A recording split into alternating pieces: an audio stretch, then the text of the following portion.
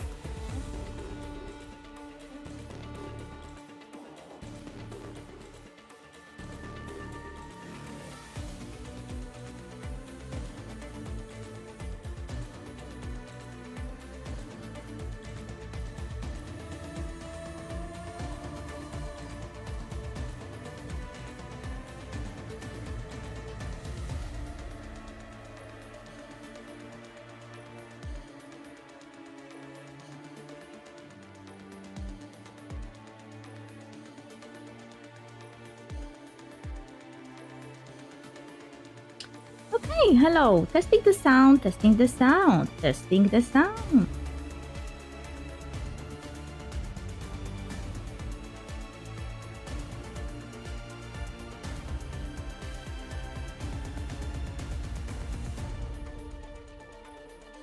Sounds good to me.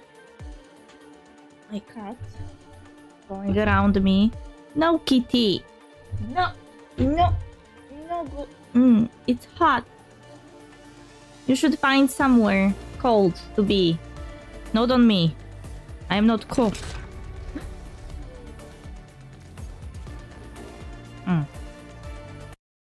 Arcanites.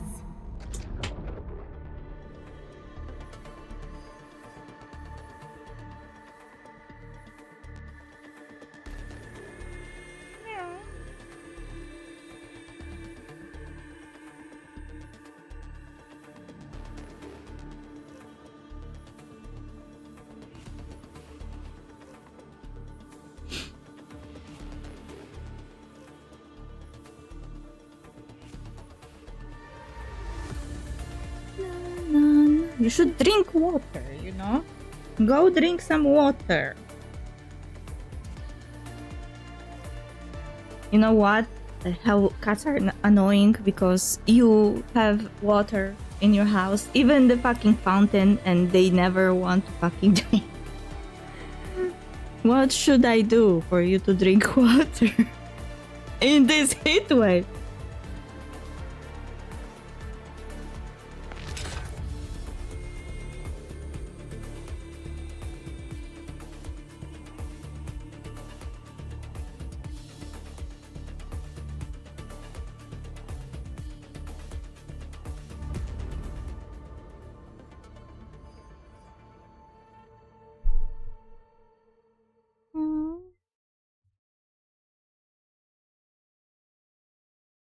Meow.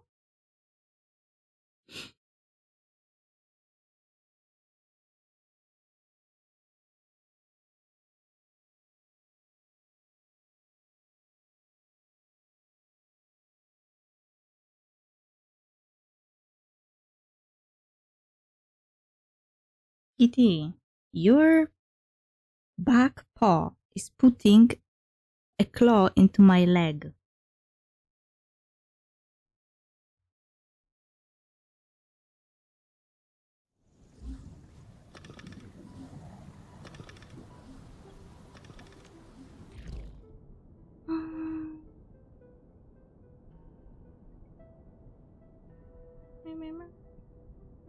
Can I have my hand back?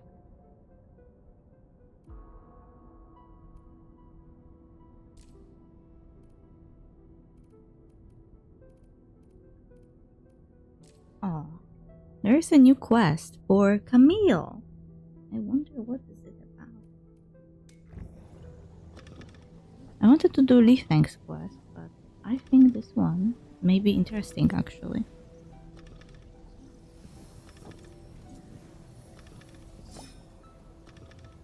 It.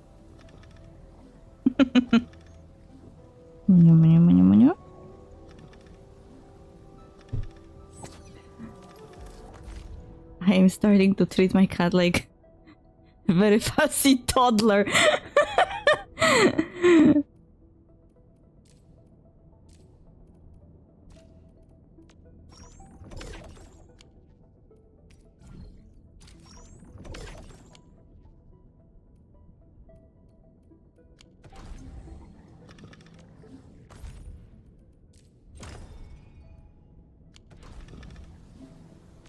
Where should we go?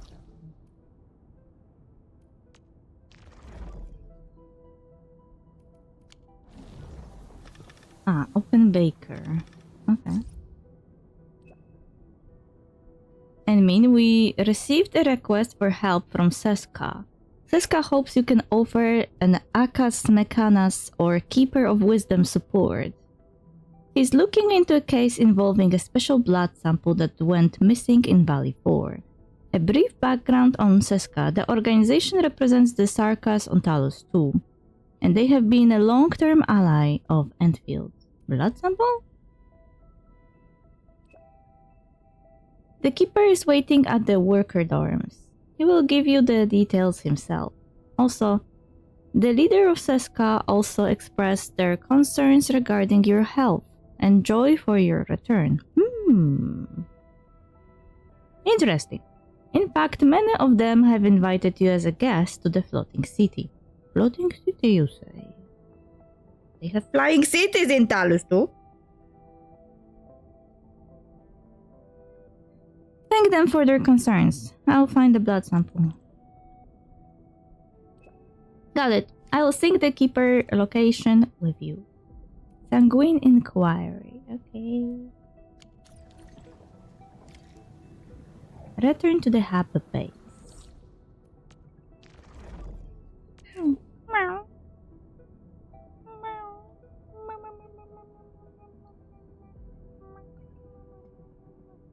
Today is colder than yesterday. I thought it will be hotter. I saw you on the mat in the window, Kitty.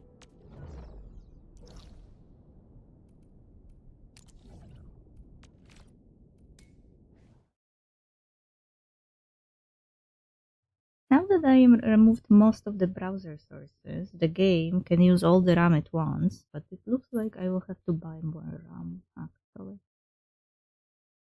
I'm pretty sure this laptop has like one RAM stick. So I could only like buy the other one. I just don't know if I have to pay attention to a model. I also need screwdrivers to open this thing.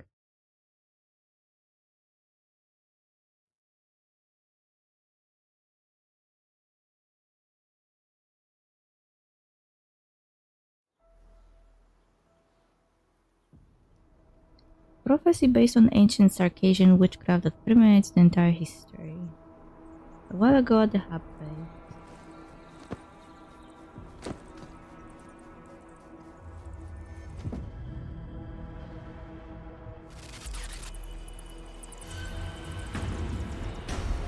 Aye, horror game. In retrospect, these shattered images seem to be portents I didn't read that. Can you not skip when I am reading? Hello?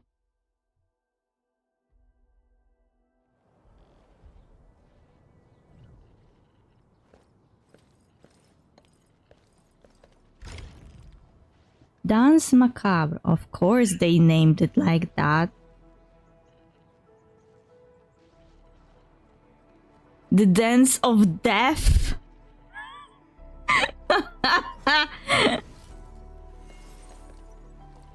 Hey, he's been sitting there for ages. Maybe we should go check on him? Vampire? Oh, yeah, I'm not sure we speak the same language. How about you go first? Poor people.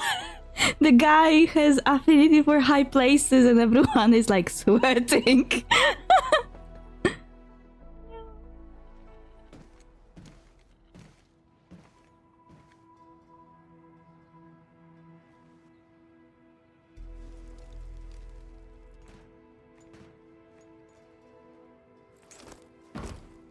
Of course. This is how he I greet you introduced. on behalf of Seshka, Administrator. This is how he says hi. He looks nice, actually. Camille Arno, Agash Mekanas, dispatched by Seshka. You may call me a Keeper of Wisdom, a special agent for handling Circassian and witchcraft crimes. Okay. From what I remember, witchcrafts are is a name for Sarka's abilities. I am not sure if this is like an alternative name for their arts abilities or it's like a different type of ability whatsoever. You may return and wait for my updates.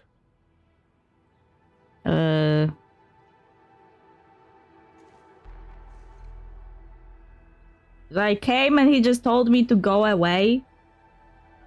No, but Seska asked me to help find the blood sample. I will be handling this mission alone. Okay, a lone wolf. But you will comply with Seska's arrangement, right? I think I should first secure your trust.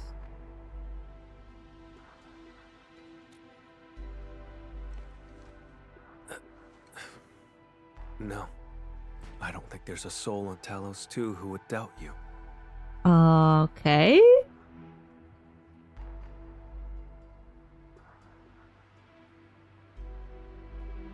Hey, I want the screenshot.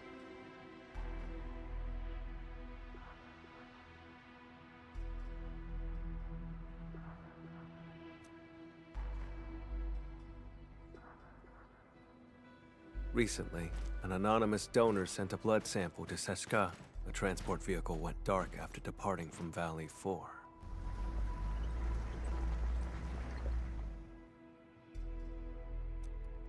The sample was invaluable, showing rare traces of ancient Sarkas witchcraft. But does this really need the Endman's personal attention?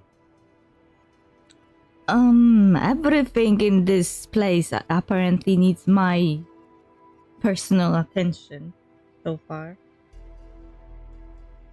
I even run errands and delivered packages. More likely, Seshka sent you here to keep an eye on me. It's pronounced Seshka. This is a sh sound.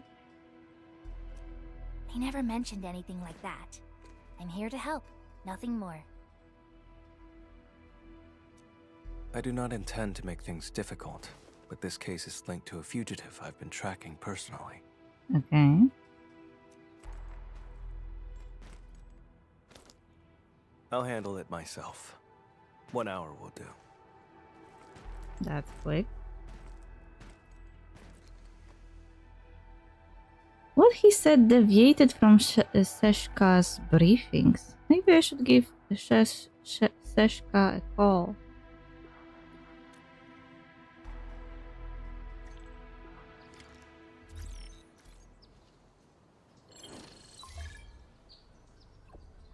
I mean, have you met the Keeper of Wisdom? How did it go? We didn't get a good start.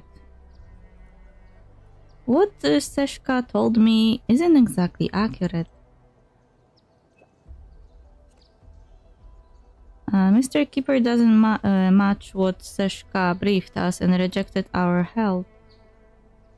Our assistance. Can you help me ask what's going on? Hold on. Seshka responded to our inquiries. Keeper of Wisdom Camille is indeed interesting and prefers to act alone. They're asking you to keep Mr. Keeper safe. Okay, I am his bodyguard, not the other way around. They also said you're free to do whatever that's necessary to achieve that. So I have command. Whatever that's necessary. Okay, I think I know how to handle Mr. Keeper.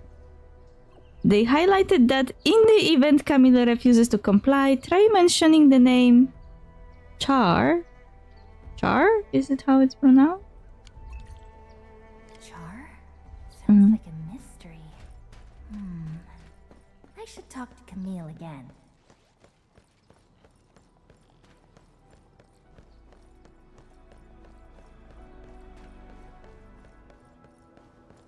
What is he doing?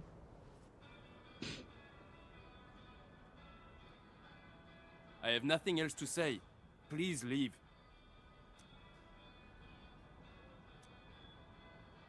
He isn't welcome.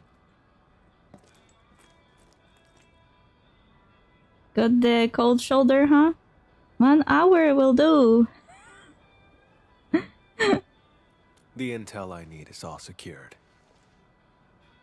3 crew on that vehicle. The driver Philip and cargo handlers Dunning and Jeffrey. As for the donor's information, I'll look into it through other channels. By the way, Seshka is giving me free reign over you.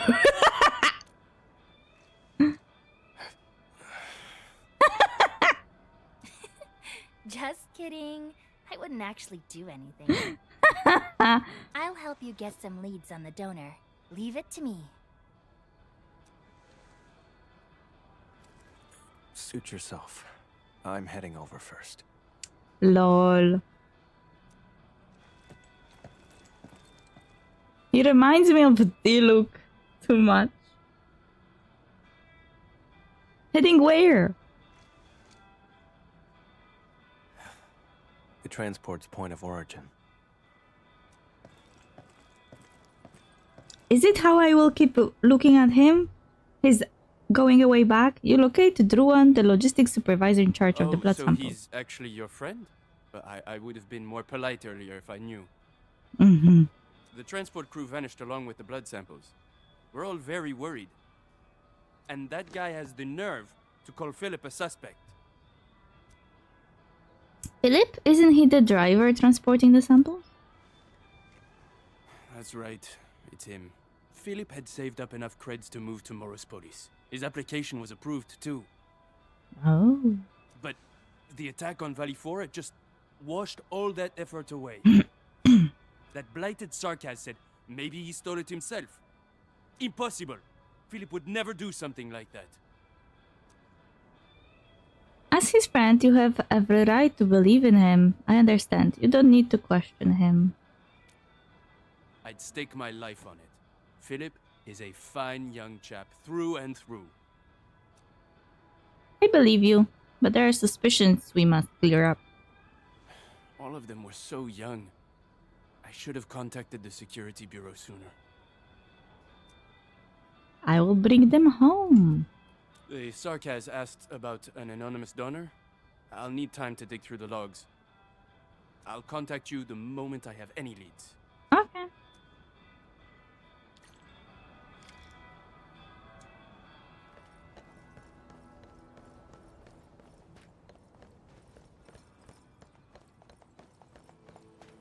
How far did he go? Ah, far. Damn. Actually, good that I went to this location before. Because I would have to unlock it now. And it would slow my game.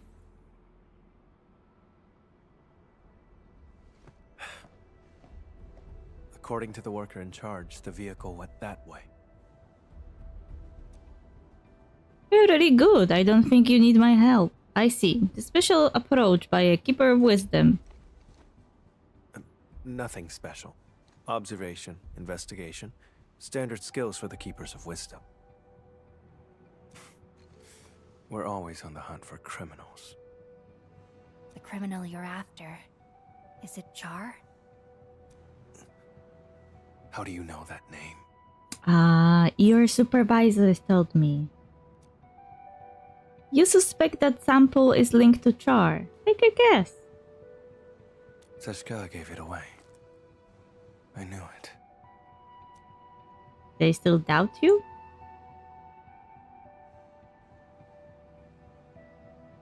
I know Valley 4 pretty well. I can help you. Fine, as you say. You have Seshka's authority. If we find him, and he's behind the sample's disappearance, leave him to me. Alone. If you have no objections, that settles it. Wait here for a moment. I'll go check if any clues were missed. Perhaps a different angle will reveal more clues. If you insist, we can split up and search. Okay. Let's start by asking the worker in charge of the dispatch.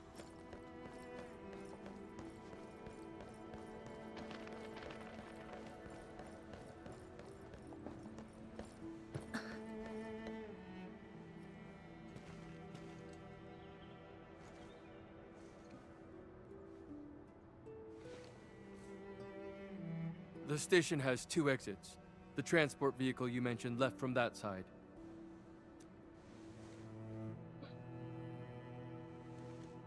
Anything else worth nothing? They were Nothing? headed for the power plateau. The Oh. station had another batch of cargo to send, so we asked Philip to take it along. But I'm not sure about that cargo's actual destination. If the station commissioned the transport to carry goods, there should be an order form on record.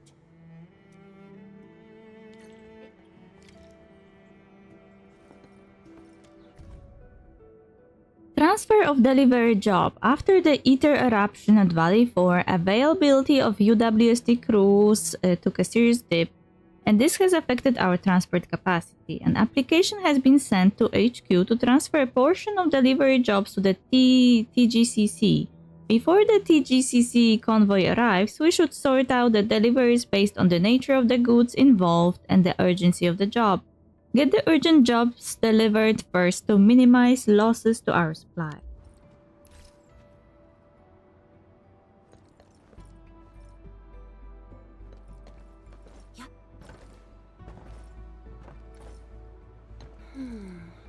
Something's off. The results don't match the expected model. Goods transport order form. No one blood sample. Client anonymous. Destination Seshka. Note. Drop off at the forward parking area of the floating city. No 2. Special steel parts. Client Riska. Destination United parking lot. No 3. Amethyst components. Client Gorian. Destination Plateau Tranquil.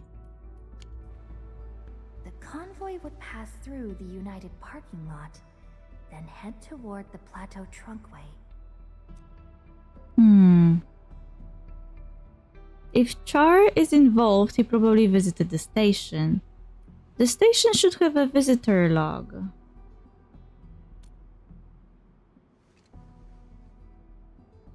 Better coordinate with the Security Bureau next time. Can't have another mess like this. Are you going to just wave? Oh, Endman. Are you looking for the missing transport? That's great. We've been so worried. We'll give you our full support. Please, find those kids. I would like to take a look at the visitor log. No problem at all. The log is over there, and if you need anything, just let me know.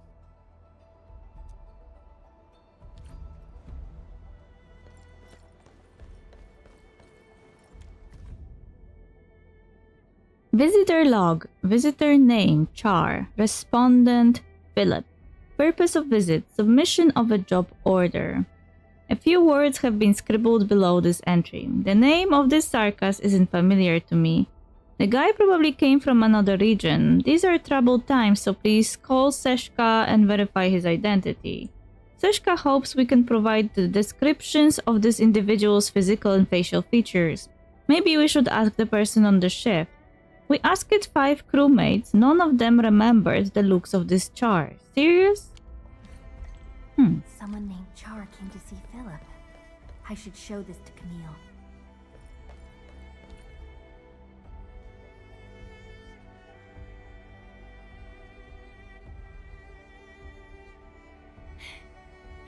Wait for me!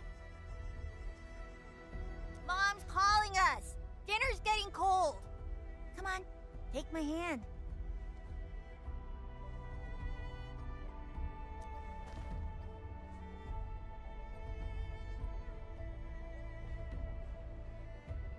You don't seem like a fan of the crowds. Should have used some tact when talking to Druon.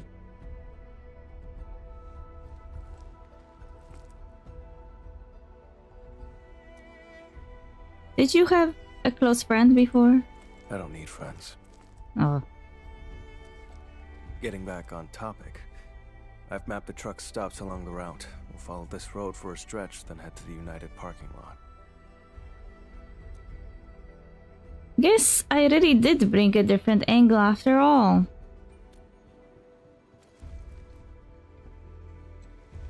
Char.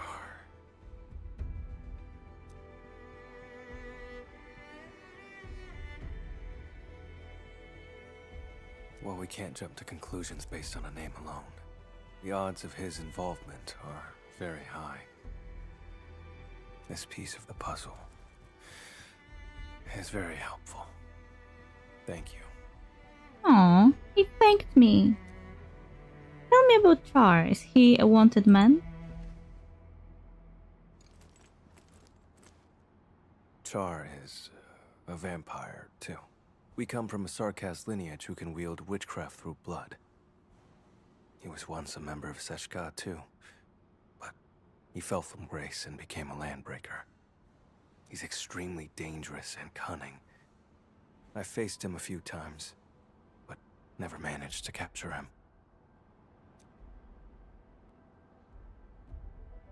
So that's why you think Seshka doubts you? That's probably why they asked you to assist me. I accept their suspicions, and I do not intend to dispute their reasons. It didn't sound like they were suspicious. It sounded like they were concerned about his safety. Maybe he's a bit more obsessed about that guy than he's letting on. But when it comes to hunting Char, I won't back down. Yeah, that sounds accurate. It's obvious that Char has a special link with you. I'm here to help, so I won't sit on my hands. Plus, I don't doubt you. I can feel your determination.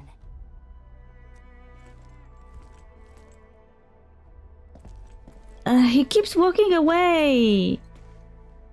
Every time, every cutscene he's in, he just ends with walking away.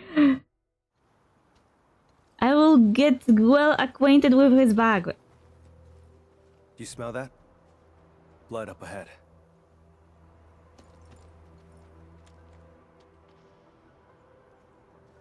A set of tire tracks stretching forward, likely left by the transport.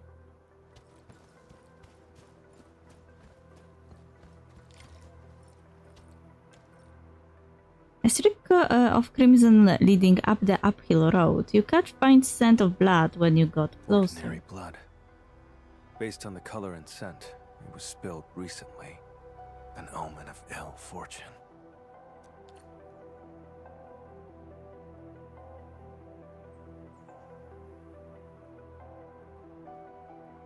The transport drove along the road normally, but we have here a streak of blood veering off towards the slope above. Is it blood from one of the transport crew? Very likely. If the convoy was attacked right after setting off, It's probably an inside job. There's also a set of footprints over there.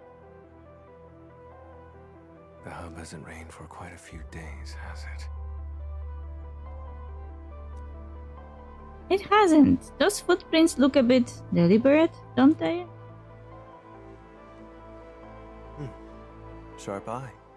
The soil is dry. People wouldn't leave such obvious footprints. The one behind this is laying a false trail. Or he's taunting me. Let's head to the end of this blood trail. See what little surprise he's left for us. And he walks off. You, coming along? Oh, he stopped to ask if I'm going along?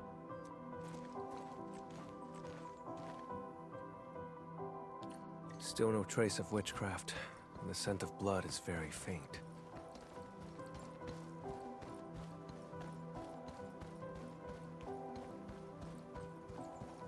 Too quiet.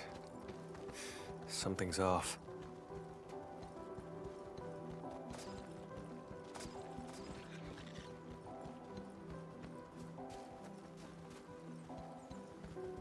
Hold on.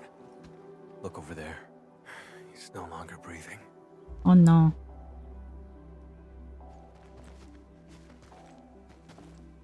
I remember his name. Dunning. Once again, I was too late.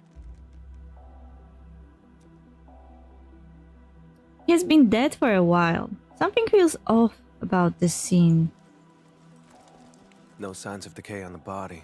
Blunt force trauma to the back of the head. No signs of struggle before death. The wound has been treated. Not a trace of blood. Only a vampire could manage that. This is no coincidence. Along with that visitor log, it's definitely Char's. That bastard. Oh? Are you alright? It's nothing. Just an old injury. It stings sometimes when I overuse arts. Get worked up, or come into contact with certain types of blood. Oh, I smell the drama. Someone write a fanfiction about Camille being taken care of. The blood trail along the way isn't the victims. This isn't the crime scene. Char and Philip ambushed him, then dumped the body in the wilderness to obstruct the investigation. Struck his own from the back.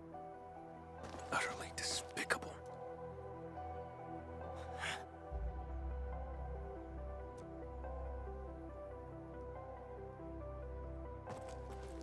I've been through this kind of betrayal before.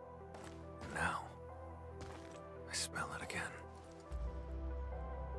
It's those closest to you who cut the deepest. And once the trust is gone, it never comes back. We can't let Char escape. I'm heading to the United parking lot first. Endman, can you contact Ren? The dead deserve respect, not desecration.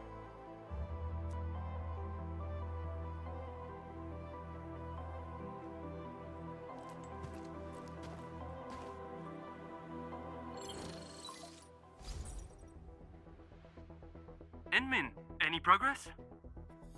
We found Dunning, but he was already deceased.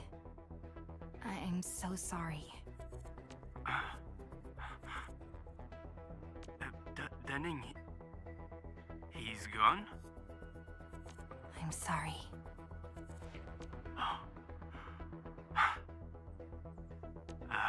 No, it's all right. Thank you for finding him, Endman. I'll send someone right away to handle things at the scene. He's not from around here. We have to send him back to Triglava. Sorry. I need to contact his family. The other two? Please, I'm counting on you.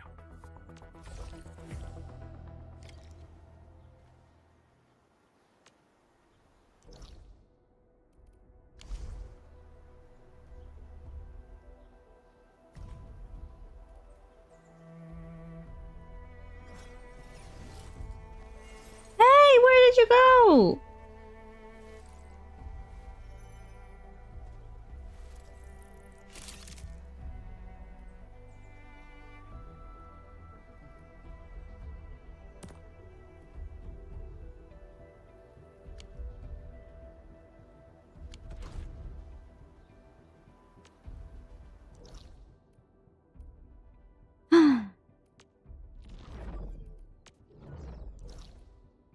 Power Plateau.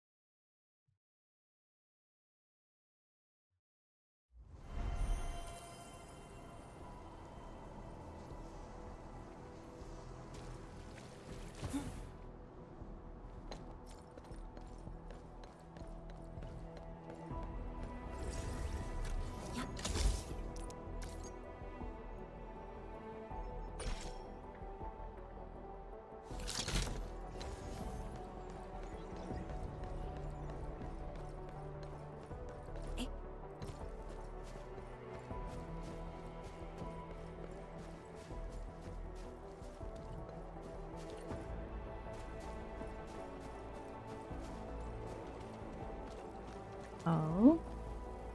Administrator, over here.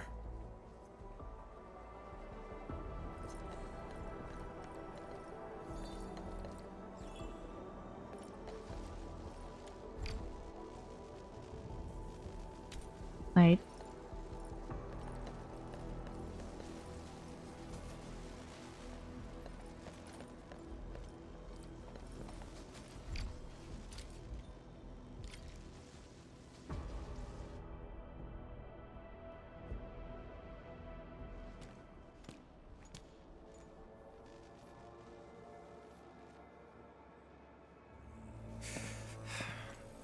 We're getting closer to Char. There are traces of witchcraft around here. Let's track the vehicle first. Char takes priority. Aren't we going to investigate these landbreakers? Shouldn't we find the source of the witchcraft? We're out of time. He's cunning and deceptive. This is his trick to stall us and escape. Don't fall for it.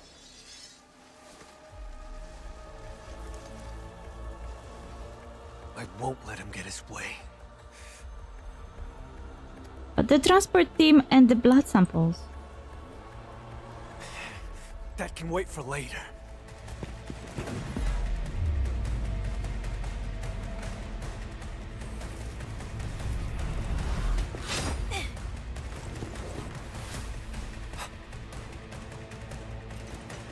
He didn't even notice that the guy was still alive.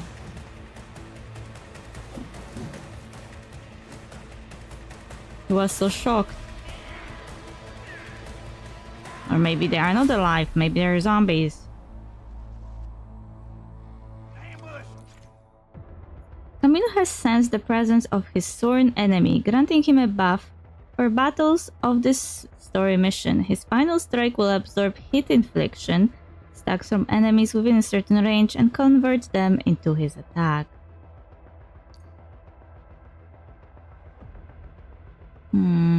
Camille's battle skill can summon Firefang Whisperwing that apply heat infliction to enemies in a small area.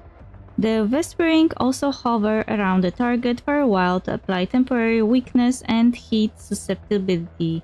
When a target with hovering Firefang Whisperwing is defeated, the Firefang Whisperwing will fly to another nearby enemy, dealing heat damage and applying heat infliction, weakness, and heat susceptibility again. Camille's combo skill is triggered when an enemy's hit infliction is consumed or absorbed. The skill deals hit damage and recovers SP when Camille's combo skill hits an enemy with Hovering, Lifelink, Whisper Wing. An explosion will be set off after a short delay, dealing hit damage to the said enemy. Camille's ultimate can deal hit damage, apply hit infliction, and recover SP.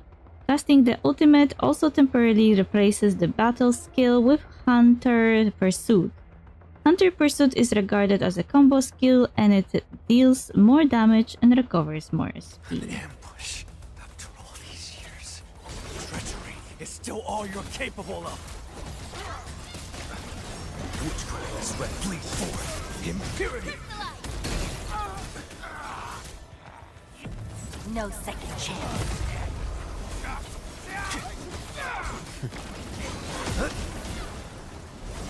Corner them. Bleed forth.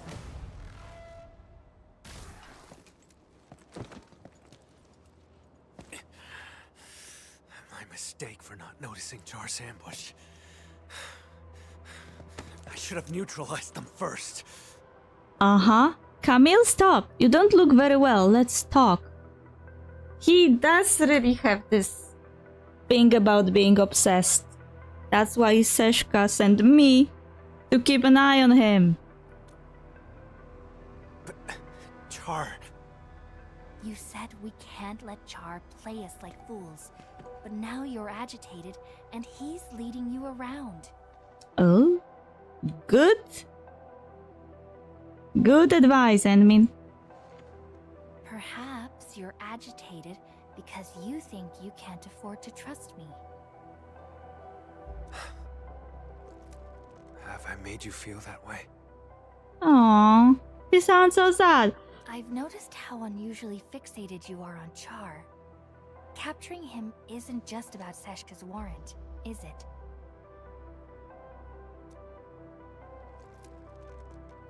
I respect you, which is why I've let you take the lead. I trust you'll show me the same consideration.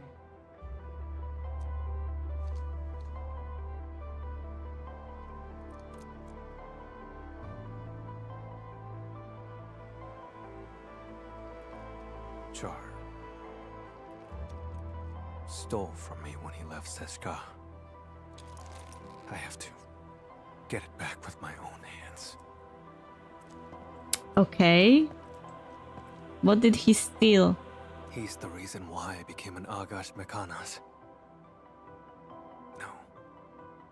Even if I hadn't become a Keeper of Wisdom, I'd still be hunting him now.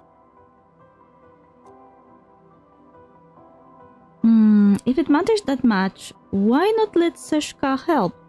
If it matters that much, why not let me help?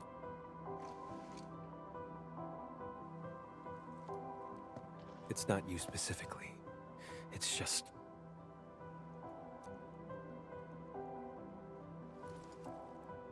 Char has to die. And he has to die by my hand. I wanted to end this on my own, but I kept failing. In the end, all I did was push others away. Yeah. I just realized Seshka asked you to keep an eye on me because of this exact attitude. Yes, you were smart. When you refuse to trust others, you forfeit the right to be trusted as well. Camille, let me help. You don't have to fight alone.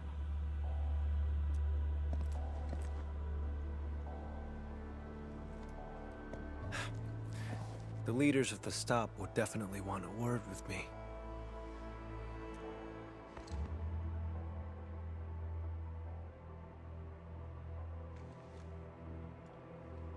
Oh, he smiled. You're right, Edmund. Abandoning the clues in front of us out of impulse is exactly what he wants. Let's stick to our original plan. Find the blood samples first. Finally, logic applied. Let's check the witchcraft you mentioned first. Got it. Let's check the nearby area first.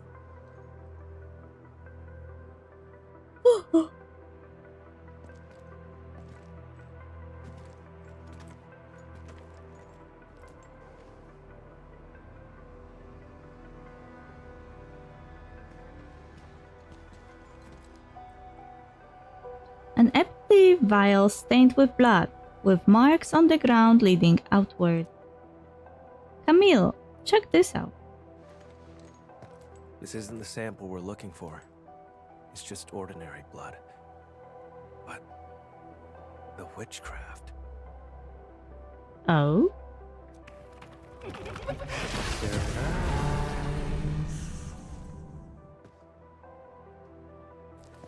Was that Char's voice? Correct. His voice is the source of the witchcraft.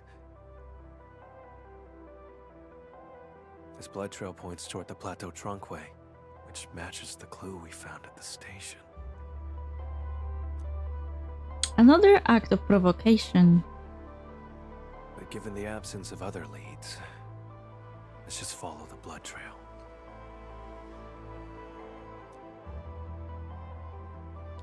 Edmund, about what happened earlier, I suppose I should apologize.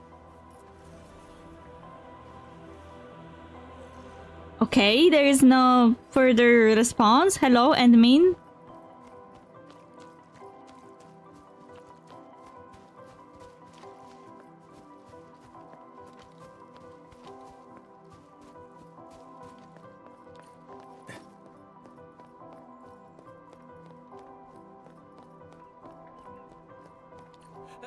Help! Help! Don't come any closer. Edmund!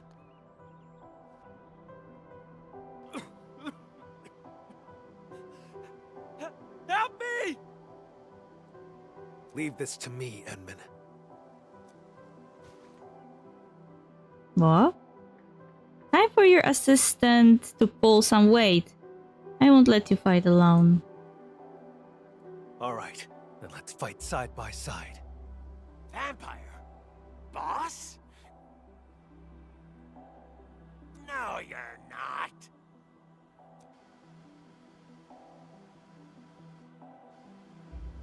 Let's do this together, lads.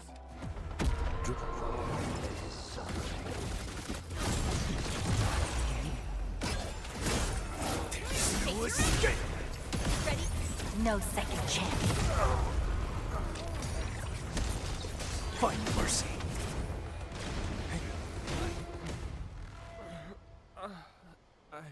I'm still alive. My head. Oh. Thank you so much. Try not to talk for now. Don't worry. I'm okay.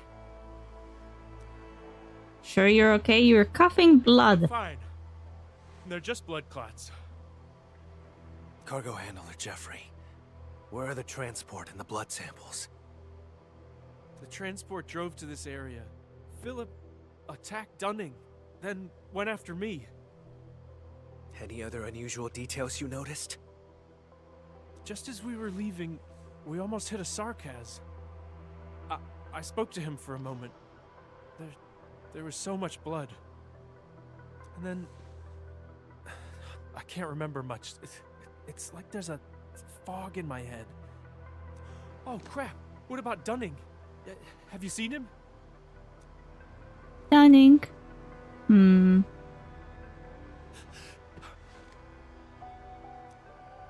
Please calm down. I will have Druan come pick you up.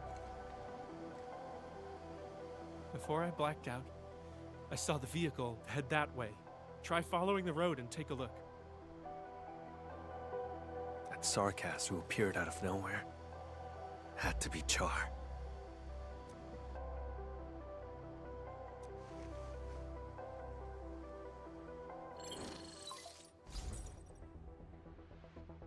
Endmin, I found the donor's info. Tracking down anonymous details was a bit tricky. Sorry about that. The name is Char. We found Jeffrey. He's alive. Come pick him up. And thanks for the intel. That's a relief. I'll come and get him right away. Mr. Camille, Endman, I'm the one who should be thanking you.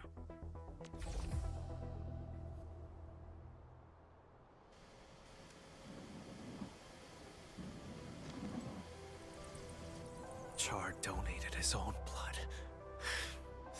How could I have missed that? Now I see what's going on. The driver Philip needed money to cover his losses, and Char manipulated him. The two attacked the rest of the convoy team and stole the vehicle. The vehicle can then be used to transport Char's blood away and complete the plan. What's so special about his blood?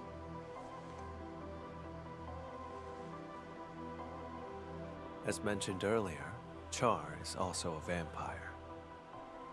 He has a special ability. If enough of his blood is delivered to a location, he can teleport there. There are many eyes in Valley 4. For Char to escape the warrant, he will need a covert way out. But why send it to Seshka and let you find out? To lure me to Valley 4, play me for a fool here, and then leave satisfied. That's why. He deliberately leaves traces so I could find him, like it's some kind of hide and seek. And games are not fun without an opponent. But this time, I'll end his game. The driver who betrayed his crew, and the disgrace of Seshka, neither of them will get away. I'll use whatever means necessary. Ay, obsession high. Problem is both Druin and Jeffrey really trust Philip. Philip acted strangely. This entire incident feels weird. Would you rather trust that driver over my judgment? That's not about your judgment. What if he wasn't specifically manipulated, but maybe Char has a special ability to take control over people? That's also something to consider. But I stand by this conclusion.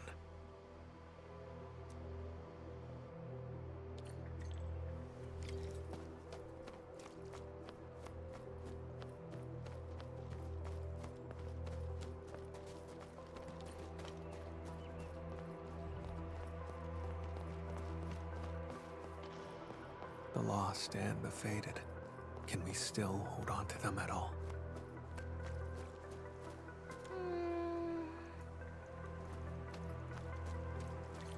The transport. Why is it here?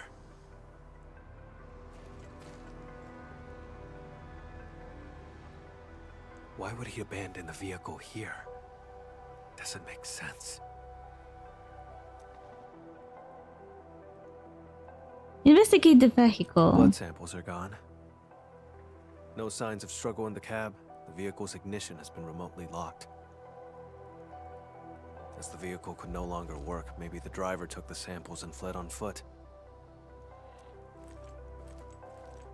Let's check the surrounding area again.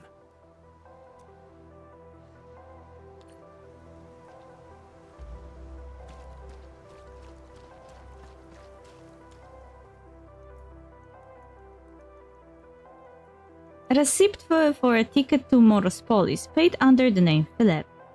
A few words have been written on the back of the receipt. Remember to come home.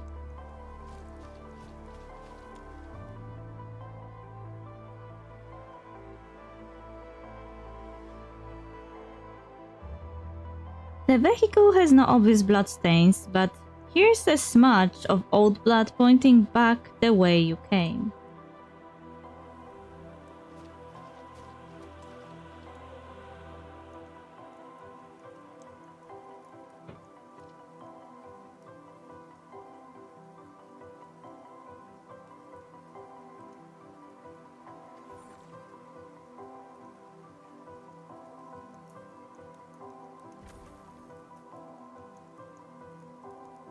First, we're getting an alert about heat waves. Now, I'm getting an alert about storms. Climate change. A set of footprints that ends with a faint trail of blood.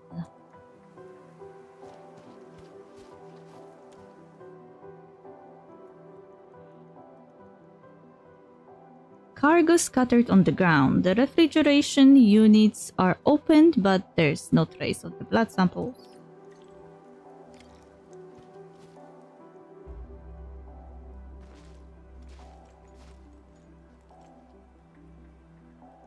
This vehicle's remote lock system must have disrupted Char's plan. He hid for too long. Fell out of touch with new tech on Talos, too. One slip is all it takes. Lol. The back of the receipt has Char's handwriting. Proof of his collusion with Philip.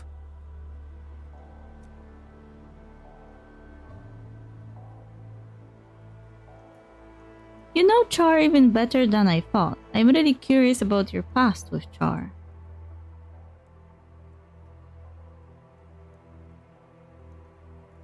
Some other time. I'll tell you then. Are they brothers or something? The blood samples in his corporeal form must still be in Valley 4. This time, I will catch him. Even though the blood stain over there points back the way we came, it's a false trail.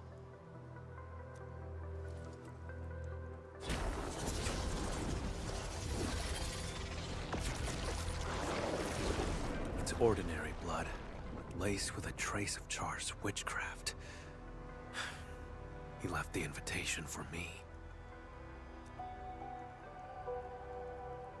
Using the arts, can your injury handle it?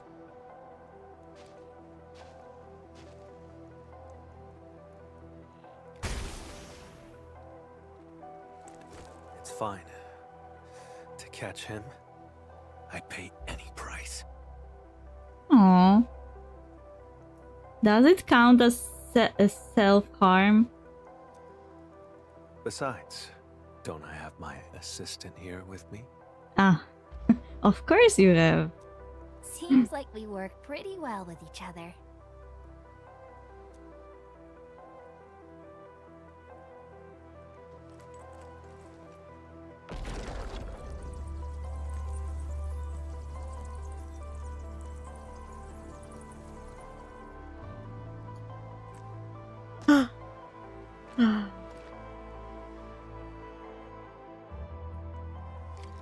Tainted blood. Reveal the path to me.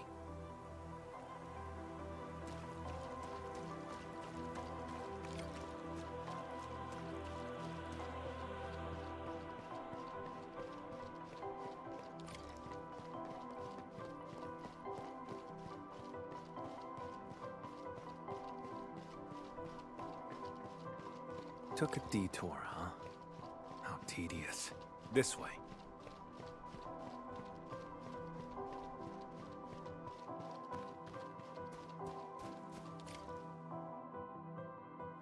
Look, landbreakers. We went inside.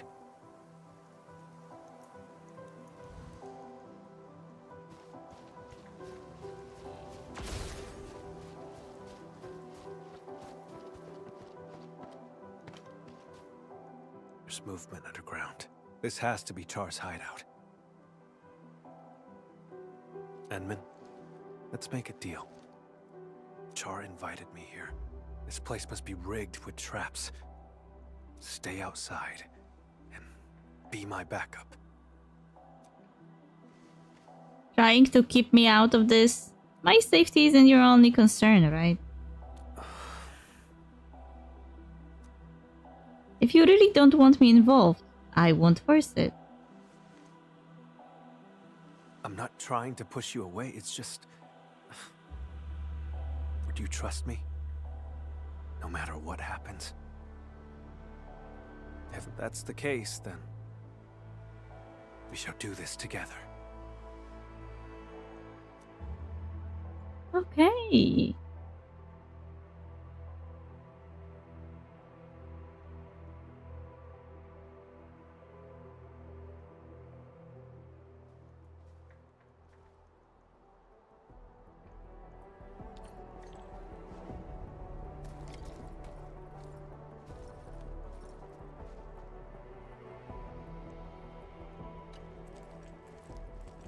Enman, we'll move once you're ready.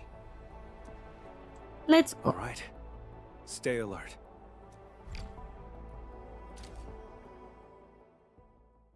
Abandoned facility.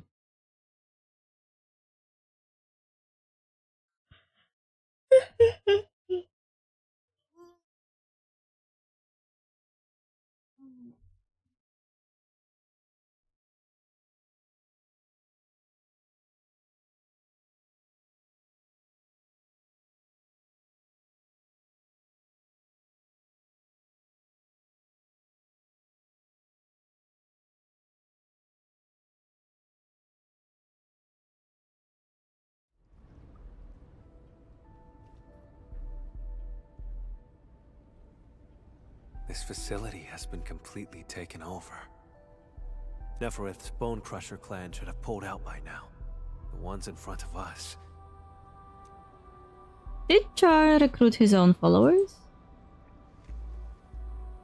Exactly. Finding their nest is an unexpected bonus. We should alert the UWST Security Bureau after this. Can't let these landbreakers become a threat again.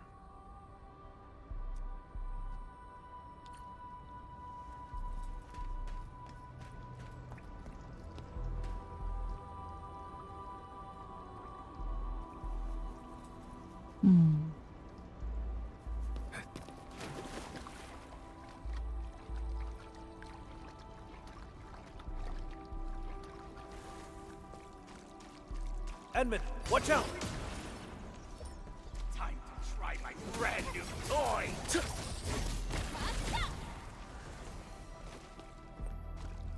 Keep yourself safe, Edmund. Leave the enemies to me.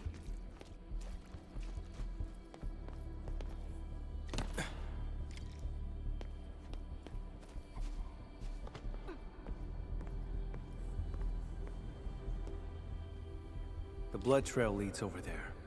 We'll have to jump across.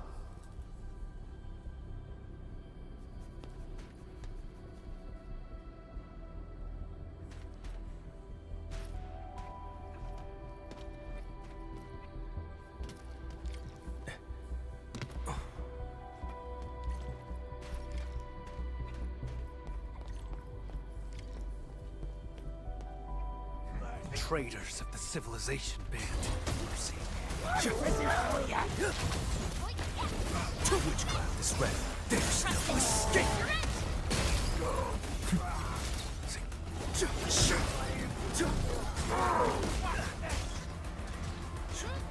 Sin ends with the pyre. Your end awaits. Pick the wrong opponents.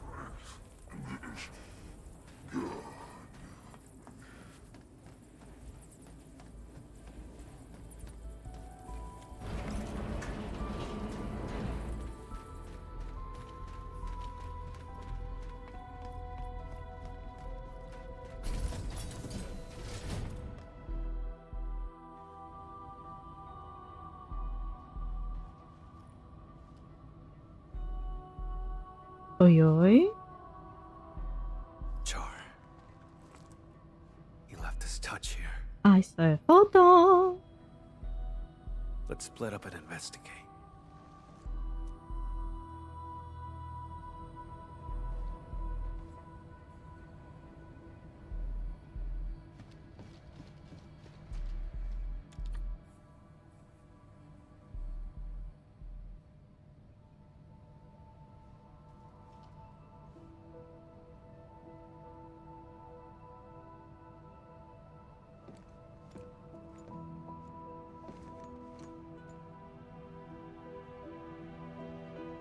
Why does Char have pictures of you?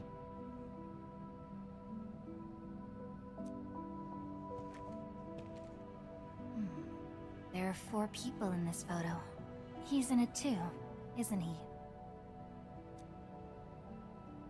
Who exactly is Char? A wanted criminal hardly worth mentioning. A traitor to Seska. I'm hunting him down. That's all. You were afraid that I'd withdraw my trust once I learned that Char's your kin. That's why you didn't want me involved, isn't it?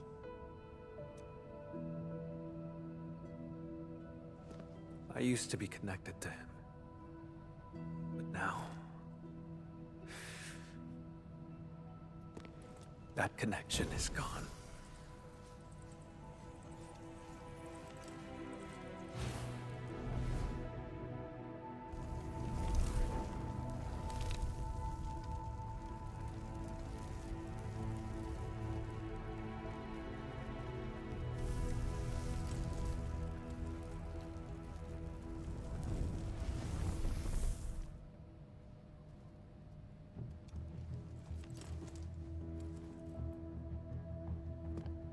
I shall retrieve the blood samples and capture him. Nothing else matters. Did I just skip the investigation by accident? Edmund, you promised your trust. So cease the questions and let's go. I'm just curious. I trust you, let's keep moving. I trust you, this photo won't change my position.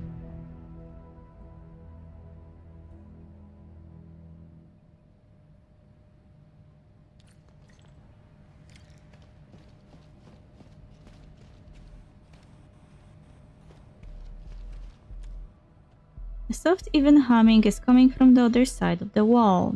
Some machinery is working behind it. So I can't do the investigation anymore. Ah, fuck.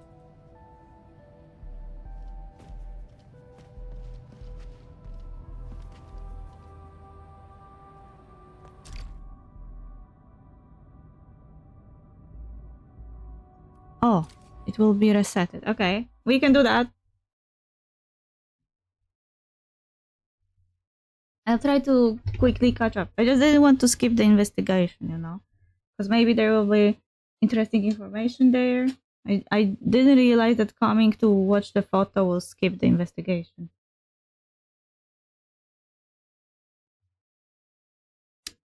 At least we weren't far into it.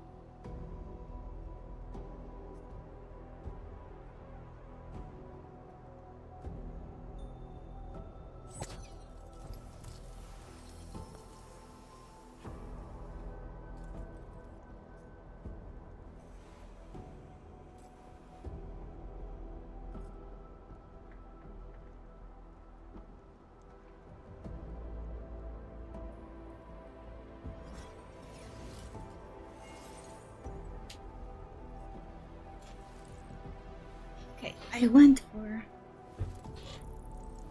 more cold drink. Okay, let's start the investigation again. Enman, we'll move one. All right. Stay alert.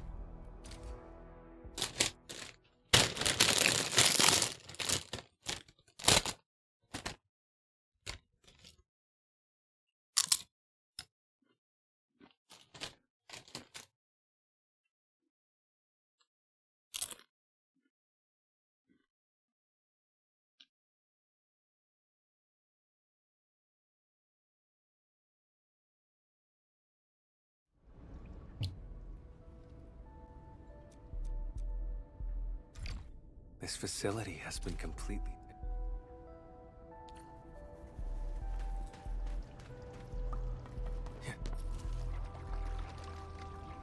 Hey! Enman, watch out! Mercy. I'm gonna break your skull! Keep yourself safe, Enman. Leave the enemies to me. See.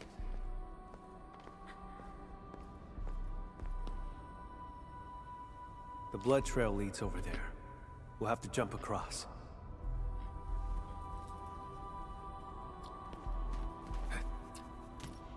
Oh, wait. Records, a page torn from a book. Do not forget our name. Do not forget our dreams. We kneel to no one, especially not Neferif. Break the land apart and tear asunder the falsehood of the civilization band. Raise the homeland of our dreams, and finally put to rest the incessant and endless suffering.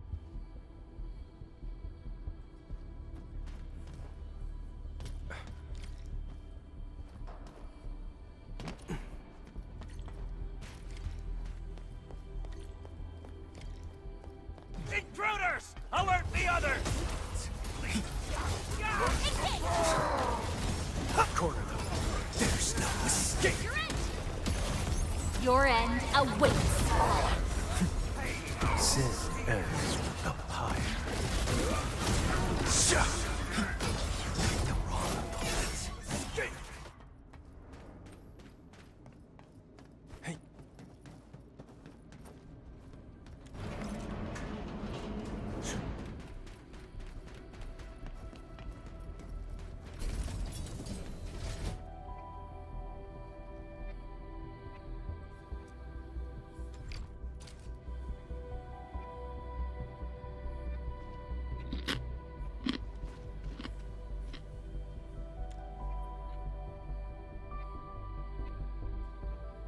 A soft, even humming is coming from the other side of the wall.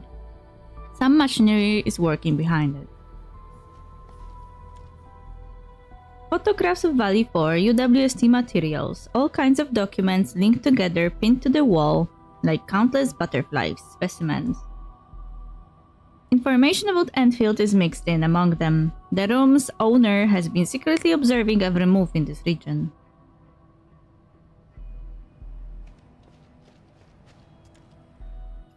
A UWST Originium facility covered in a thick layer of dust. Has not been used for a very long time. The monitor looks like it was kicked in. Do you think Char did this? Whoever owned this was seriously on edge. Was never good with Originium tech to begin with. Oh, lol. I finished checking, Camille. How about you?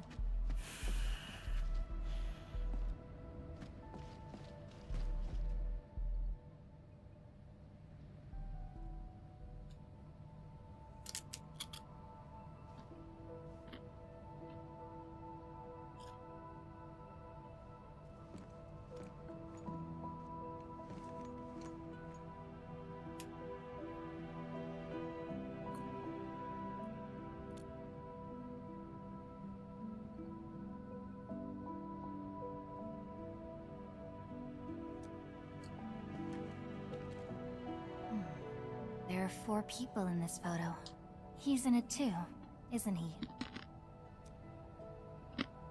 Who exactly is Char?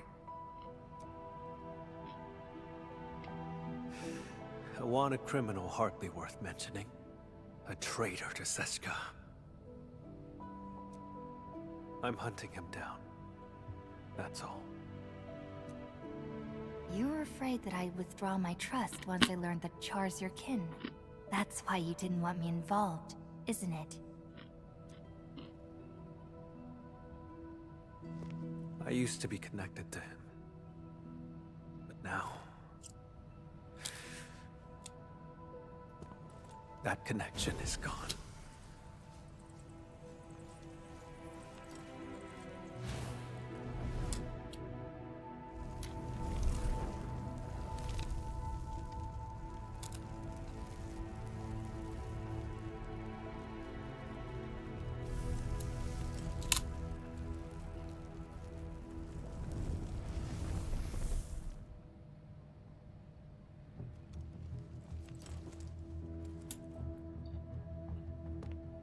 I shall retrieve the blood samples and capture him. Nothing else matters. Edmund, you promised your trust. So cease the questions and let's go.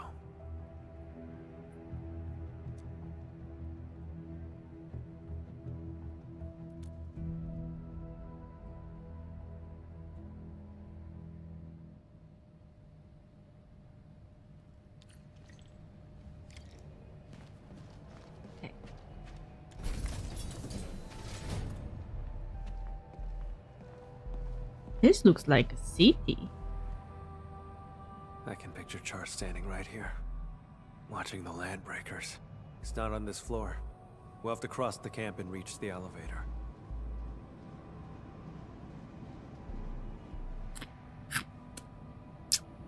Listen up! The boss might be gone for now, but you better get the job done and build it proper!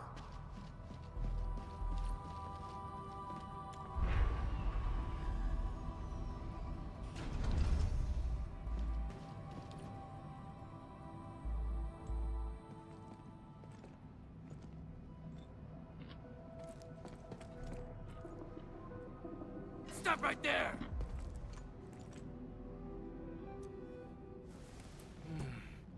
Vampire?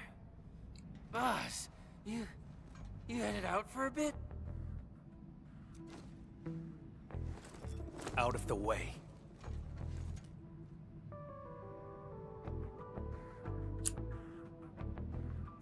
They are mistaking you for someone else. Let's just blend in and slip inside.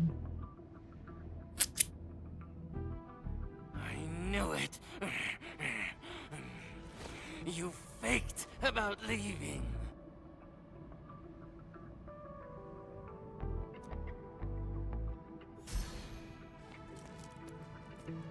Go away, will you?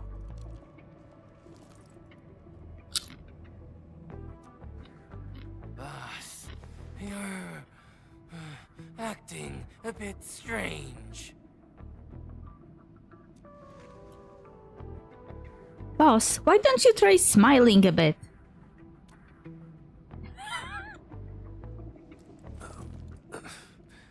You learned to think and actually reached a conclusion. Now that's strange. Kindly step aside, won't you?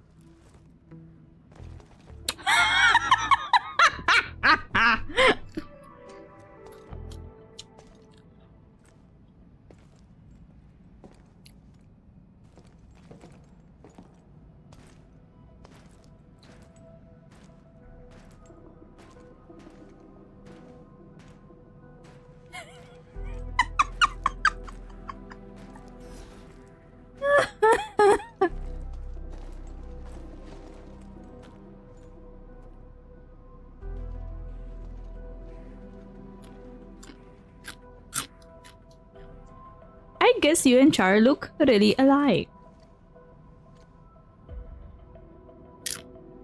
We look nothing alike. Maybe it's because we're both vampires. Never mind. Don't bother trying to understand Landbreaker logic. They're always extreme.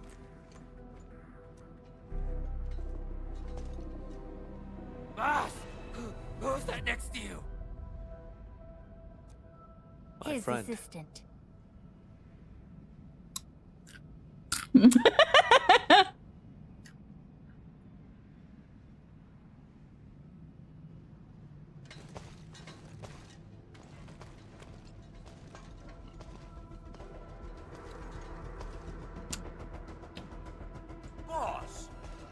told us before you won't be bringing anyone.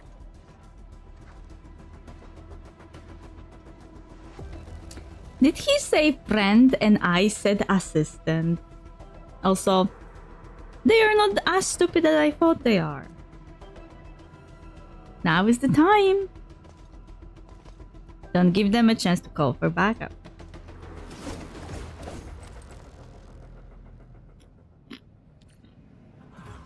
Let's do this together, lads. Death waits. Two witches bleed forth. Impurity. No second chance. Pierce them. Find mercy. Sin ends with the pyre.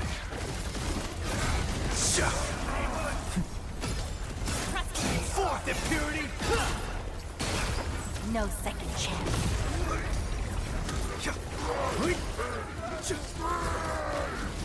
Witchcraft is ready. Show A rain of crimson red. There's no escape. your end awaits.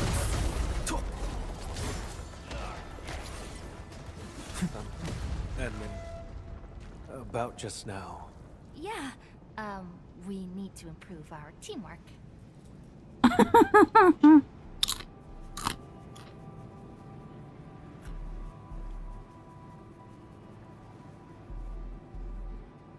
The funny part is that he said he doesn't need friends, and then he was the one who said that I am his friend.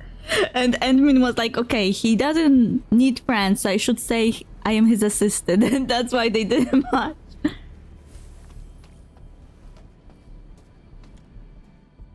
Looks like someone left the recording here. Press the play button. Kinsfolk, the time is nigh. I am leaving to pursue matters of grave importance. Decades of waiting have culminated to this moment. If you still remember the glory of the Bone Crushers and the legacy of our warlord of the wilds, then build a home, guard this ground. Why fear death when a traceless existence is worse? We must leave things worth remembering. Be it a tile, a machine, or a scar across the throat.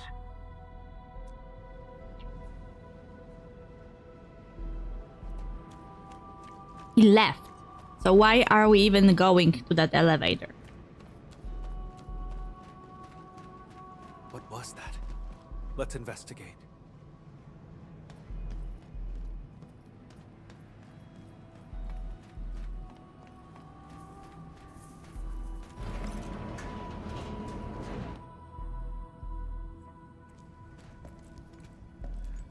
A sandbox.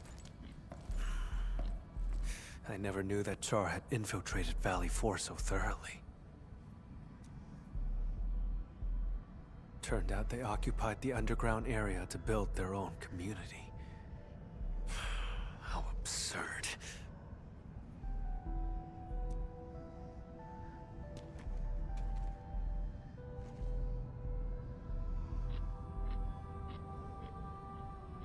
Can I ask about Char's relationship with the Landbreakers? Long ago, Seshka had to face a traitor's challenge. That traitor was Jakub Meissen, warlord of the wilds. He broke from Seshka and became the founder of all Landbreakers. Jakub. Of course, it was a guy with a Polish name. Char's parents died in that battle. Yet he chose to side with the enemy and become Jakub's enforcer.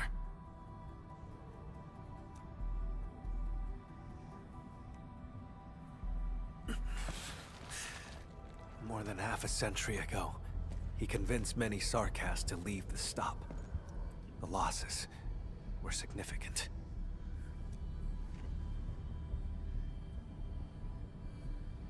never knew this about Seshka.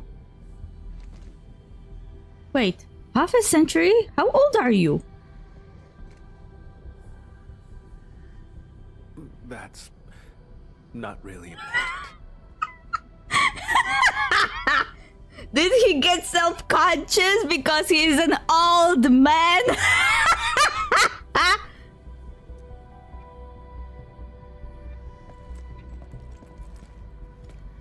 In any case, I intend to end this. That's why I became an Agash Mekanas.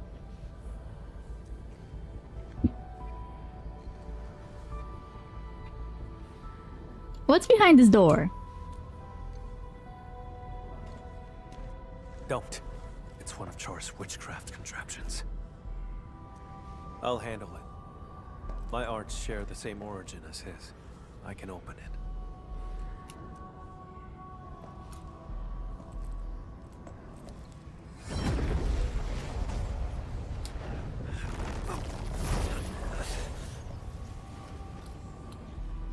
Oi, oi. You're hurt. I'm fine. Just normal exhaustion. Hold on.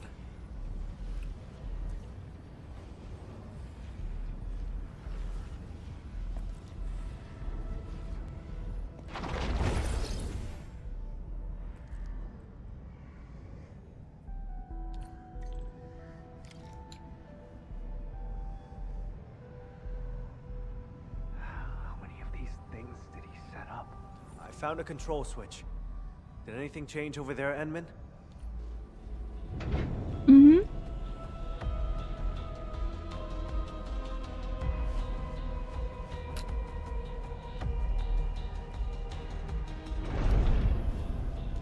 Yep. Out of the way.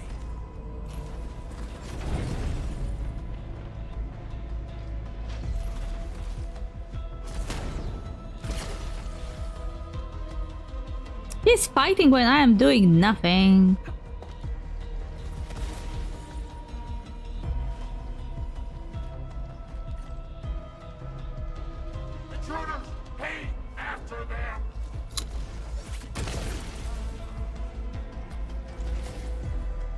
You need some help? I'm fine. Cross over right now.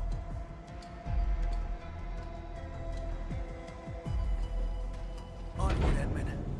I'll handle these containers. Pick him up!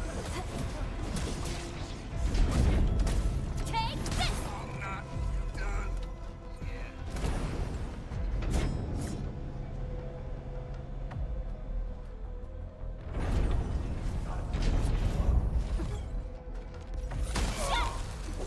Got a present for you. Engage!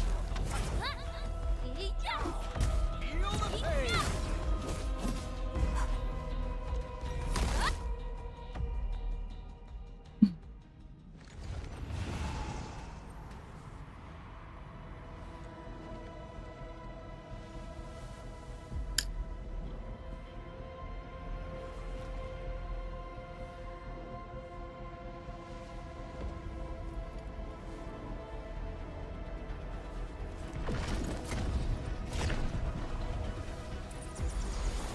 Oh.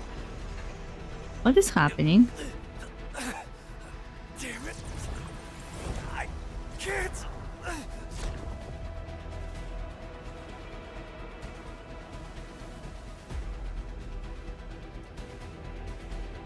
Camille!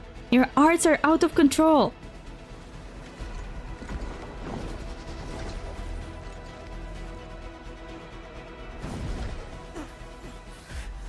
Stay back! I can still...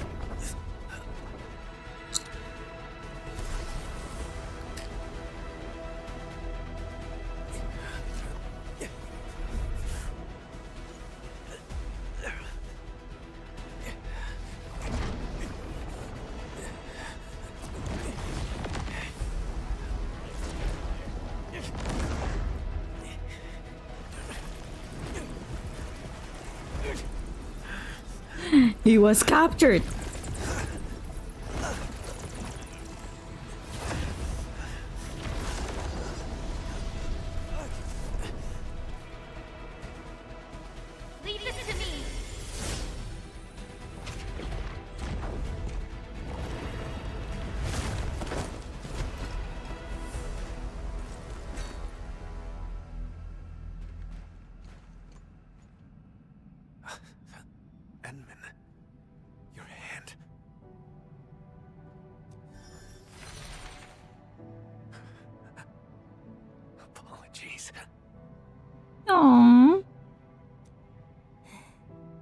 None required.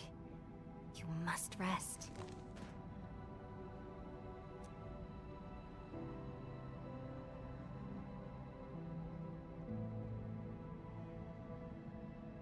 Aww. He grabbed my hand.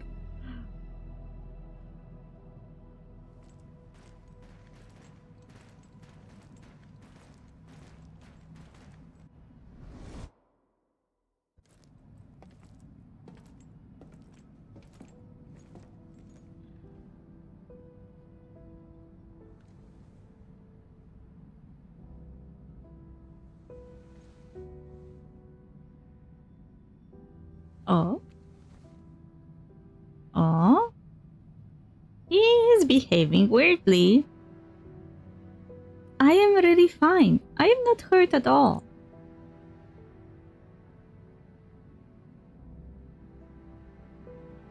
I swore I'd handle everything myself. But just now, I reached out to you for help.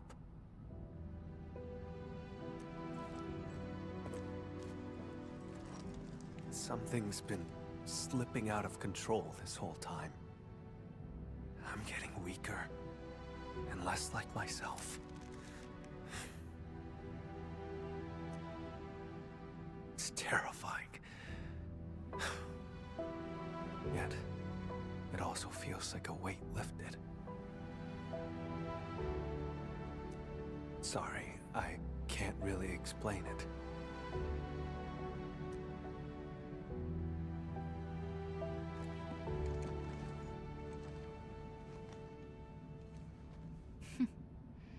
You're treating me as a friend and building some trust. That's good. Hmm.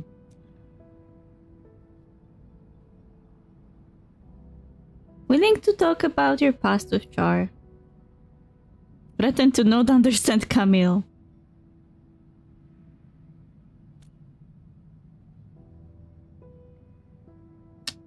Sure. Char is my twin brother. When you said you look nothing alike. Unlike me, he had no talent for witchcraft.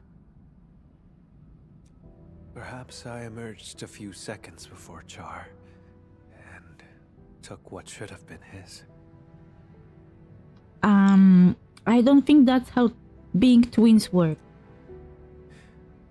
He was the scrawny troublemaker who always shadowed me, who always cried when things went wrong. I had to be protective. I can imagine. You must have been really close to him. The day Seshka was attacked, I failed to reach home in time. Mother and father, their eyes never opened again. But Char still breathed. I couldn't lose him too. So I gave him half of my blood. He received my life force, as well as my arts. Mm-hmm. It's the weapon he'd always dreamed of. Ah. So he turned your own powers against you. Indeed. He ambushed me, then joined the Landbreakers. I made a monster with my own hands. Aww. I shall arrest him. But what then? I do not know what I choose to do with him. But this time, Seshka's suspicions remind me it's time to make up my mind.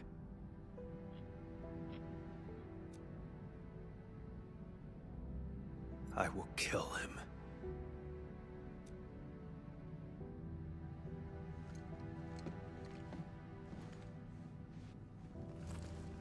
When Seshka asked me to help you, they never mentioned your connection to Char. You have their trust, just as you have mine. I trust everything you've said.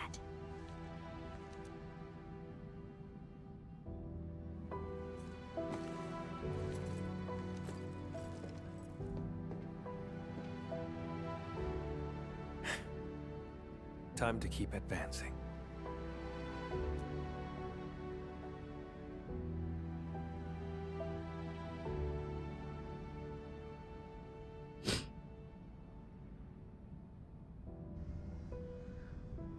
I made the monster with my own hands. That reminds me about something.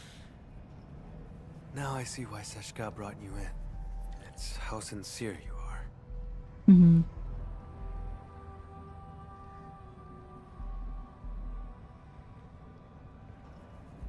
Damn, not even Swedish. Camille looks awesome. What's about the Swedish comment? And yeah, Camille looks really awesome. Vampire boy. But that story of his reminds me about something. I just can't remind myself where I saw this motive before of making a monster with your own hands. So because I already saw this theme before when someone tried to help and the person they tried to help turned evil. I don't remember what that was.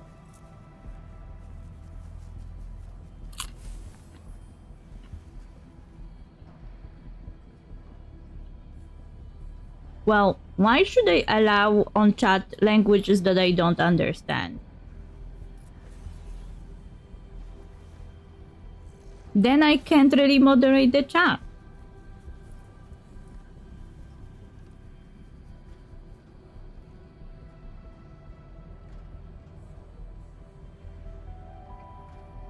Well, this is a spoiler then.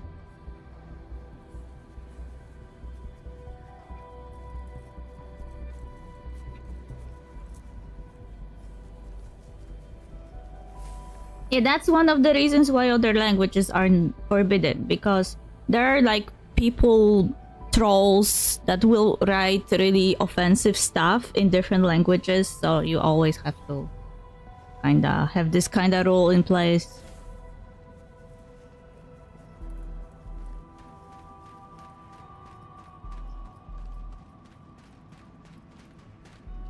Thank you for the follow, Shinzo. I couldn't see your name because it's such a dark blue on my chat that I can't even see the letters. Amen for Camille. Wait.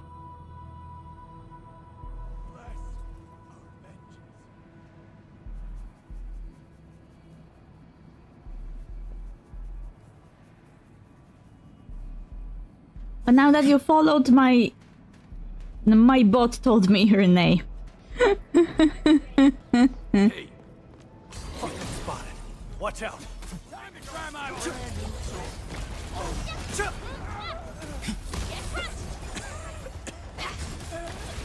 Too weak! No mercy! And in 1.5 we get another male character. Wait, who? Who are we getting next? Because I kinda am skipping Camille because I got Mifu and I want Arcane next. I am kinda... I was lucky so far, but people were talking that you can lose 50-50 to other banners characters. So I kinda am trying to save a bit so I could get Arcane.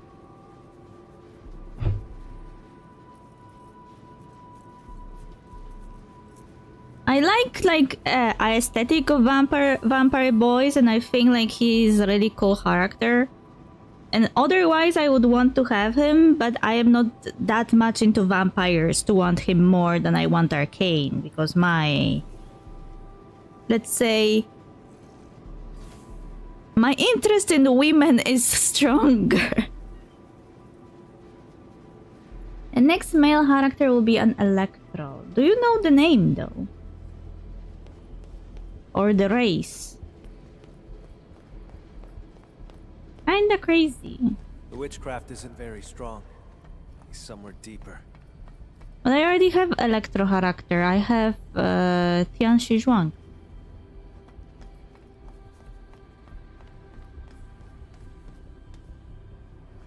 Wait, are we coming in the good direction?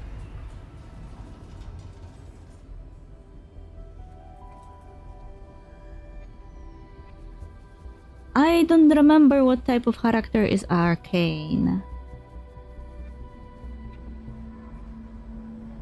What was her battle style?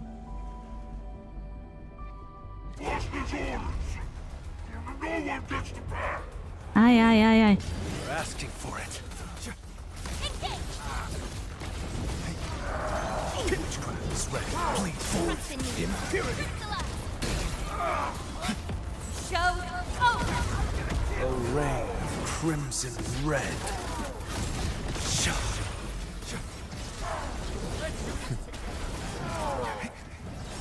Witchcraft is ready. Bleed forth. Impurity.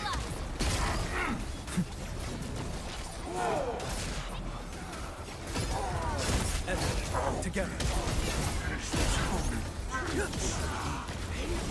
Your end awaits. Weak. Death awaits. Sin ends with the pyre.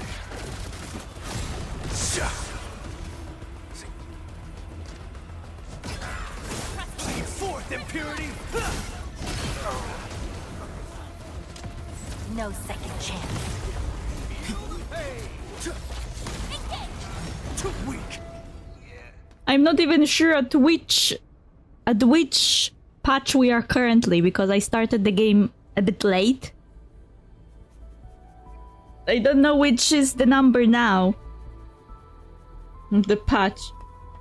The 1.5 kind of tells me nothing. How far in the future that is.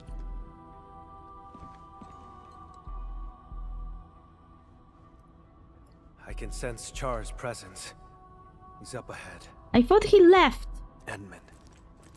My old shoulder wound feels phantom pain whenever Char is close. Oh no. Like my blood, longing to reclaim the half that was lost. After decades of hunting, I finally have the chance to end all this. I will take everything back from him. Let's do it together. Yes. Together, Enman. No. I should call you friend. Aww. Character progression. He said he doesn't need any friends, and now I am his friend.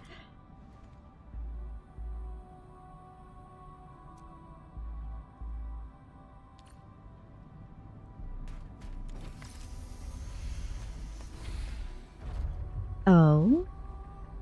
Will we see like a monster, an NPC, or who? Oh? Isn't that Philip?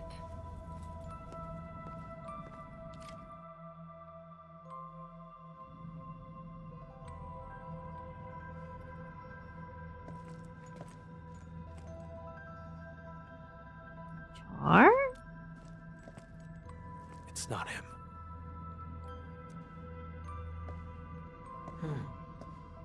You came for the blood samples, didn't you?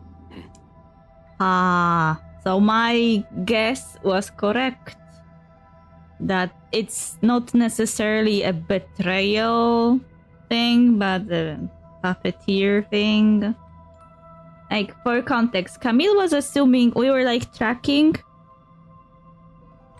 a convoy that had 3 people in it, and we found 1 dead, 1 alive, and 1 unaccounted for.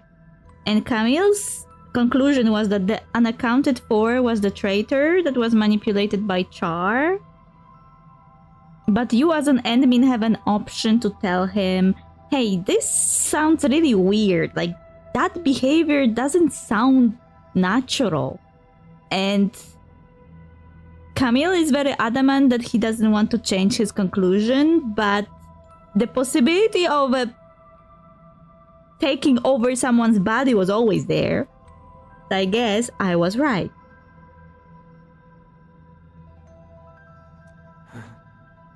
It was me who took them. They're gone now.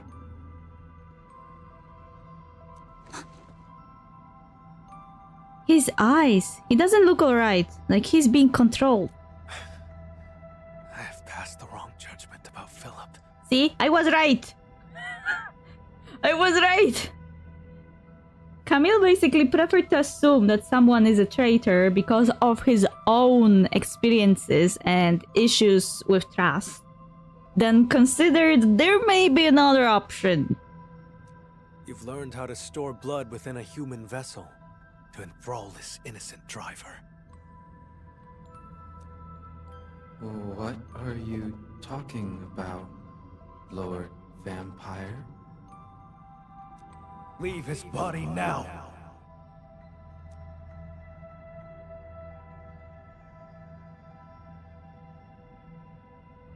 Show her Arno.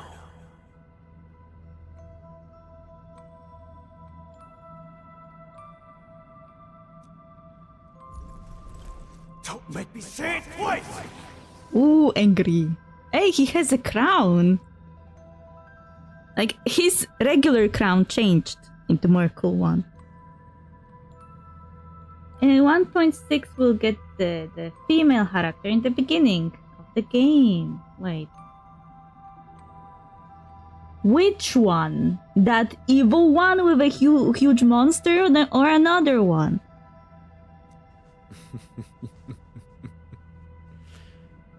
So, you have found me.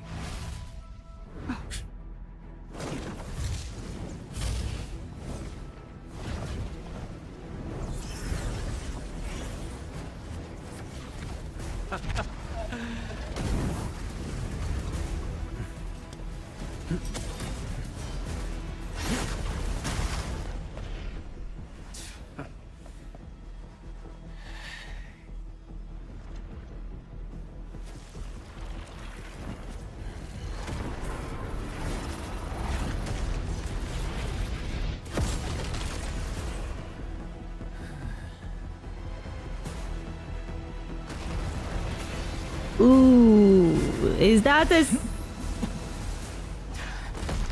That's a spear, isn't it?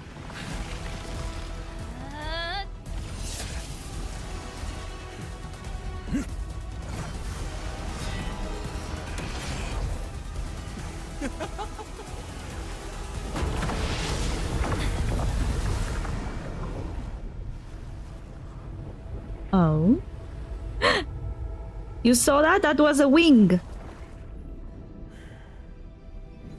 He came to protect me.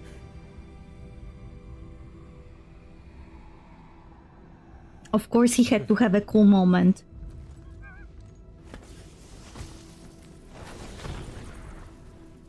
Oh, Philip is dead, I guess.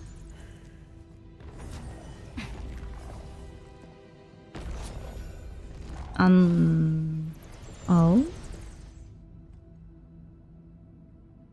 You can teleport?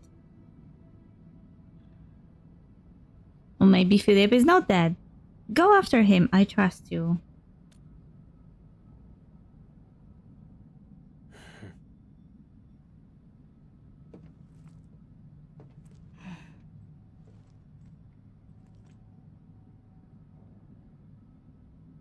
Brothers destined to separate, but reunion will be their fate.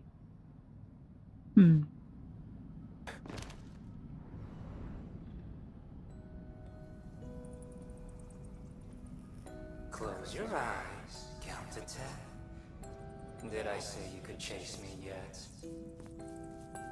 What's this? Looks eerie.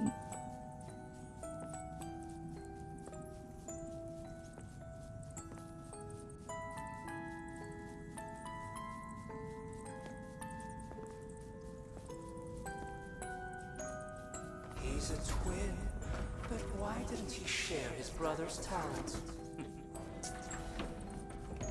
People paved the way for you, and they stepped right over me.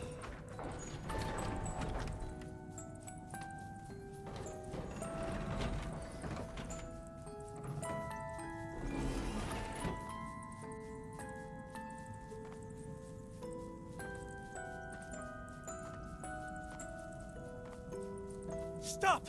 No rush. How about enjoying the show I've prepared?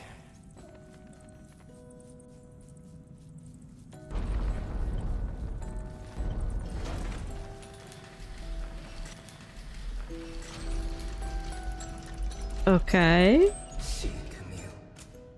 She only ever held your hand. You think Mother only cared about me?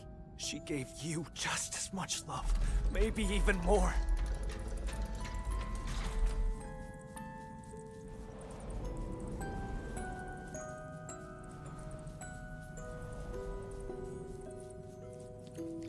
Inferiority complex is strong in this one.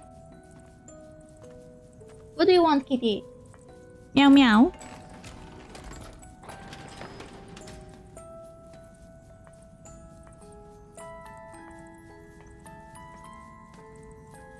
Camille. You never took me seriously either.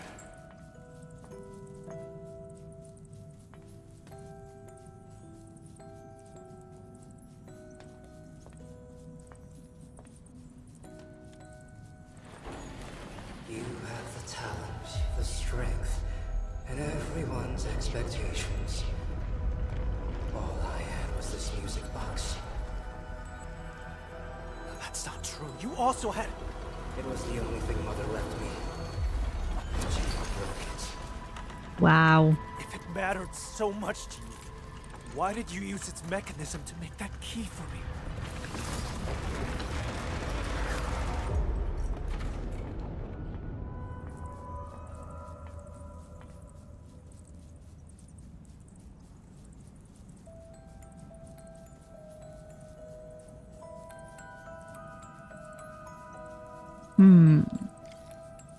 Char not only seems to have inferiority complex, but either Camille didn't recognize the type of abuse he was being subjected to, I mean his brother,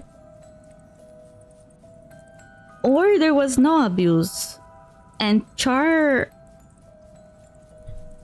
has hallucinations or something.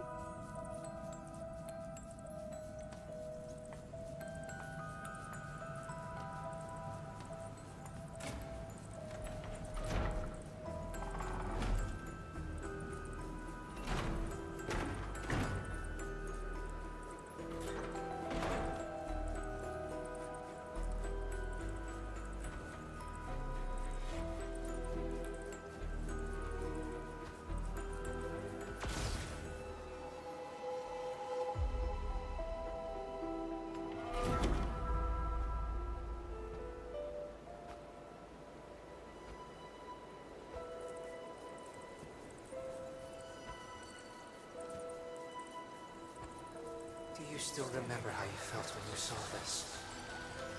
I was nothing but a squash bug. And you remained perfect, looking down from above. Damn it. Jacob ignited the rebellion. I pushed through the crowd, ran home.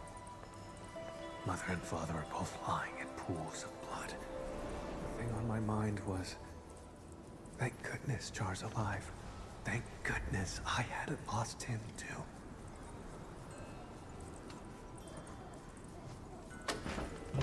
I have a feeling that Char never actually knew his brother at all. All those assumptions are built on false ideas. None of them takes into consideration anything that we know about Camille. What do you want? Stop meowing at me.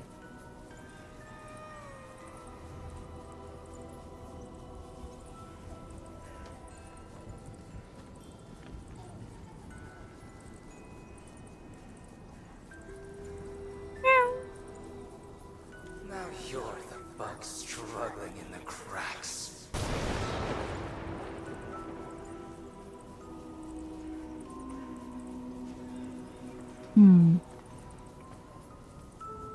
I guess this is what inferiority complex actually does to you. When you feel inferior to someone, no matter how nice they are to you, they will always be the devil in your story. No matter how kind, how caring they are about you, how they want to keep you around, how they trust in you, how they see you as a valuable person, if you feel inferior to them, all of your kindness will be perceived as malicious intent, as something to boast over you or something. But all of this is an illusion. It's not real.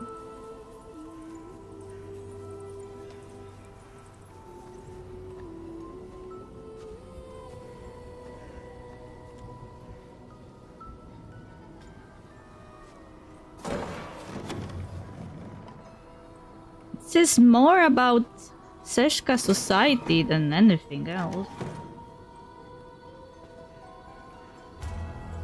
And this is my favorite act.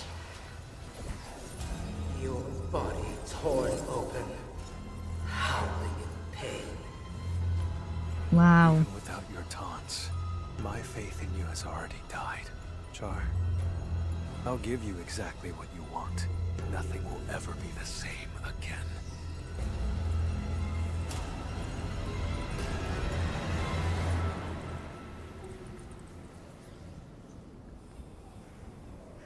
I just realized that this unfortunately plays into the stereotype of evil twin. That house. How dare you? It's a really weird stereotype that happens a lot in media, that when you have twins, always one of them is evil. And I don't really like that trope.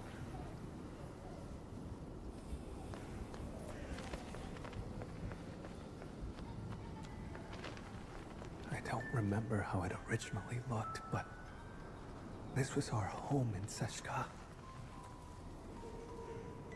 Very Victorian, I think. I am not good at architecture.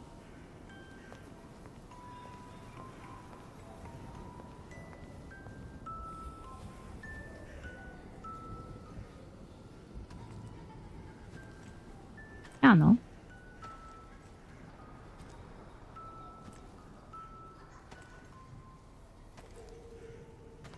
There's a trace of witchcraft on the music box. What else have you got up your sleeve? For decades, I never truly resolved to confront you. I've always let you slip through my fingers.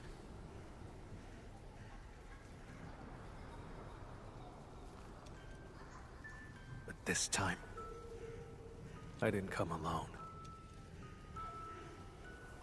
Mr. Lone My Wolf. partner is with me, and I shall arrest you this time.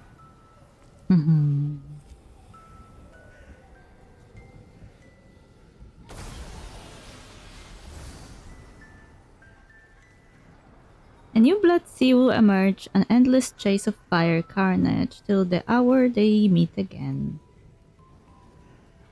They always disappear too quickly. I want to read them fully, but I can't. Kitty, what are you doing? This is very horror game, just saying. I hope there will be no puppet. I have bad memories from Wuthering Waves. A message left by Char. No, witchcraft feels off. He hot! Albasta kurman shafer orid magai sanguiso. Char, move forward. Don't grieve for us. The ending between you and him has long been written. Is this Char's memory? What prophecy? I've never heard of it. Uh-huh. So it seems there was some kind of psychological thing going on. Not necessarily abuse, but if there was some kind of weird prophecy about them, it could have really strained everything. Damn it.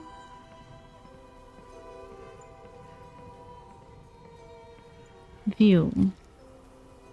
Blur the memories from the past. I must get it fixed. I can't lose it. I must find a way to make everything whole again. We had a fight that day. I broke that music box by accident. But, Char, you did fix the music box. What exactly were you trying to restore?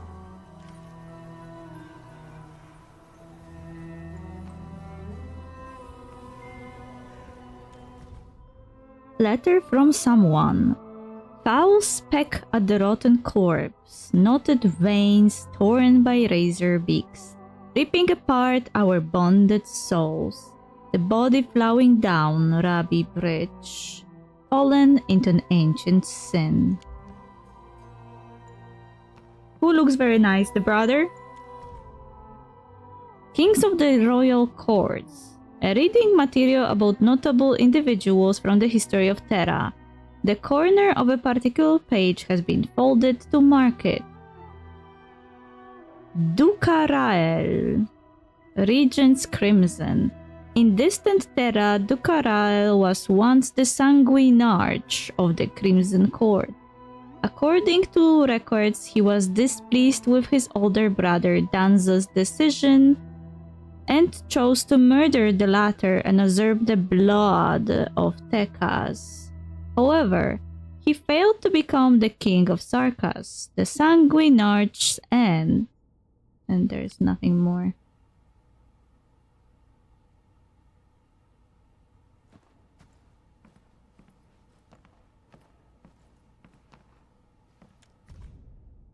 The Sarkas and their prophecies.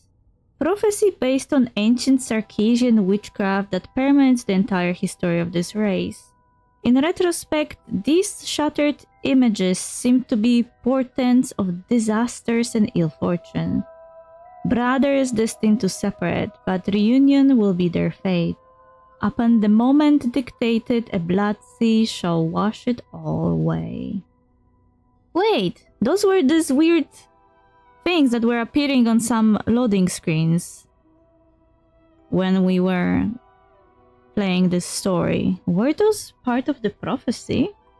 A prophecy of ill portent that hints at an internecine war.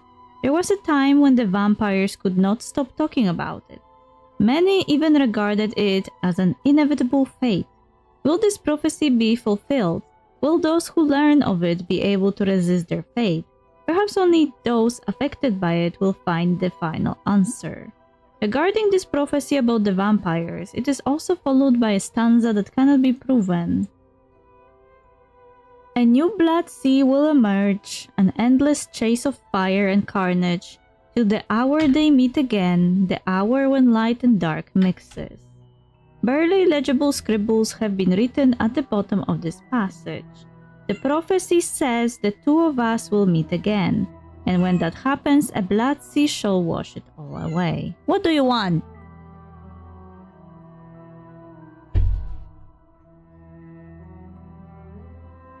Sea of blood, one that washes away. The kin shall slaughter each other, and only one shall remain standing. A perfect explanation that is in line with the traditions of Seshka, isn't it? If fate has been ordained, then let me bring a curse upon everything. Curse this prophecy, curse the stop that allows it to take root and grow, and curse everyone who treats it as our future. I shall curse everything till the sea of blood seeps floods every inch of Talosian soil.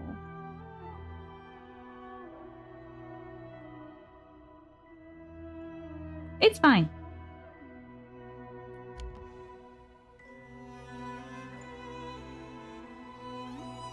Skisma Konalaish said Zeshkatei Sarkamtia is fit in Shanahan. The prophecy will be fulfilled. Jakob Meisen, this is merely the day of my judgment. Mother, you knew about his betrayal? How? Then why did you die? Yeah, I guess the Seshka society has issues.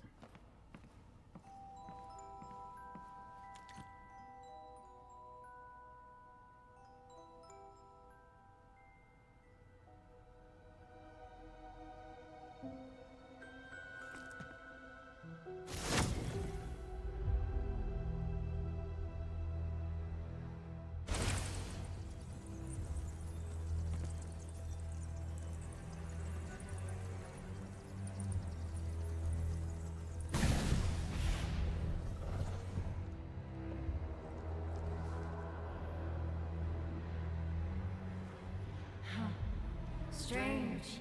Even in my memories, your talent is still so noisome. We're twins, yet you are always stronger, always more loved. You never respected me. Sharing your life was just an act of charity. No, that's not true! So, I've resented you endlessly. All this time.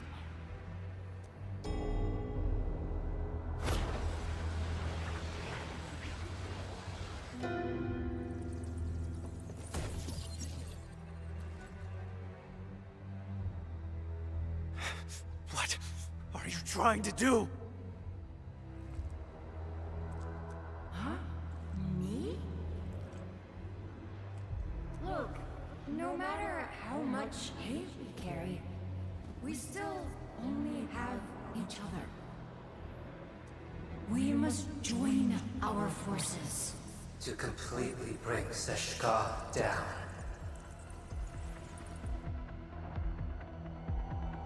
In your dreams! Seshka has always lied to you, fed you nothing but falsehoods. Why stay in that wretched city? No one in this world cares about you but me. Oh, manipulation 101. No, you made the wrong choice! Seshka! Do they trust you? A useless hunter who never caught the traitor. Someone bound by blood with their enemy.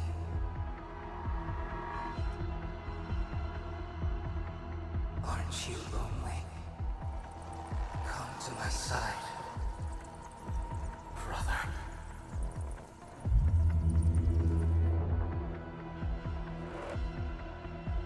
First he says, I resented you all this time, but now he calls him brother and come join my side.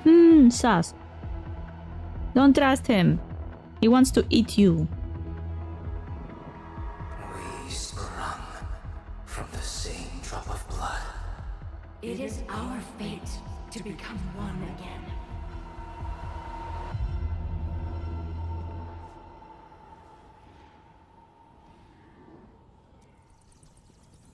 Yeah, I told you he wants to eat you.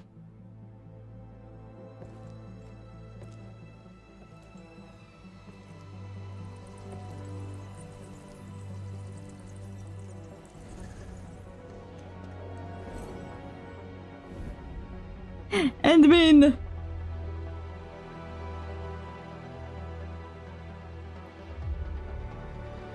No. Someone trusts me and stands by my side.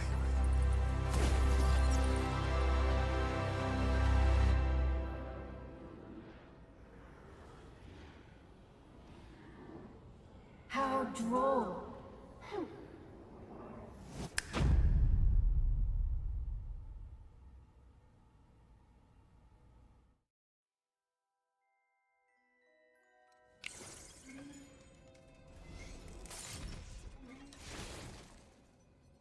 Ay, ay, ay.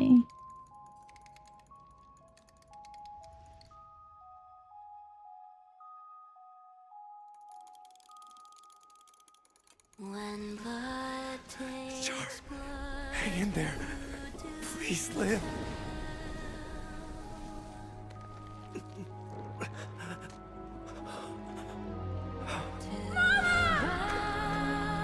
rouse these sleeping ghosts. Then embrace an eternity of solitude and agony. Loathe me. Ooh.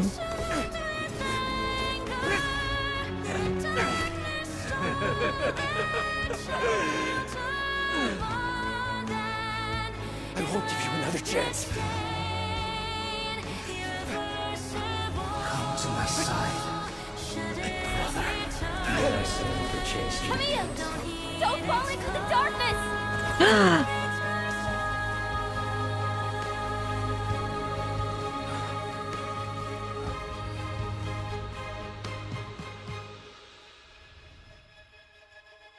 When blood takes blood, you lose it all. Was it a dream? Or did Endmin put him on the couch herself? Edmund, you're here. But Char...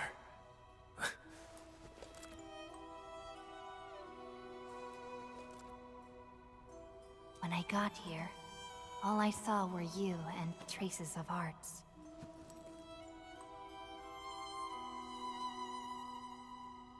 Is that so? It seems he used witchcraft to escape.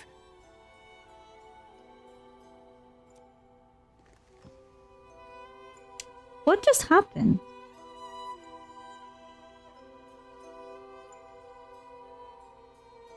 To listen quietly as Camille shares everything he saw.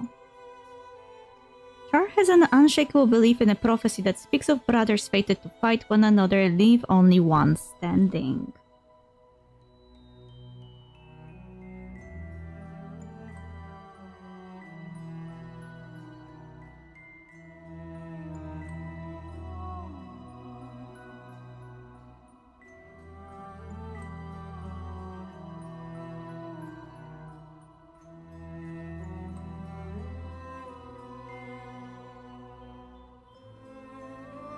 My game is starting to glitch. It's using too much RAM.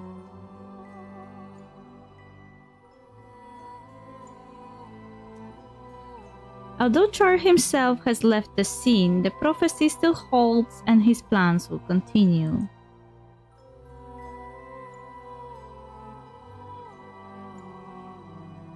He tried to kill me with an illusion and seize my blood. You woke me up just in time. Yeah. You walked right into a trap. Why didn't we listen when the Landbreakers actually said that he left? Like, why did we press forward thinking that he's still here?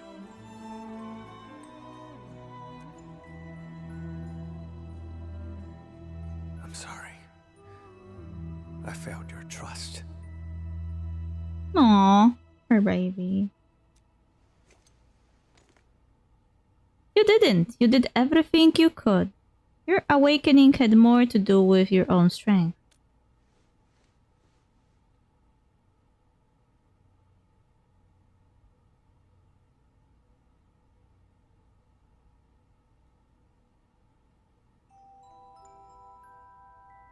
But how did he move the blood out? The Landbreakers? That's not plausible.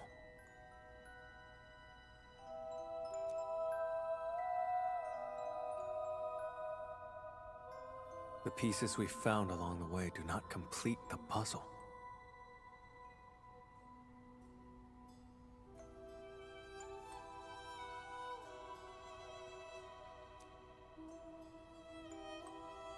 And what was that prophecy?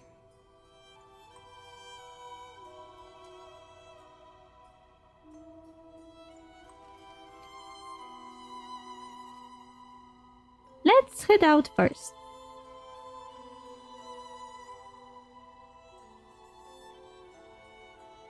Sure. This place has nothing worth staying for.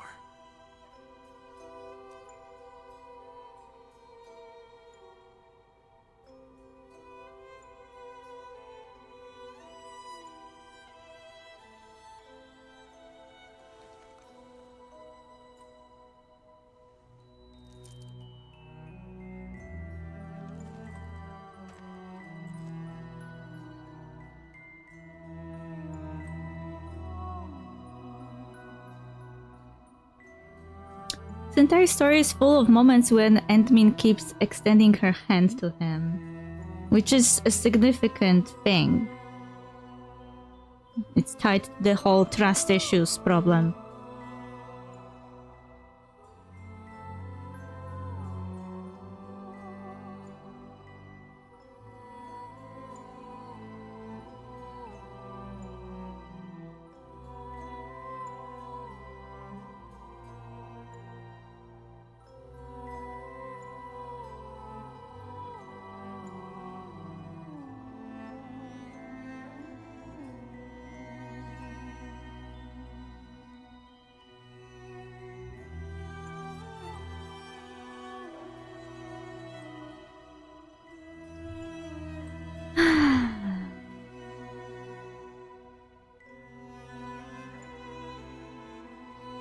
game glitched.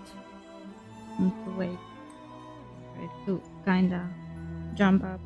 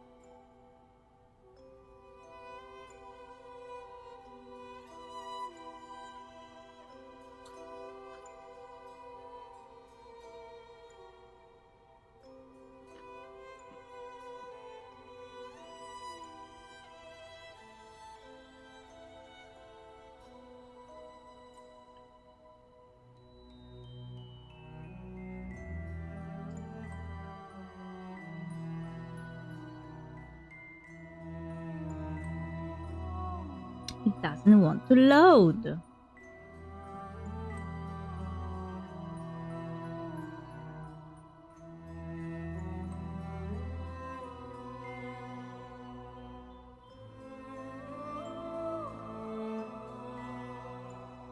Oh.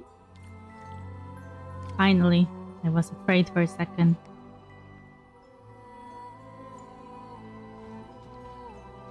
Phew. The pawn's move set seems like a gambit. Yet the king remains alongside its side.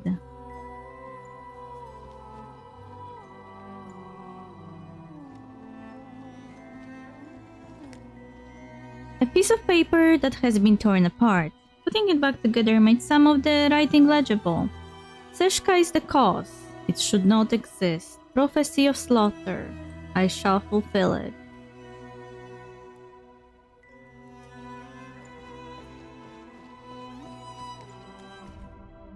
Kings of the Royal Courts. Ah, we already read that one.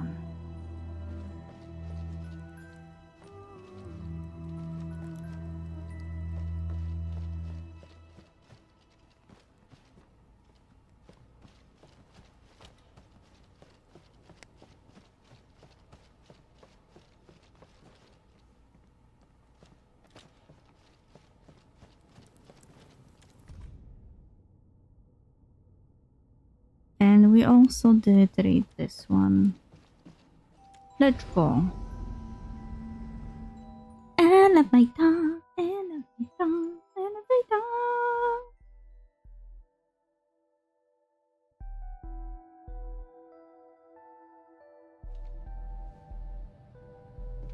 What was that?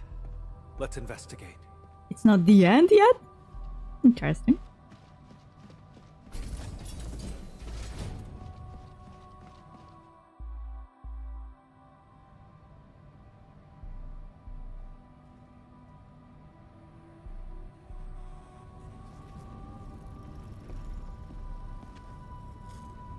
Valley 4?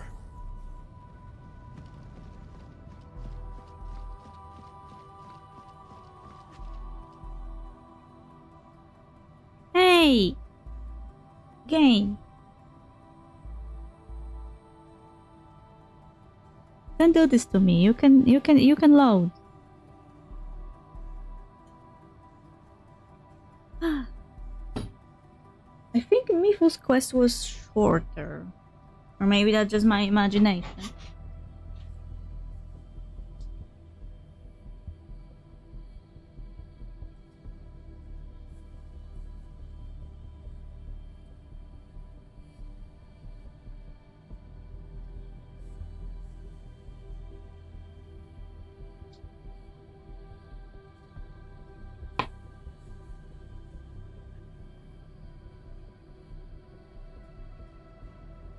The issue is that we are still in the story mode, so if now my game crashes, it will reset the entire quest.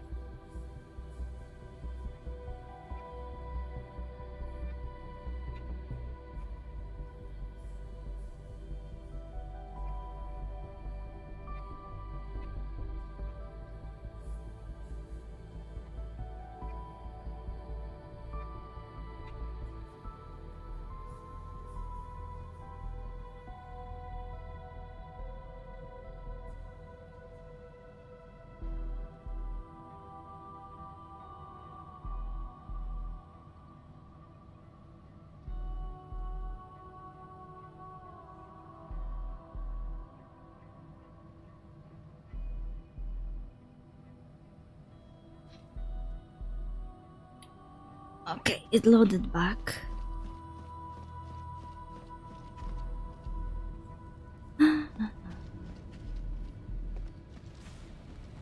He was watching our every move.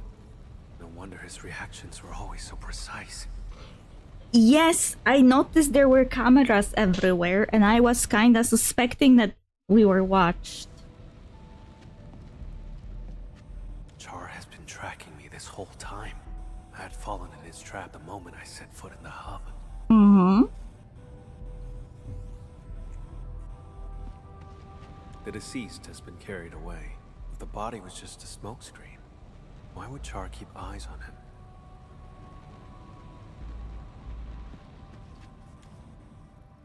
A one-way glass. An observer at this vantage point can watch everyone working in the entire underground facility. Char has always been watching, always staying one step ahead of the chase for the blood samples.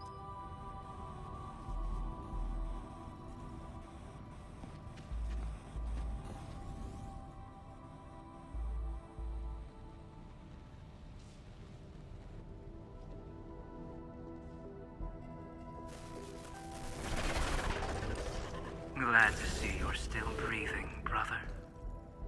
Is he hot? He looks hot. He looks playable. Those memories. What was that all about? Tear off your other wing and I'll come back to catch up. How's that sound?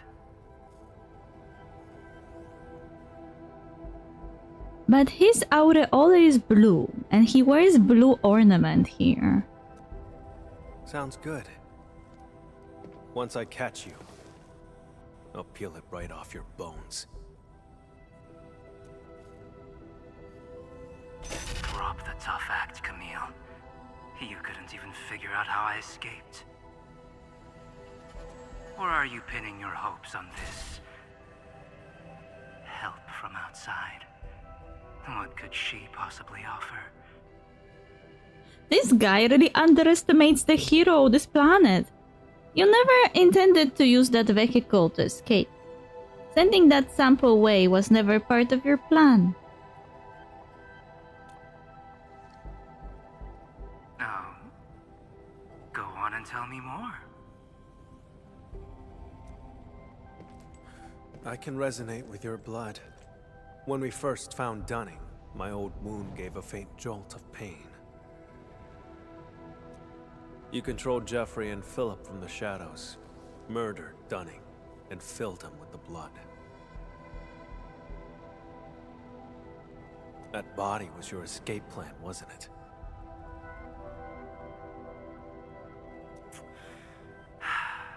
Seems like I just couldn't hide from you. Or is this the Endmen's work? After all, your Endfield once defeated the Warlord of the Wilds. Why partner with Camille when a far better option is now available?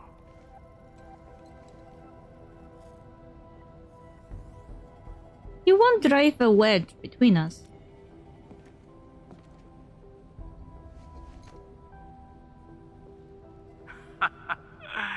No matter. My plan is complete. Is that so? After all those mind games to salve Camille's wounds, you still failed to break him.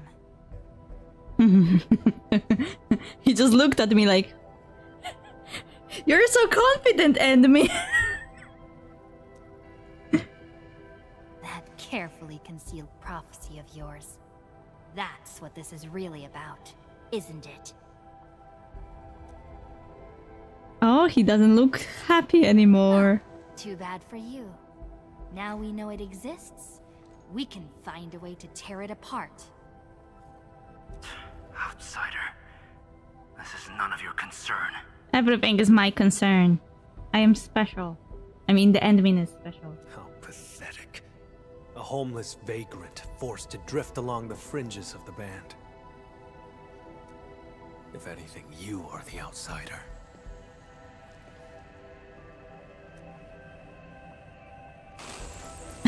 He's angry.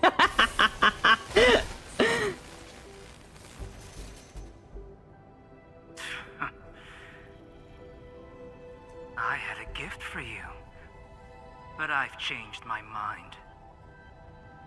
He's so petty. Until next time, brother. And you, Administrator. I am looking forward to beating his ass. You know, beat some sense into him. His Ronin style. gift is probably the blood sample. With his blood, tracking him down will be child's play. It's probably where we found Dunning.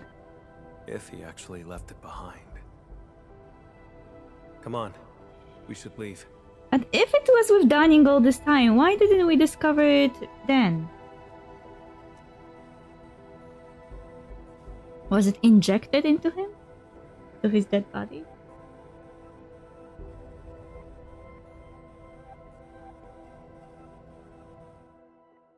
Finally, loading screen. That will lower the RAM usage for a moment.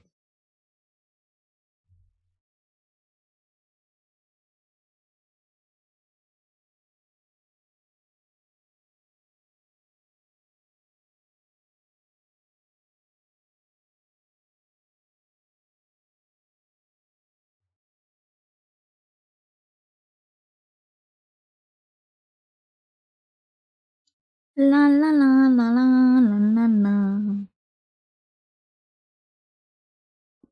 So we have now a new enemy besides Ardashir. The brother with weird attachment to some bonkers prophecy.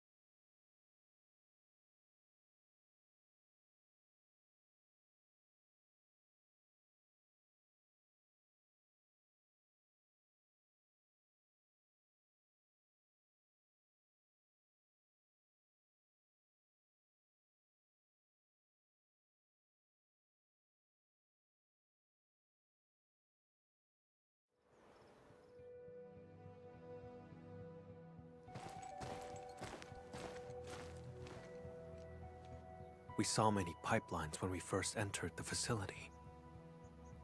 Char doesn't like to be seen. He would use the pipes to move around undetected. That is the only local entry to the pipeline network. Give me a few minutes, Enman. The guy is going around like a rat. Camille returns after 5 minutes.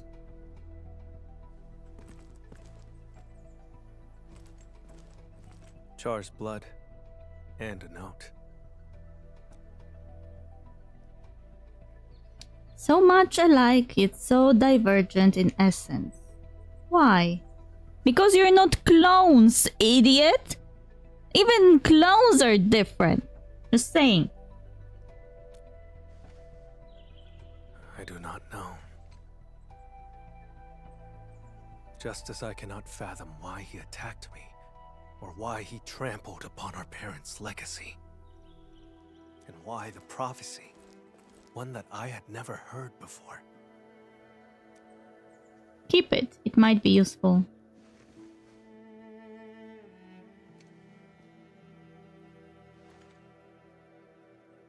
Endman! Mr. Camille, something happened. You won't believe it.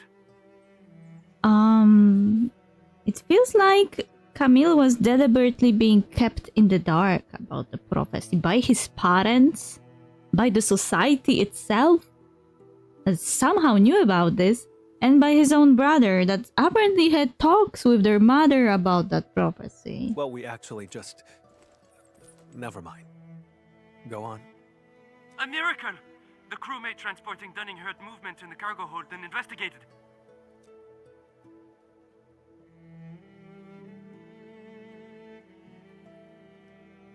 He saw blood leaking out of Dunning's body. Poor man was totally shaken, but Dunning pulled through. Wait, what? The criminal probably used arts that messed with his senses. No one died. Very good news. Wait, what?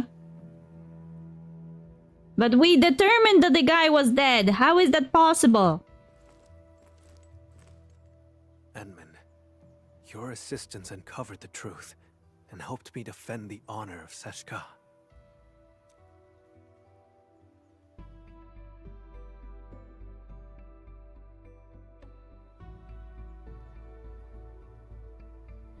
The sample.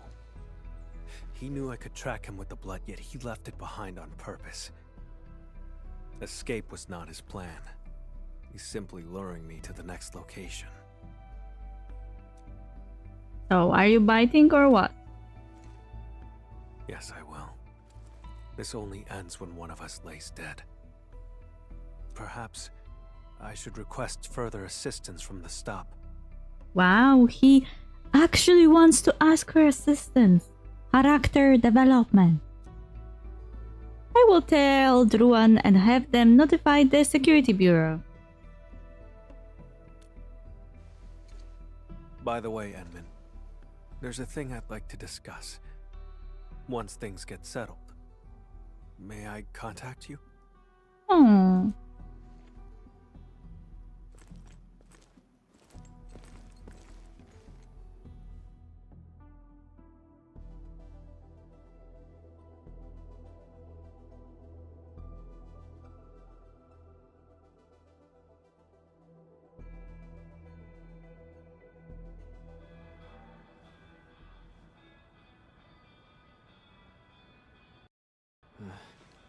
I don't know why, but my head feels all fuzzy. Endman, you're here! Quick, thank the Endman. She brought Dunning back to life. What? I didn't do such thing. Camille made this possible. I'm glad you're all okay. Get a full examination just in case. The Endman and Mr. Camille didn't just save our transport team. They took down a breaker stronghold. Wow, we're so amazing. I've called the security bureau to dismantle the hideout. It'll be done this month. Say, I don't know who gave this gift box to me. There's an apology letter inside. Does anyone else know I'm heading to Morospolis? I think a Keeper of Wisdom delivered this.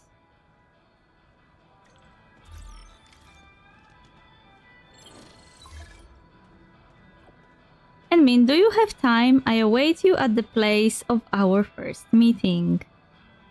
Okay.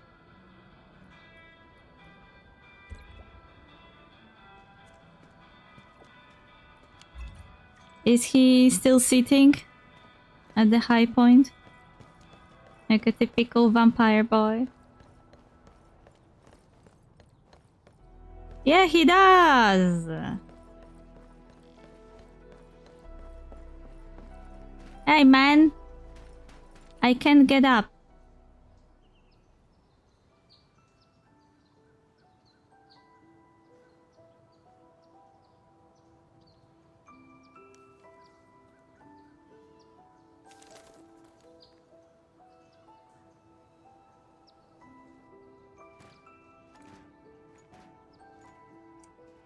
You're up there again. Just a quiet place to wait for you. I gave Seshka a report on Char. Includes all our encounters. And my lack of resolve.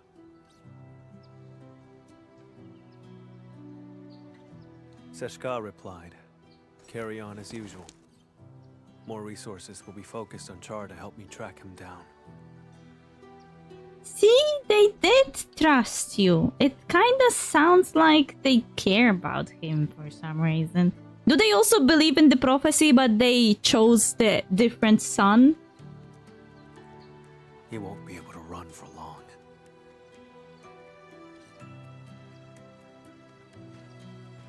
See? Didn't I say they have faith in you?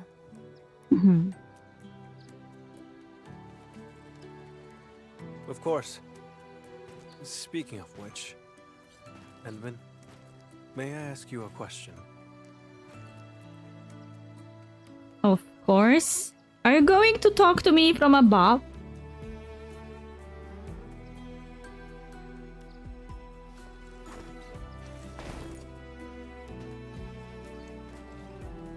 I did say I hoped to earn your trust. But back then, why did you agree? Oh, I saw a kind soul whose self-expression needs work. Unless betrayed, I will always choose to trust.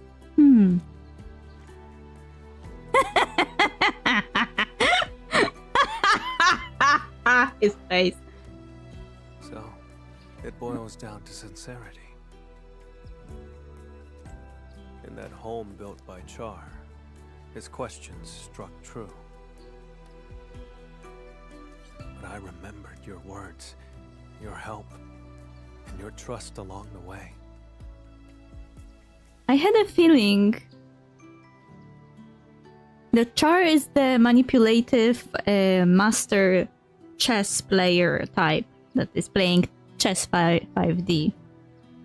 And in that scene that Camille is referencing, I had a feeling that he was intentionally feeding Camille's hate, so he would keep pushing people away. So at that moment, when he approached him in that scene, Camille would have no one to fall back on and would break.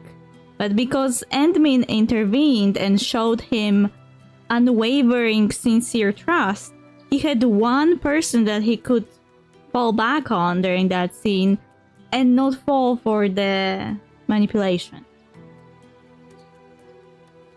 Like a faint light shimmering through me, reminding me of the kindness I forgotten.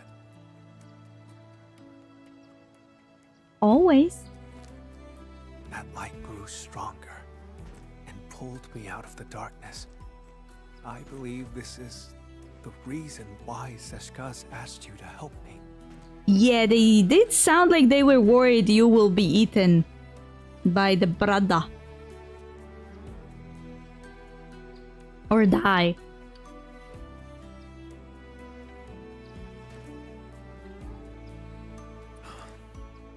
Though I failed again this time, and Char still roams free. We learned about the prophecy. That is significant. But we didn't come away empty-handed.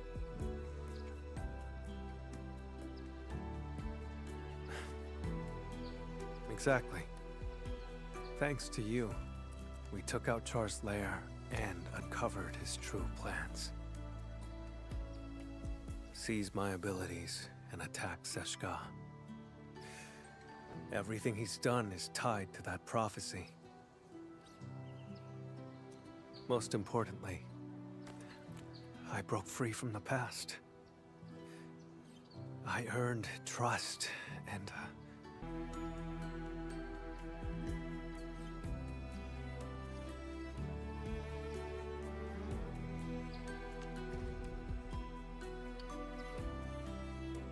These are things that Char will never acquire. He cursed me to solitude. It will not happen. I don't know where he intends to lead me, but even if he flees to Talos, I shall be there to stop him.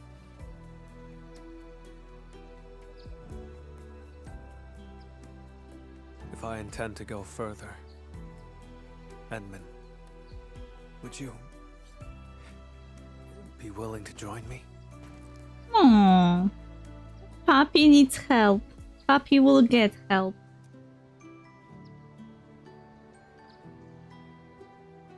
I don't believe in prophecies or ordained fate.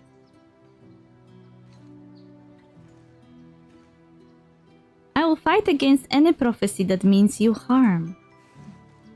Of course. Gave you my word. I'll help you find him.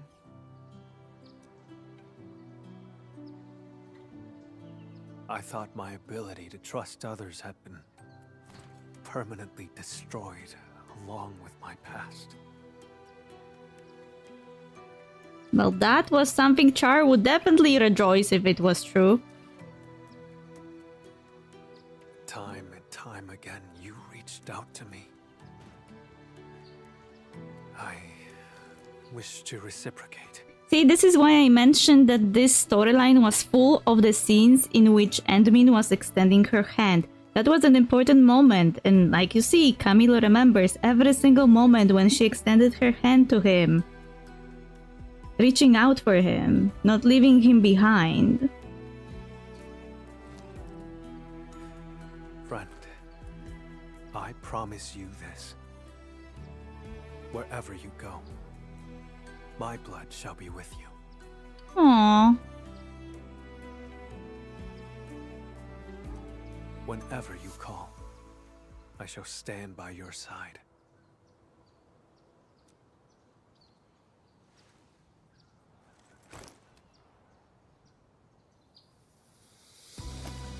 Ah?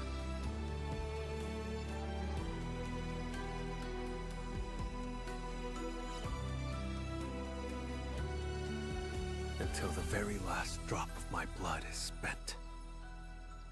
Did he just promise me his life?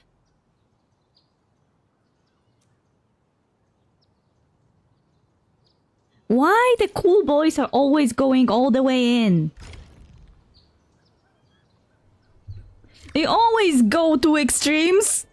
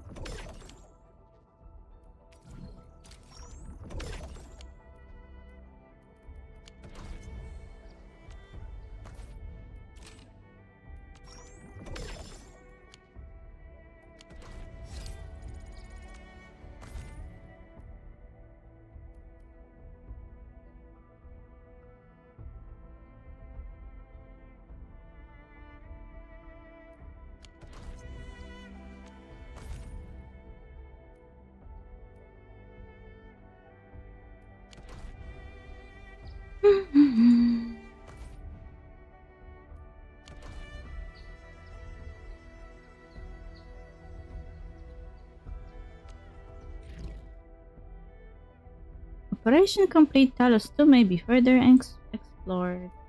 Oh, I should most likely change the game. Because, as you could see, we already started having issues. I guess my current limit to play Endfield is 3 hours max. Because otherwise, the issues start piling up.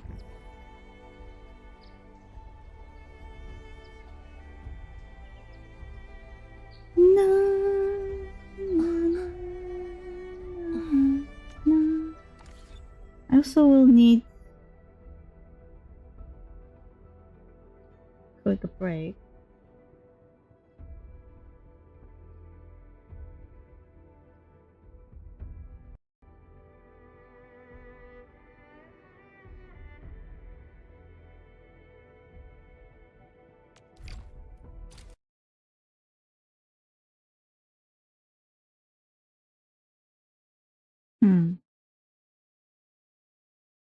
Baba Yaga! It's a bit hot. Wow, it's 31 Celsius in this room. That's not good. Up to the hut and climb up to peek inside. You see an old hag. She stands by a large cauldron, stirring whatever cooks inside. By the side, you see the leftovers of some meat and bones, and the clothes your friend wore when they were stolen. She ate my friend! Come here. Come here. Get out. Snowflake, hey!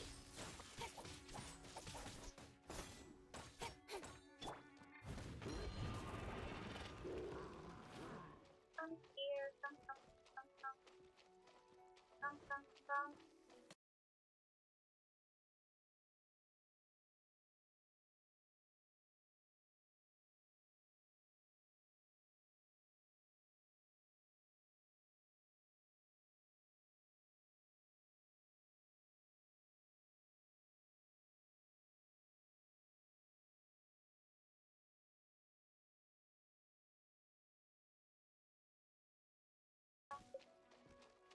I must leave no.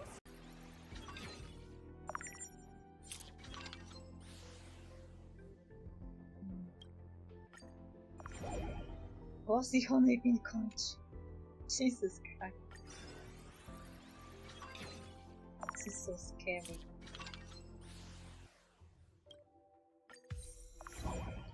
Some wish shader cat. It looks just like Kafka. Now, Ozarama are a common sight in the city. And a common sound, too. They sure bicker a lot. You know why I can't live down their name? Because Oseram sounds very similar to a Polish word that means basically shitting, like in a toilet. And I can't live it down. Holy shit! With the right information, you can control anything.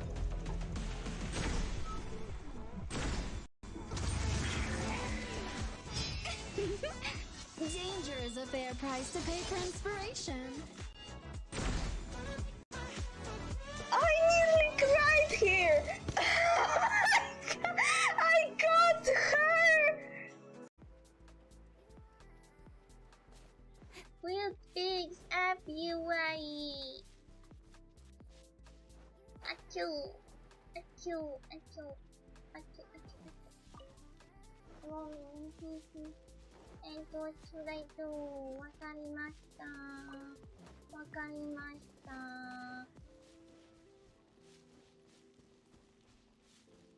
They are doing that. Another. Hello, Lumina. Your name is Mari in this world. She sees into your soul. Yeah, she's staring straight in my soul. I feel scared. Ouch.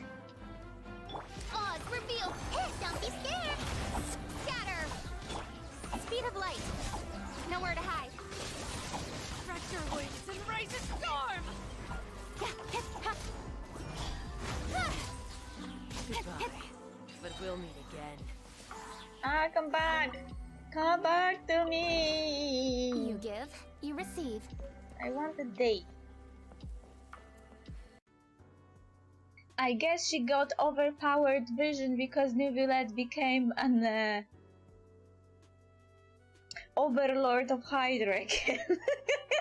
And his daddy persona was like, my daughter would get the best stuff.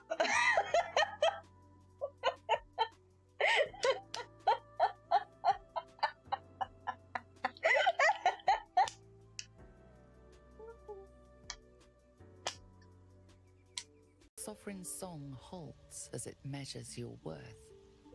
I sense your resolve. You will find Dwergar invaders near Lake's Edge. Cleanse the rot. Destroy them. I already did that. I admit, I like this one's approach. A little genocidal, but effective. Lol. It isn't genocidal, but the fact. This is a dream of everyone in the closest vicinity, I bet. Regardless of gender, everyone likes squishy things.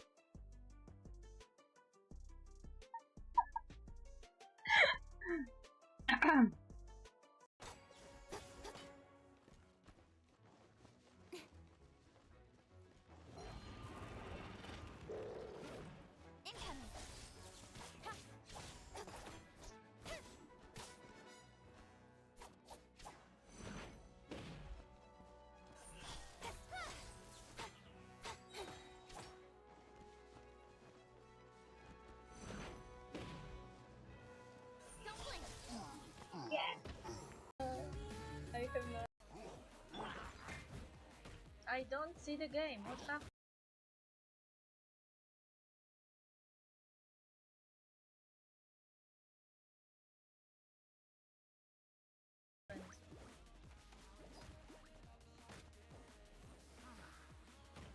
I see the black screen and I don't see anything. What is happening? Huh?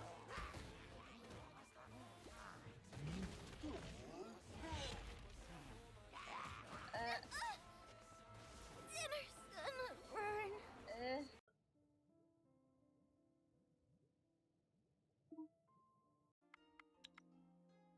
What table is?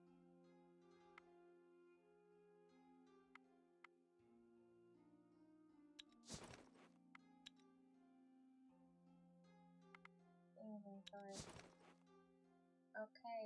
Oh, you have a baby. Okay.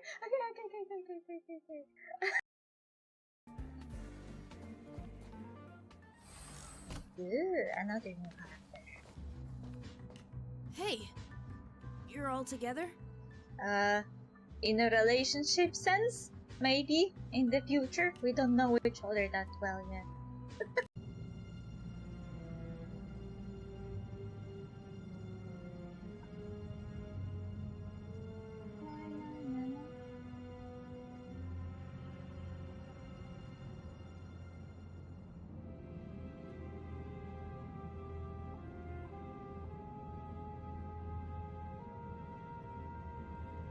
No, I mean that the music was like they were talking about really important stuff, and we were having like na na na na na na na na na na.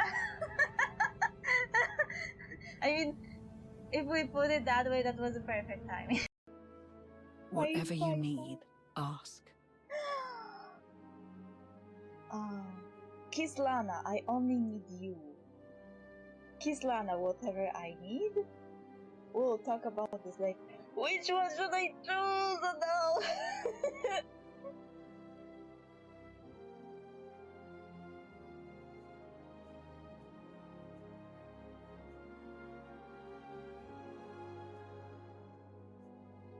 I have a long list of demands. Galactic powers to topple, enemies to destroy. That's a good start. But I did have a few other ideas in mind. I'm sure you do. I love it. Ready to face the rest of the galaxy?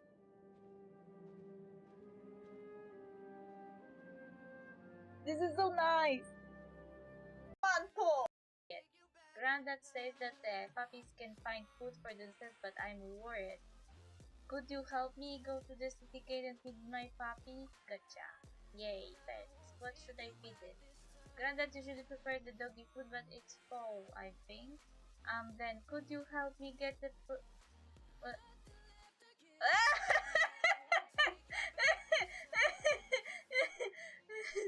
Song. Let's see. Please give me someone good. I am scared. I'm not looking.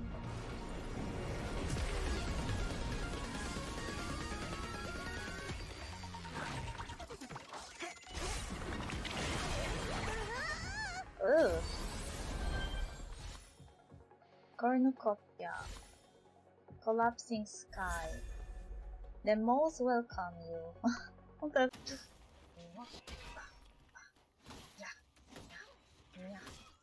Meow, meow, meow.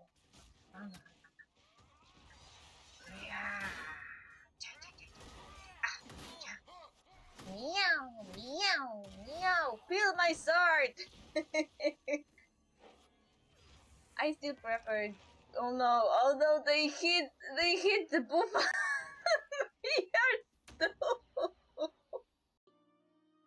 Did Boguvola and Adelaida just got married?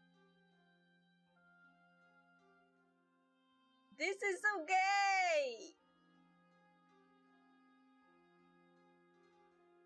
Did they get married? I am like, okay, I am so surprised. I don't know how to rate this because they got less of intelligence both, and I have no idea why. Czarownicy z Jaszej Maka.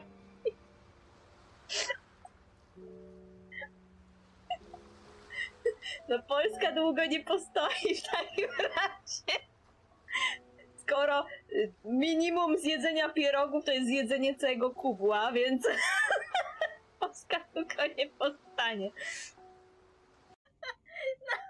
Now she got resetted again. She is not running.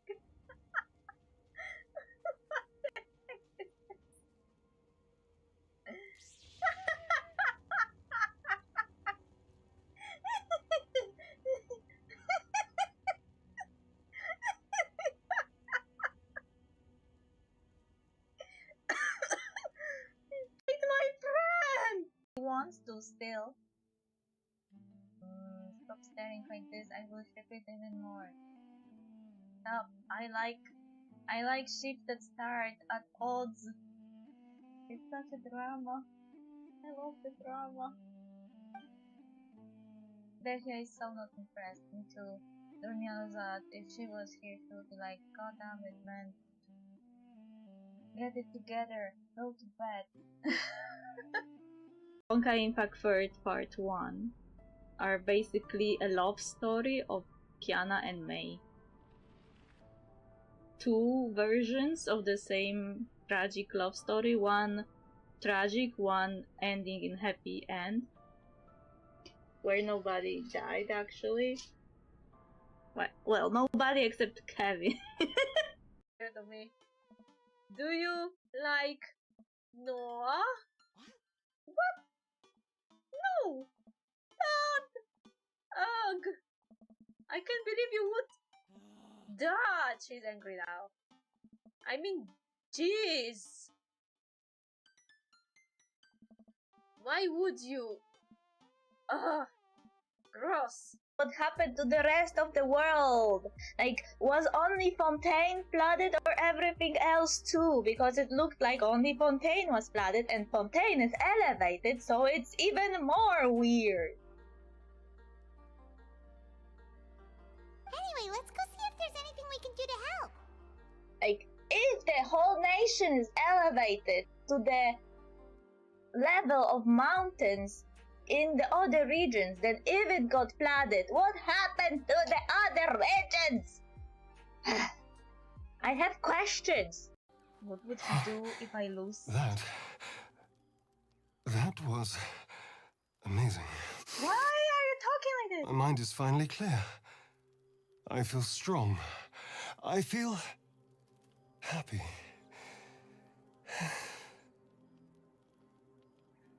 What? 1? This was not sex, but you talk as if it was. 2. It kind of sounds like it. 3. I now discovered that vampires are easy. Like, let him drink your blood and he'll be happy forever. I mean, till the next dinner. It's like a definition of being easy to date. Like, he drinks your blood and he gets the endorphins and he's like, woohoo! And you have no problems anymore.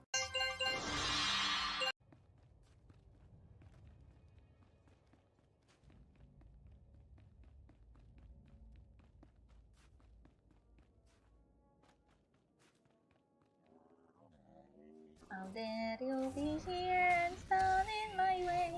I am going to kill your boss anyway. LOL! That was cool song.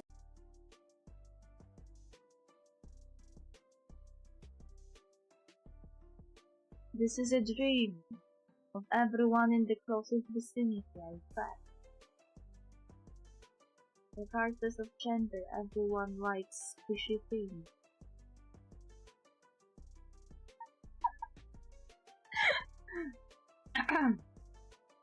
What would he do if I lose? That was amazing. Why are you talking like this? My mind is finally clear.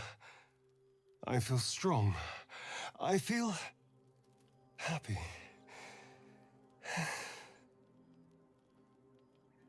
What? 1? This was not sex, but you talk as if it was. 2. It kind of sounds... Sovereign song halts as it measures your worth. I sense your resolve. You will find Dwergar invaders near Lake's Edge. Cleanse the rot. Destroy them. I already did that.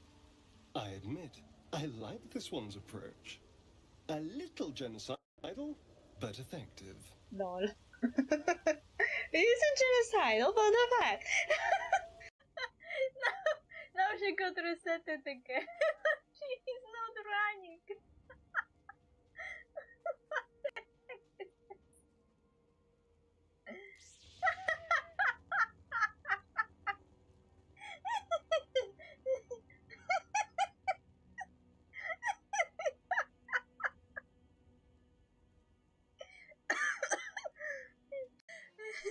Polska pierogiem. Ja myślałam, że Polska to jest kraj z kartonu, a nie kraj zrobiony z pierogów.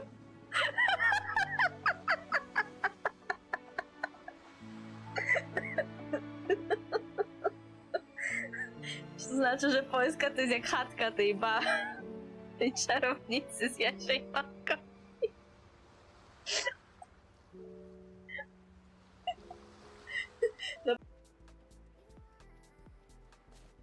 We'll fix everywhere. Achoo, achoo, achoo, achoo, achoo. And what should I do?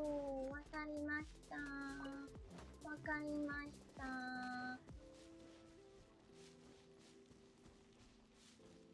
You're doing that. And to me. Do you like Noah? What? No! Not! Ugh! I can't believe you would. Duh! She's angry now. I mean, jeez! Why would you? Ugh! Gross! I swear. Yeah, we have pretty jack of all trades. Pretty Berserker Healer. Pretty Pikachu. I don't have a nickname for you.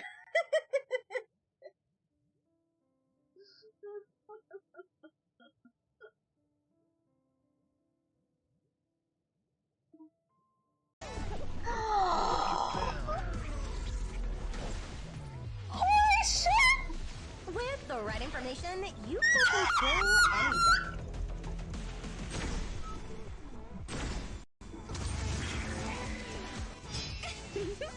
Danger is a fair price to pay for inspiration. I nearly cried here! I got her!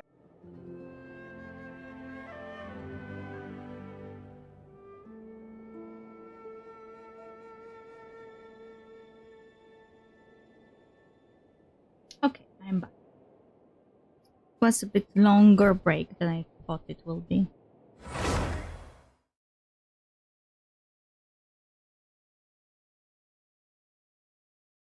See how much RAM Genshin is.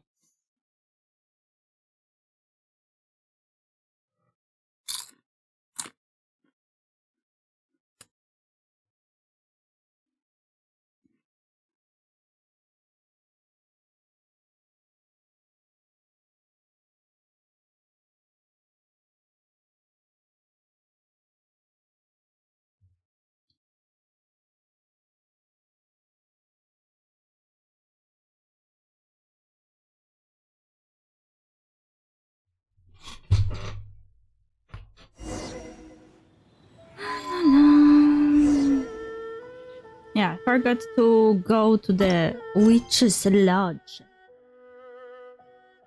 last time.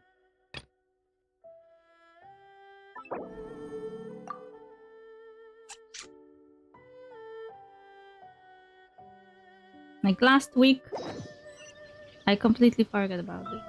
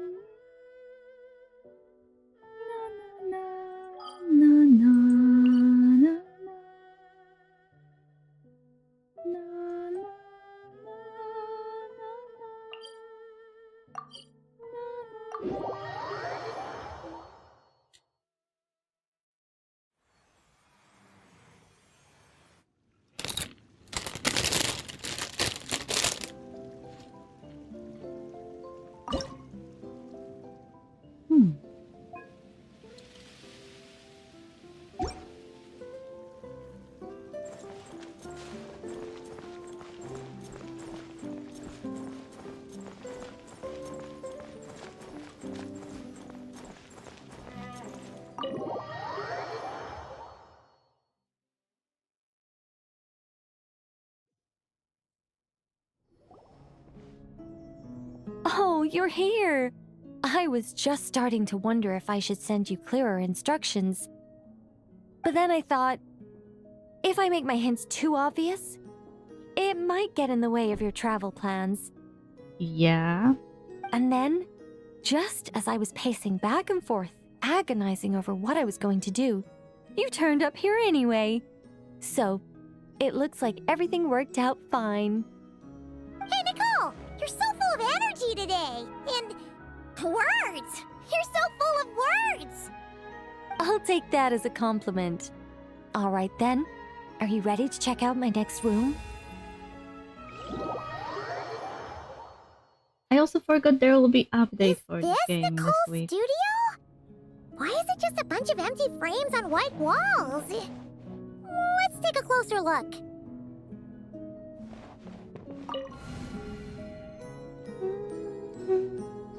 What the?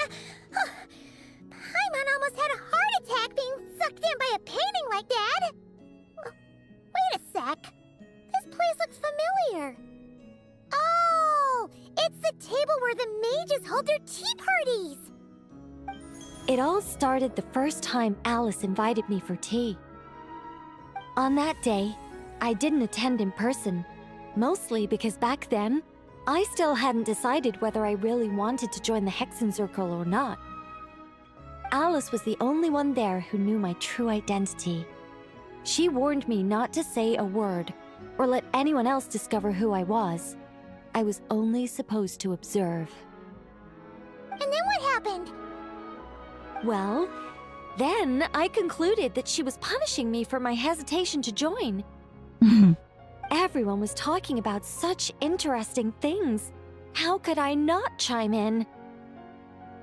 And of course, when you're in the middle of a conversation and someone throws out a question you know the answer to, how are you supposed to keep your mouth shut?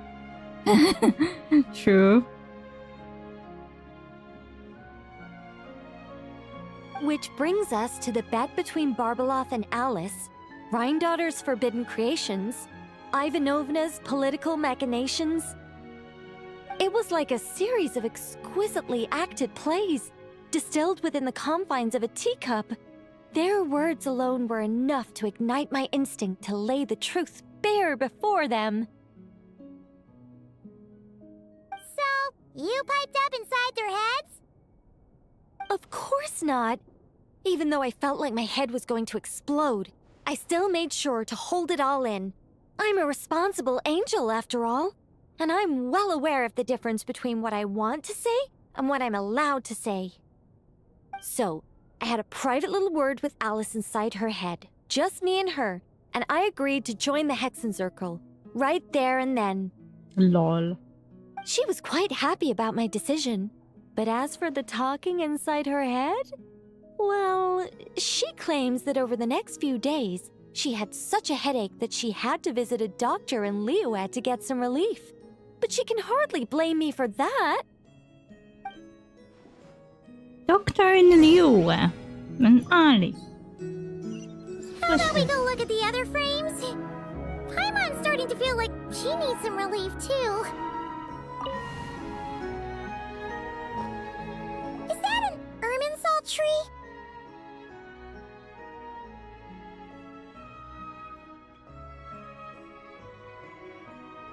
Oh, this painting here? You're clearly no strangers to the white trees.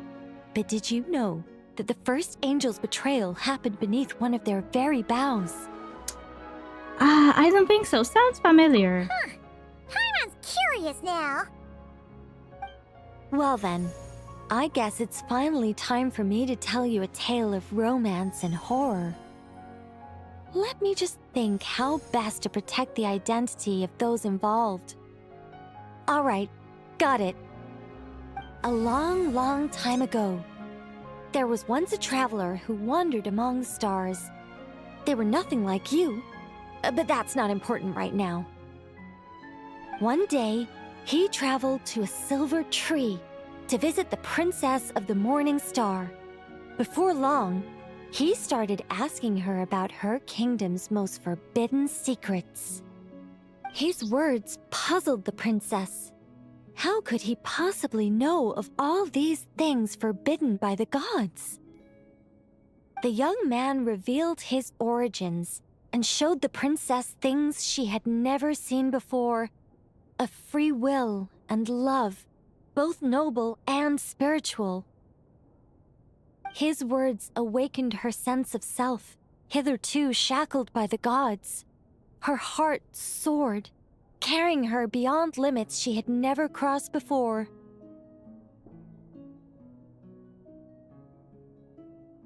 The princess of the morning star confided the kingdom's secrets to the youth, and between them, love grew and blossomed, along with a determination to defy the gods.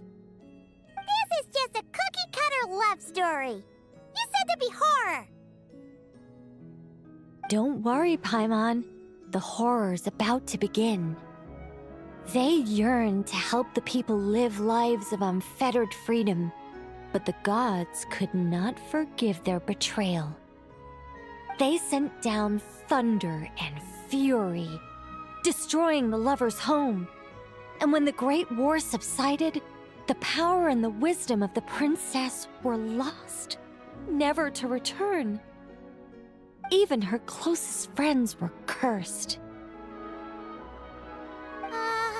Yeah.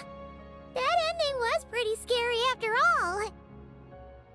But didn't you say you were going to tell us about the first angel? And you're not saying this story are you? It sure is. And that's the scariest part.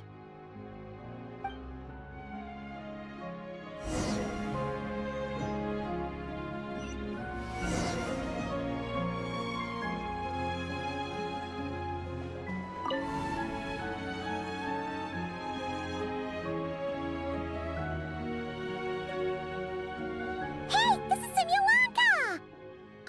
But why are there light novels from Yai Publishing House all over the floor? Well, on the subject of my literary enlightenment, my greatest inspiration of all is none other than Lady Anya herself. She was the last to join the Hexenzirkel, and yet the first to leave. I loved all of her stories, whether it was just an idea or a fully fleshed out manuscript. Anya was always so skilled at making her readers gasp with joy. Hexenzirkel discussions rarely stray far from magic, and it's my belief that Anya possessed a unique magic of her own. She could weave love and compassion into words and stories that would touch the hearts of others.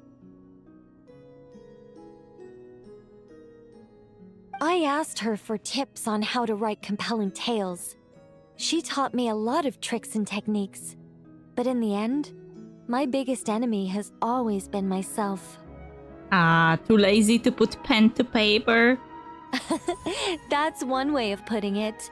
Communicating through thought is so much more convenient. I guess even angels can succumb to laziness. However, recently I've resolved to make an effort, even if it's just to spare myself reproaches from a certain old Seelie friend of mine. Ooh! Does that mean we're finally gonna get to read something you've written? Who said anything about writing? I'm talking about buying popular works from the last few centuries to flip through in my spare time.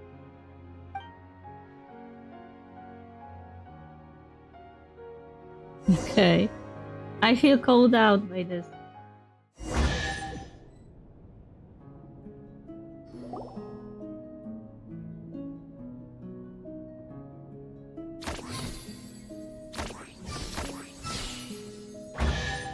These paintings all remind me of places that hold great significance in my heart. And now, the studio has been fully restored. All right, go ahead and claim our reward. What? Don't look at me like that. Of course this reward is ours. You're not going to leave this chest unopened, are you? I can't let you leave if you do. Besides, after telling you so many stories, don't I deserve a reward of my own?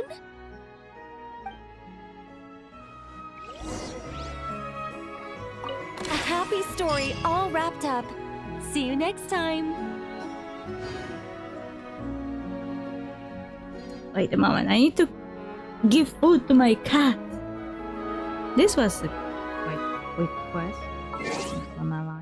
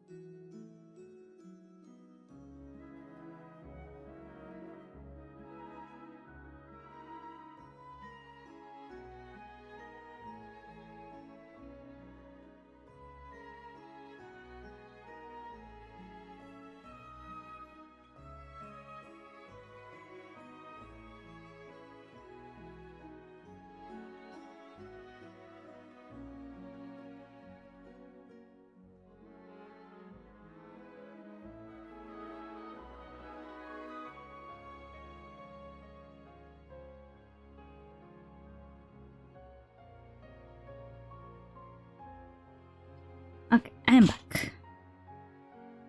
Watch this. What did I get here?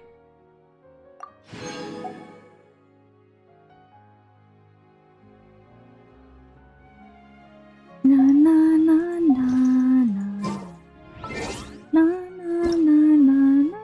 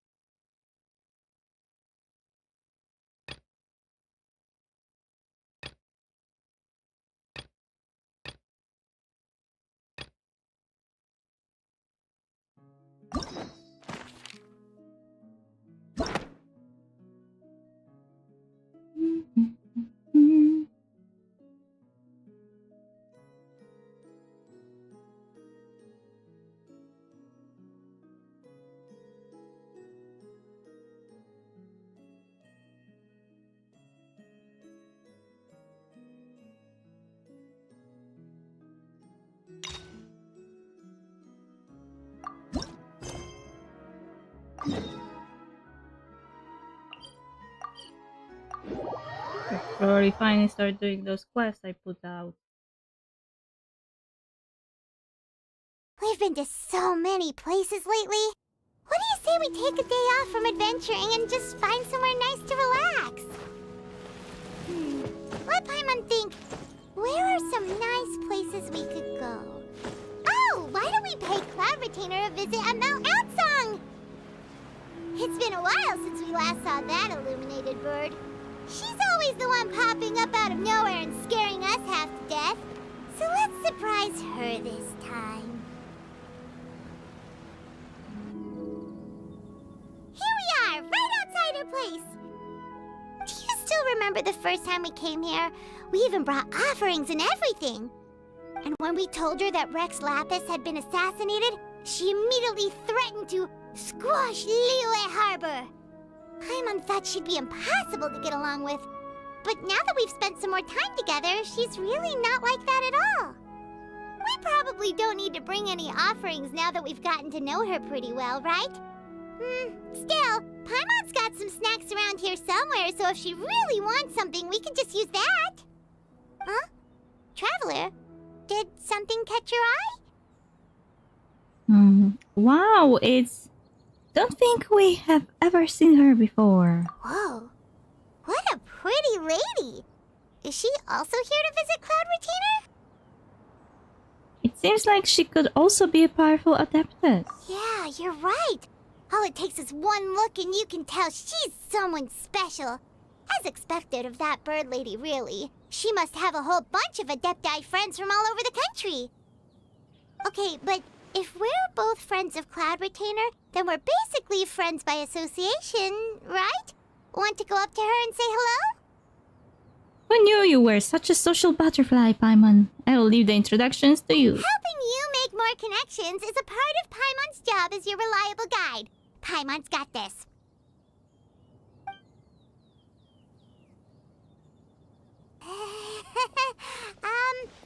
Hello.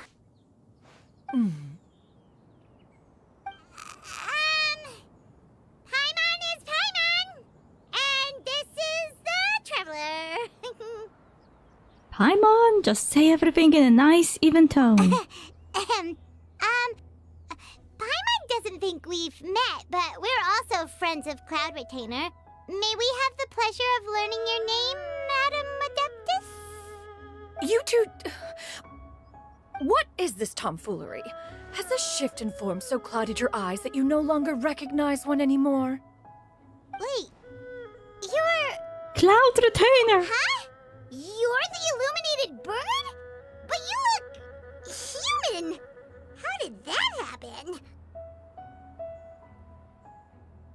Friends by association, my yes. If I want to greet someone, I will be using that same line exactly the way Paimon wanted to. I don't recommend that. Because there are people who don't really like the friends of their friends. Some people have the pet peeve to not wanting to talk to other friends of their one friend. I don't get it. Oh, donning human form is scarcely any test of one's abilities. As for your confusion, one merely had no reason to indulge such inclinations before. So, you're indulging now because? Well, one has made plans to pay a visit to some disciples at Liyue Harbor. Taking on a human form for such a trip is simply a way to make matters less conspicuous. Mm-hmm. You? Worrying about keeping a low profile? You're the one who likes to pop up out of nowhere all over the place! In fact, Paimon can think of several examples, like that time when you suddenly appeared on top of a roof without any warning, or...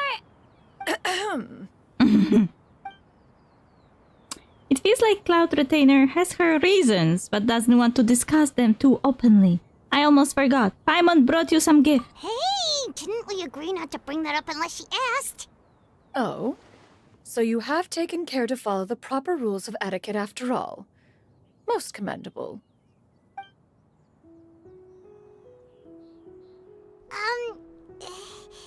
Well, this is all Paimon's got. You don't mind, right?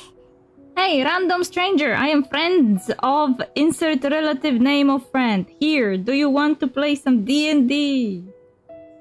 I really just want to recruit people to play a role-playing game. I'm desperate for people. Good luck, I guess.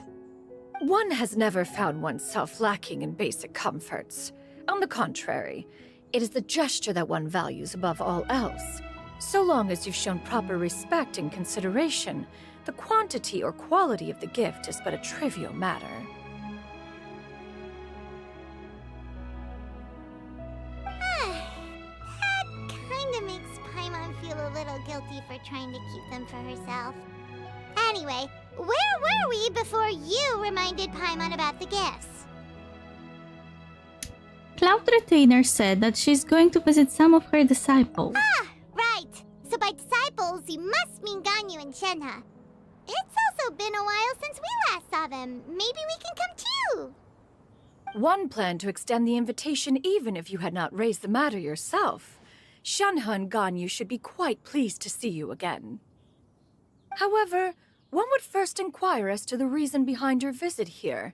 You have cause to seek one's company? No reason in particular. Yeah, we just found ourselves missing you and wanted to see how you were doing. We were hoping you'd tell us one of your stories. Who knew we'd run into your human form while we were at it? Is that so? If there are no urgent matters at hand, then let us make haste for Liyue Harbor. Ganyu is likely still working at Yuehai Pavilion, so that shall be our first stop. Sounds great! Then let's all go to Liyue Harbor! I should have done this quest ages ago when there was still this ongoing event. Ganyu has been quite busy with work as of late. One can count on one talon the number of times she returns to Mount Outsong each year. Shenhe has also secured employment recently. In her correspondence with me, she wrote that she shall have no need to return for the foreseeable future. Did they think one was so easily mollified? One shall investigate everything with one's own eyes and decide for oneself if their living conditions are satisfactory. Lol.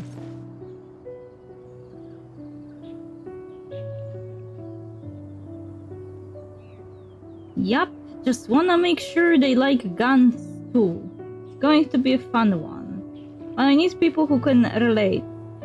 Not gonna lie, I will be copying Paimon on recruitment, as awkward as it may be. I mean, I don't really know how to engage with this shtick head on the... Again, good luck! Hyman's social butterfly skill. Let's be bestowed on you.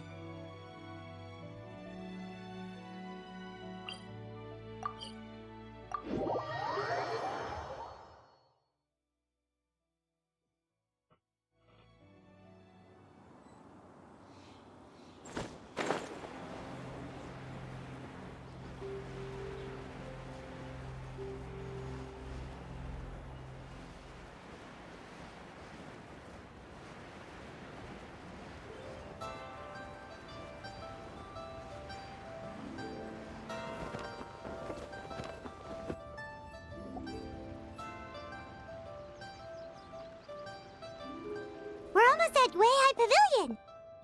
Hey, do you think Ganyu will be shocked to see Cloud Retainer like this? Shouldn't be. Hey, it rhymed. Good luck to me, Aya. I didn't even notice. Guess we have no idea if Shenhe and Ganyu have ever seen her in this form before. Wait, where did she go? She's back there. Why are you just standing there, Cloud Retainer? Quietly now. One shall stay here. You two can go and meet with her. But why? Isn't it better if we all go together? If one were to proudly proclaim one's presence, Ganyu would surely profess herself otherwise unoccupied and drop everything to attend to one's visit. One fears that would only result in her staying up all night to make up for lost time. Actually... yeah, that would happen. One does not wish to trouble her. Conversing vicariously via you two shall suffice. Do remember to inquire as to her recent well-being. Again, do not mention one's presence here. Okay. Fair enough. Makes sense. Alright then, we'll just pass on your regards and... Cloud Retainer? Oh no.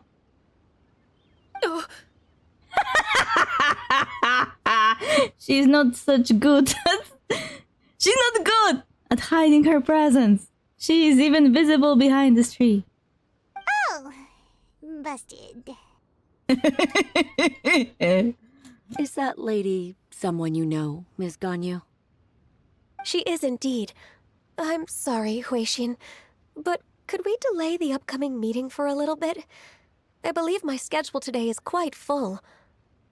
Although, perhaps I could move some work to later in the evening. Oh, not to worry, Miss Ganyu. I'll make the necessary arrangements right away. Stop enabling her. You should have been the one keeping her to do the stuff on time.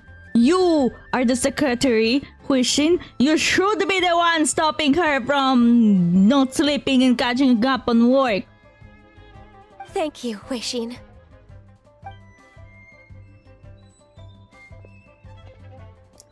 This quest now reminds me how I was talking recently with people and we were talking about Genshin designs and someone said that Ganyu's and Shenhe's design is the design that is most memorable. And I said I don't like their designs because they're too sexualized.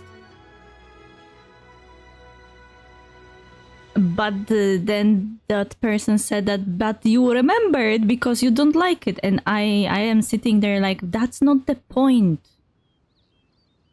That's not the point if they're memorable or not. The point is misogyny. Greetings. What brings you here today? And Cloud Retainer too. It's been quite some time since I last saw you in this form. You are quite mistaken. One is not acquainted with this Cloud Retainer of whom you speak. One is simply a mere mortal passerby.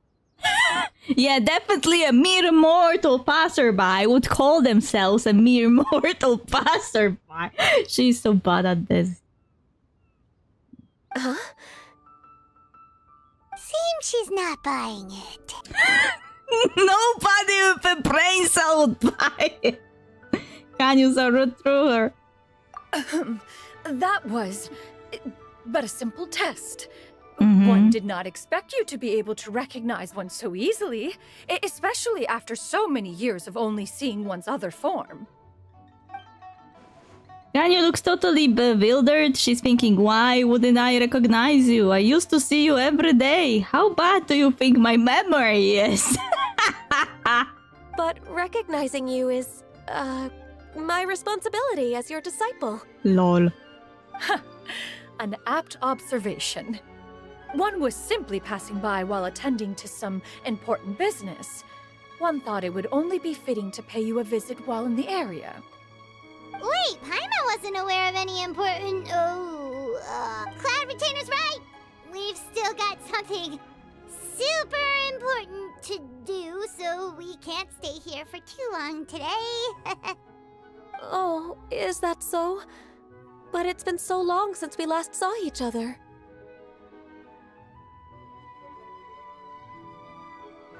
You know what? I generally don't like this design. But the saving grace of this design is that this body is very dark.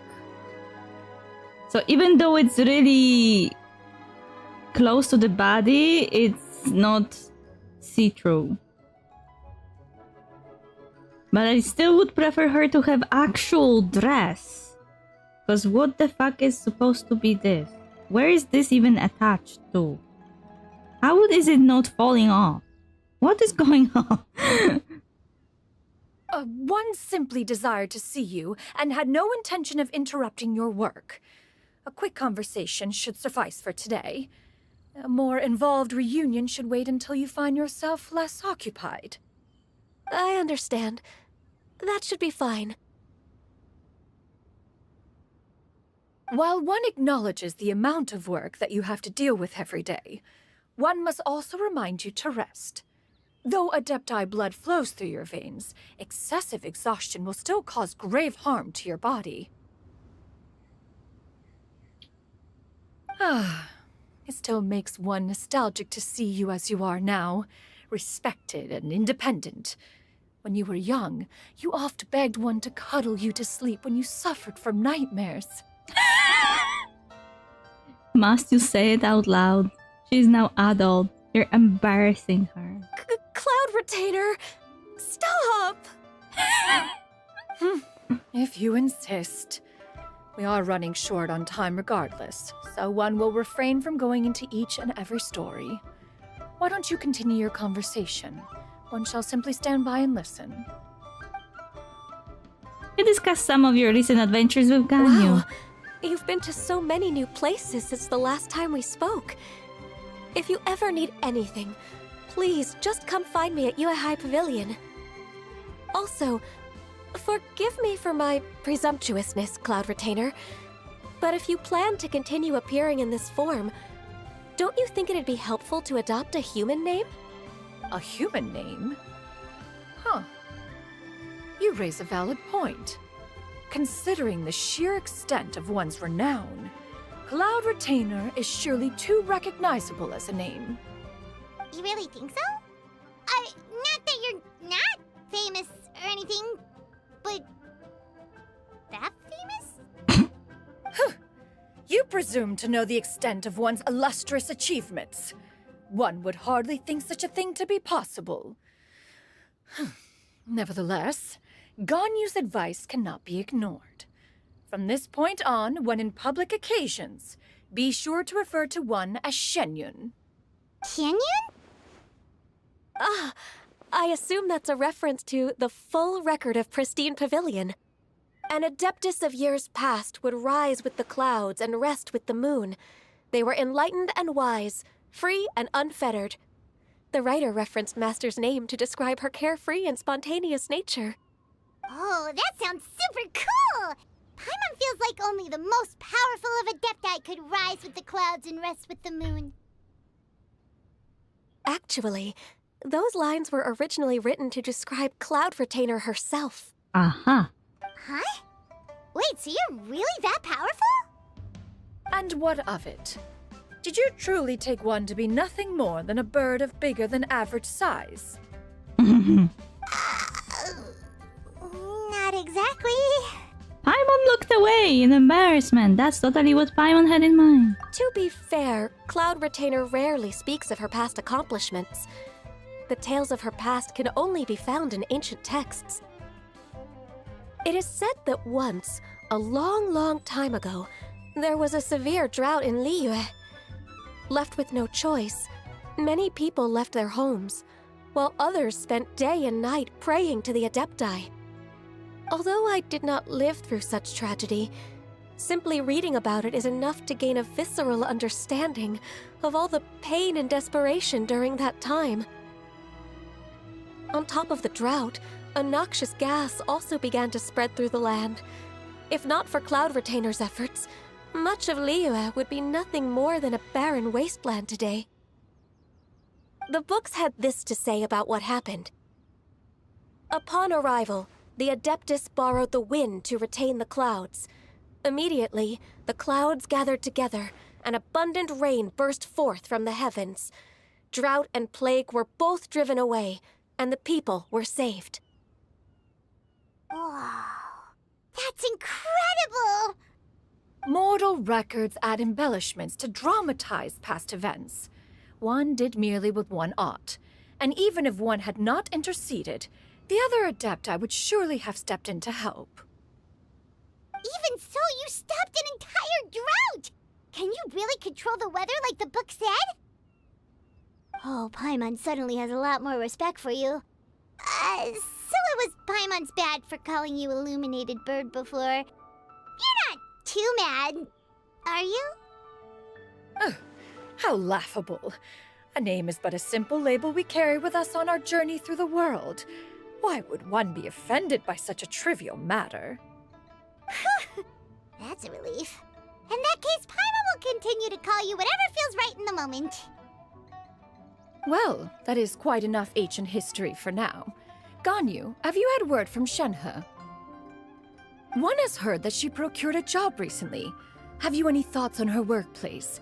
And what, pray tell, of her monthly remuneration? Drought. I mean, there is a waterfall right there, though. As much as Genshin's map doesn't make any sense, I don't think that places with water can't experience drought. Like, there will be less water, basically. And the waterfall could possibly stop running if the river started, you know, disappearing. Moreover, does she find herself overly inundated with work? Is she allowed time off during Lantern Rite? I'm taking Paimon home. I need one in my life. Probably have coffee or something. Maybe some history of this place. I don't think Paimon is that kind of guide. I don't think she knows the ancient history. That is a lot of questions. No shit. There is no cause for concern, Cloud Retainer. I introduced Shenhe to her employer personally. Oh, so it was you. Wanmin Restaurant's business has been booming recently. So, with Chef Mao being swamped with customers, and Xiangling still off and out in search of new recipes, I introduced Shenhe to staff the restaurant. I see. Most excellent indeed. One has had the pleasure of being introduced to that family. Xiangling is kind and astute, while her father is loyal and reliable. One has no cause to believe that they will make Shenhe's work difficult. We would need a lot of dynamite for an opening of a new river for a better waterfall then. No. If the water starts disappearing, there is little chance that you will be able to create a new river, and also there will be little chance for an underground water source.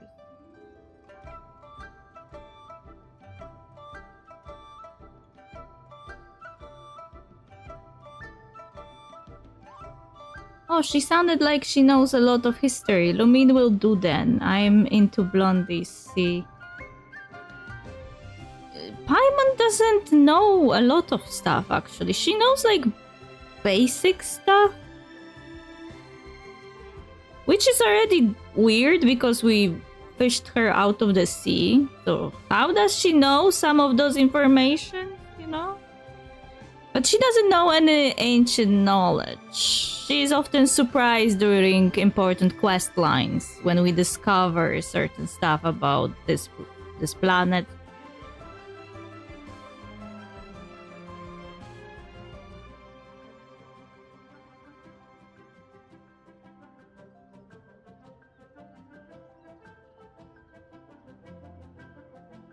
If you're into blondies, you should look up Navia. Now, it is almost time to partake in the victuals of noon. One shall visit Wanmin restaurant in person and see how Shenhe is doing. Huh? But didn't you just say that you had something important to do? Can that wait until after we've eaten? You may return to your work, Ganyu. One shall see to this matter on one's own. There will be many an occasion to dine together in the future. One is certain the opportunity shall present itself most readily. Of course, Cloud Retainer. Please take care. Traveler, Paimon, I'll see you some other time. See you around, Ganyu! Whew! Paimon was pretty quick on the uptake there, don't you think?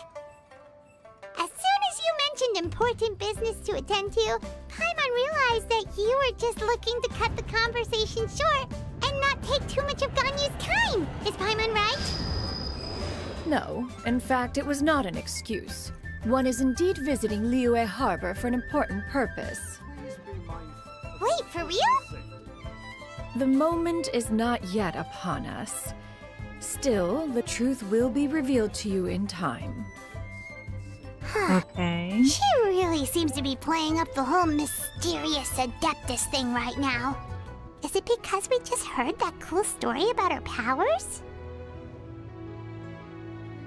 Paimon sounds like your seasman uncle who knows the basic stuff around the world.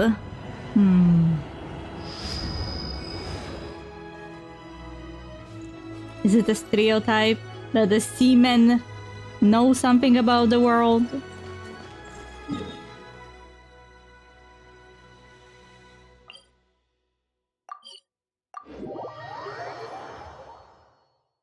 Because they traveled a lot.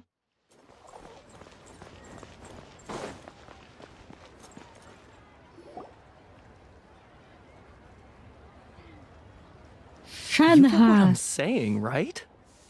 Yeah, how can I not? Not even fine food is enough to distract from the presence of a fine lady, eh? I'm sorry, what?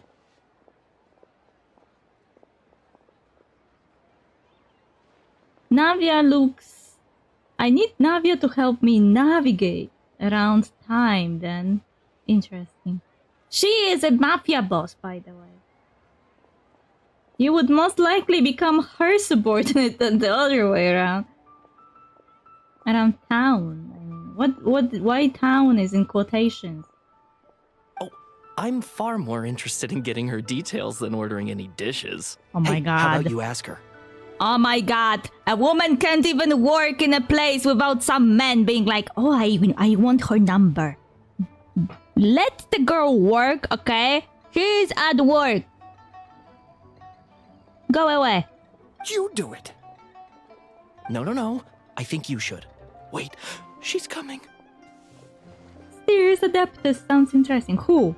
What can I get for you today? Greetings, miss. I was just wondering if you'd be willing to... What would you like to order?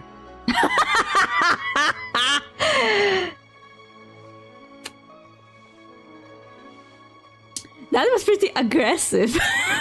I mean, she isn't aggressive, but the question is so direct that I bet those guys will get scared. I was right. 2 servings of more meat to go. Good chat. Bye. They run away.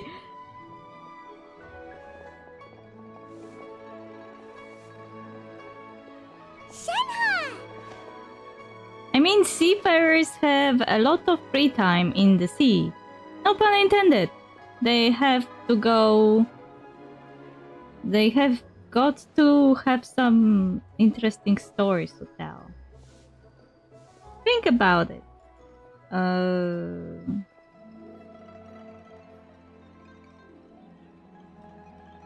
Man. Maybe in the times when internet didn't exist. But now... Welcome. It's been a while. May I take your order?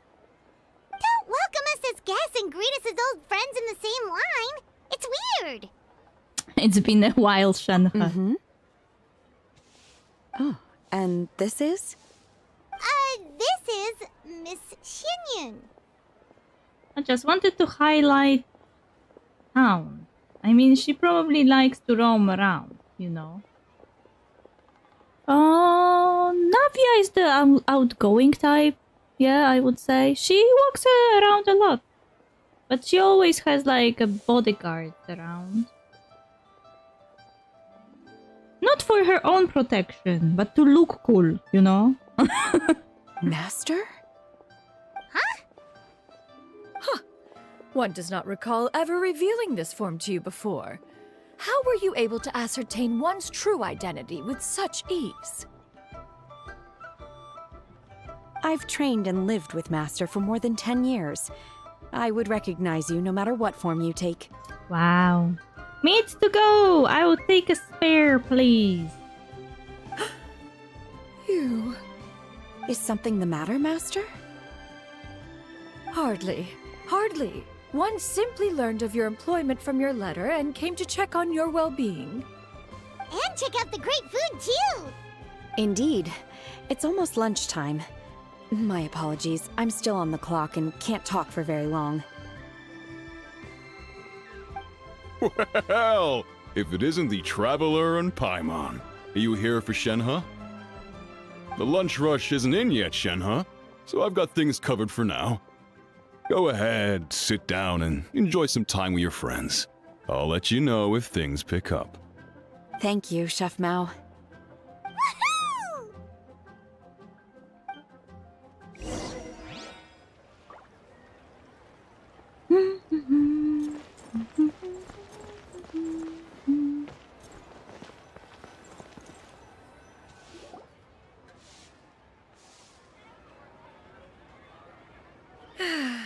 It is just as one expected.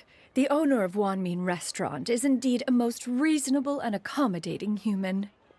Yep. There are some things you can appreciate more in person if you're on the spot, sister. You're on the top of the plateau, being on the tip of it. Aura farming and all that, you know? Aha.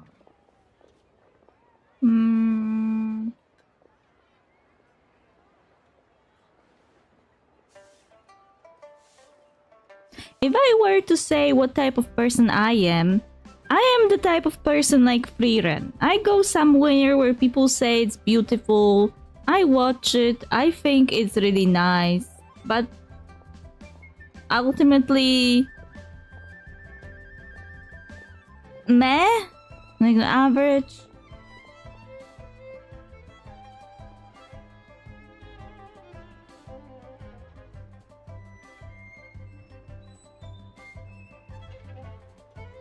I was on a ship before. Sailing through the sea. Or more like sailing around as an attraction for people. I don't remember actually what I was thinking at the time. I was small.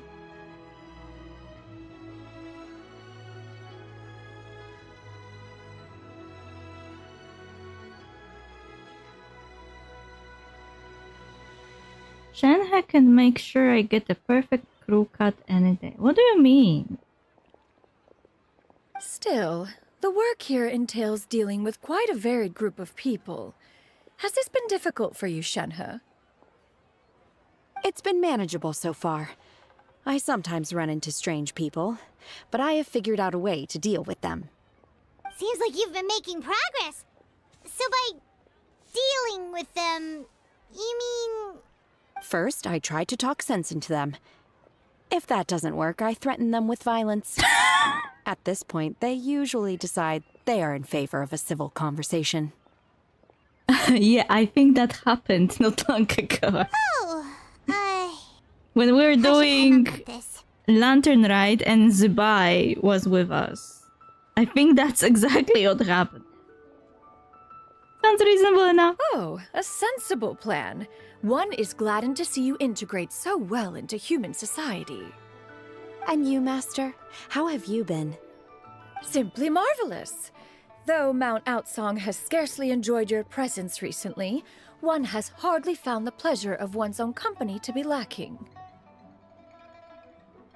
I mean, eventually you will get bored of a place, but the flavor lies on the first time seeing it, you know? Do I have to see it in person? That is where it shines, where the place sparkles. In my personal experience, the place always looks best on the photo, not when you're there actually. It's like those pictures with the burger in the McDonald's. It only looks pretty on the picture, but when you get the thing, it doesn't look anything like it.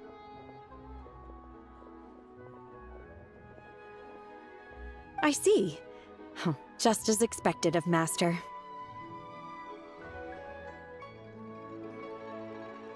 I am not the traveling type. 1. I don't have money. 2. I don't like traveling. 3. I don't need seeing people in person because it's stupid. In my opinion. 4. It's a waste of time. 5. Waste of energy. Yeah. You could say it's the romance of it. It's like this game, visiting a new place, meeting new interesting people, makes it more fun to visit, no? I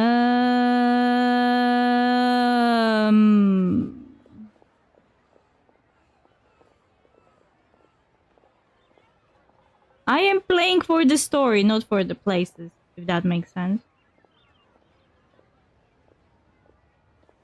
Loving this so far. I am happy you enjoyed the game. What she means to say is she actually misses the two of you a lot. I have missed Master quite a bit too. Even though work has been busy lately, I've already had a conversation with Chef Mao about taking some time off soon to visit Master. When it comes to places in Genshin, I think like I enjoyed underwater areas of Fontaine the most. Oh, you did? Do make note of such matters in your letters in the future. There's hardly a need to keep one in suspense. I know you'll find one eventually. What will I find? Whoa, her mood shot up just like that. By the way, Master, since you are in Liyue Harbor, have you had the chance to visit Ganyu? Indeed. She is similarly preoccupied with her work. There was time only to exchange a few simple pleasantries. Ganyu told us the story of Cloud Retainer's name. It was amazing. We never knew how powerful she was before. I see. In that case, allow me to also share a story about Master's past. Oh? Is that a problem, Master? I believe this to be a good topic of conversation. No, not a problem. One was simply caught off guard. But no matter, please, proceed. One is most curious to see how much of one's own conversational prowess you possess. Master once participated in a race against Mooncarver. After Mooncarver lost, he insisted that Master's ability to fly gave her a natural edge in such a contest. In response, Master agreed to forego flying in return for being able to use one of her devices in the race. Mooncarver accepted, only to find Master with a brand new device on the day of the contest. Huh. What device was it? It was a mechanical vehicle made out of iron. What was it called again? Oh, an electro-powered bicycle? Oh, you refer to the bicyclical Thunder Flashmobile. One spent 49 days conceptualizing and crafting it. It need only be infused with adeptal energy, and it can cover thousands of miles in one day. Okay. Oh, it boggles the mind why Mooncarver ever supposed he might best me in a contest of locomotion. Though he sprinted with all his might, he could barely keep up. Alas, the one flaw of my mechanism lay in its weakness against mountainous terrain. One was thwarted mere seconds from victory, when it was thrown off course and failed to make it across the final stretch. Truly a most unfortunate turn of events. Anyway, do go on, Shenhe. Master, that was the end of that story. Is that so? Huh. With you gone, one has seldom felt the desire to call upon those old fossils for another contest. What is a race without spectators, after all? Have you been lonely, Master? Lonely? Huh. At one's age, entire human generations come and go in the blink of an eye. Even one's own self-directed musings can span several days and nights. 'Tis a most foreign sentiment. The mere mention of it is preposterous. Lol. What is the reason for that look upon your face? We are calling Bull. It's nothing.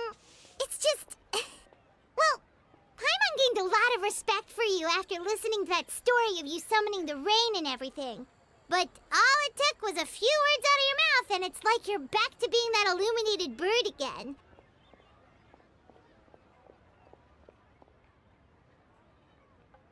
I was just a little bit confused. Which one of the two is the real Cloud Retainer? To me, they are both, Master.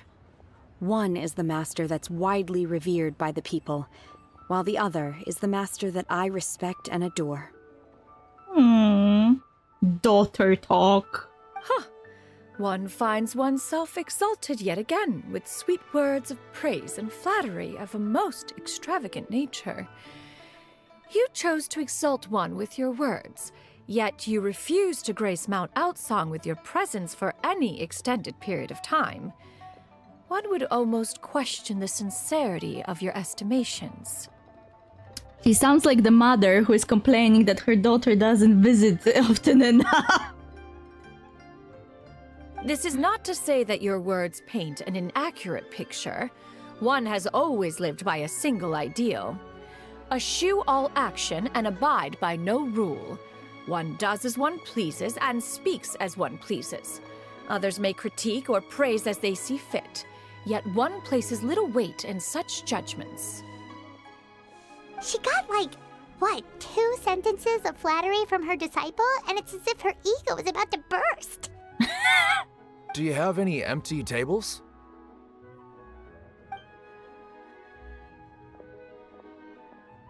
Hey there, could we get another fish stew? I'm hearing more guests come in. I should get back to work. Alright, good luck with the lunchtime rush, Shenhe. Mm-hmm. I'll try my best.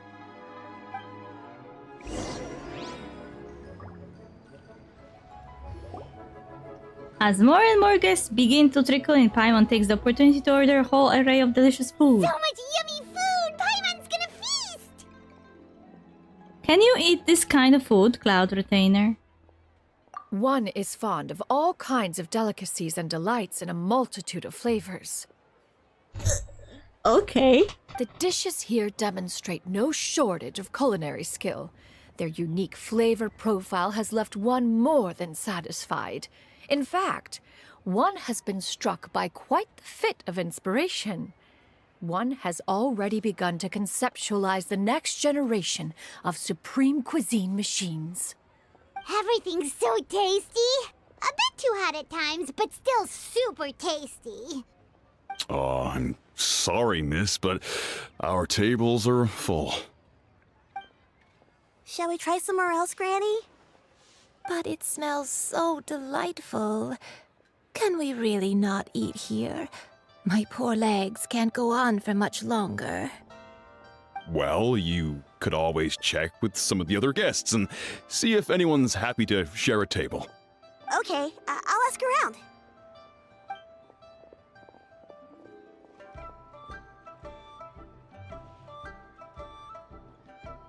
Excuse me, would you mind letting us share a table with you? There are no empty tables left, so... Ah, well, Paimon doesn't mind. What about you guys? I don't mind either. Great! Thanks so much. My name is Shuyu, and this is my granny, Yuendai. Granny? Yep. Is there something wrong with that? No, Paimon's just a bit surprised. She looks so young. Where? Yeah, a lot of people compliment Granny on her youthful looks, but she's actually much older than she appears.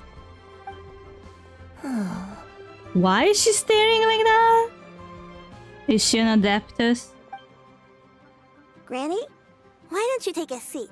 Come on, it's not polite to stare. Huh. Have we met before? No. 'Tis a fated meeting, then. Please, take a seat. What would you like to eat, Granny? I can order for you. I want braised earthworms. They always pop up out of the ground after a rainstorm. Wait, what? No, not this again. Granny, there's no braised earthworms on the menu. Braised earthworms? Well, that sounds weird. Do people actually eat that? Can't hurt to ask. Right, that's what Paimon was thinking too. Need any help? Help? Oh, do you mean with Granny? Thanks, that's nice of you to offer. Granny has pretty bad dementia, so her memory's getting worse all the time. She's always saying things that sound kinda confusing.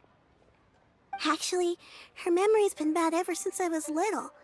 But it's gotten so bad lately that I even have to remind her who I am every morning. What about your parents? They died young. It's just me and Granny now. Oh, but it's okay. Don't feel bad. Granny loves me a lot, and I love her a lot too. Sure, it's hard at times, but you just gotta make the best of the life you've got. Wow. You're really tough for your age, kid. You're too kind. And me? Oh, what about me? You're tough too, Granny. Plus, you're really gentle, and you're always there for me. Yes, and it's hardly as if I forget everything. I still remember the important things. Wait, what was that really important thing again? I remember now. It was a dream. I had a dream where everything was dark. Someone was standing in front of me. She told me to come and find her, and that once I'd found her, I would be free. Huh? That sounds super important. But how come you've never told me about it before? That sounds a bit suspicious, though. It was just a dream, so I forgot about it. But I'm in a good mood now, and somehow I remembered it again. You know, I believe I've had this dream a great many times. But just how many times have I had it? Now that I do not remember. Wait, so you have a reoccurring dream where someone's talking to you? That sounds spooky. Oh, does that mean you're possessed? Unlikely. Her eyes are clear and her breathing remains calm and level. One sees no signs of possession. Are you sure? Who do you take me for? Is one not an adept? Am I not an expert? Huh, you're right. Paimon almost forgot you're the expert. In that case, do you still remember what the person in your dreams looked like, Granny? Not anymore. Although, I have a sense that she looked rather like me. But not as I am now. My younger self. A younger version of Granny? This is just getting weirder and weirder. What is going on here? As one said, fate must have brought us together. You may leave the situation to me. Are you sure? So, what are your names? Paimon's Paimon. Lumin! Just Shenyun is fine. Thank you all so much for offering to help. But first, I'm sorry for asking, but, how do you want us to pay you back? Oh, we don't need any payment for this. We're just curious about your situation and want to help if we can. Thank you so much. You're welcome. But Miss Shenyun, what exactly can we do to help out this granny? All we have to go off is that dream. Where do we start? That is elementary. Since her dreams portray her younger self, then we shall retrace the steps of her youth. Once we have revisited those places, her memories will likely return. Sounds like a plan. So, Granny, do you remember which places you went to when you were young? Why, of course I do. The heavens above, the earth below, the wispy clouds, and the emerald mountain streams. What? Okay, taking that as a no. I might have an idea. Once, when I was really little, my dad told me that Granny used to be a martial artist heroine who saved loads of people from a disaster. If it's true, then maybe they wrote about it in the history books or something. A martial arts heroine? Oh, Shincho knows tons about Liyue's chivalric traditions. If anyone knows about the heroes of the past, it's him. Let's go find him at the Feiyun Commerce Guild. Are you leaving already? But I'm still hungry. I'll go order some food, Granny. If there's nothing on the menu you especially want, I'll just get a few different things. It seems we must part ways for now. The Traveler and Paimon are bound for the Feiyun Commerce Guild, while Yuendai and Shuyu shall remain here and partake of their lunch. As for myself, I have matters to discuss with Streetward Rambler. Streetward Rambler? Oh, you mean Madam Ping! Precisely. Let us meet at Yujing Terrace once you are ready. We vacated the place. Where are you going, Granny? Don't you like the food? Fresh milk. I need to buy you some fresh milk. Milk? Why? You need to drink milk before eating, or the spicy food will make you cry. Hush, little one. Don't cry. Granny, you're forgetting things again. I'm not a little baby anymore. I can eat spicy food now. Even the super spicy dishes, like their fish stew. I can eat 2 whole bowls, no problem. Wonderful! How wonderful! My darling granddaughter is all grown up.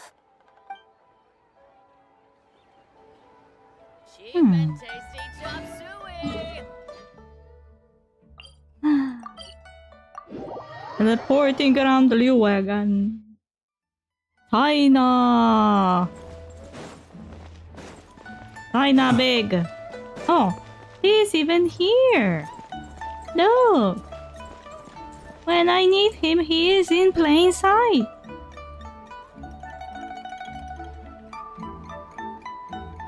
Huh. It's you two.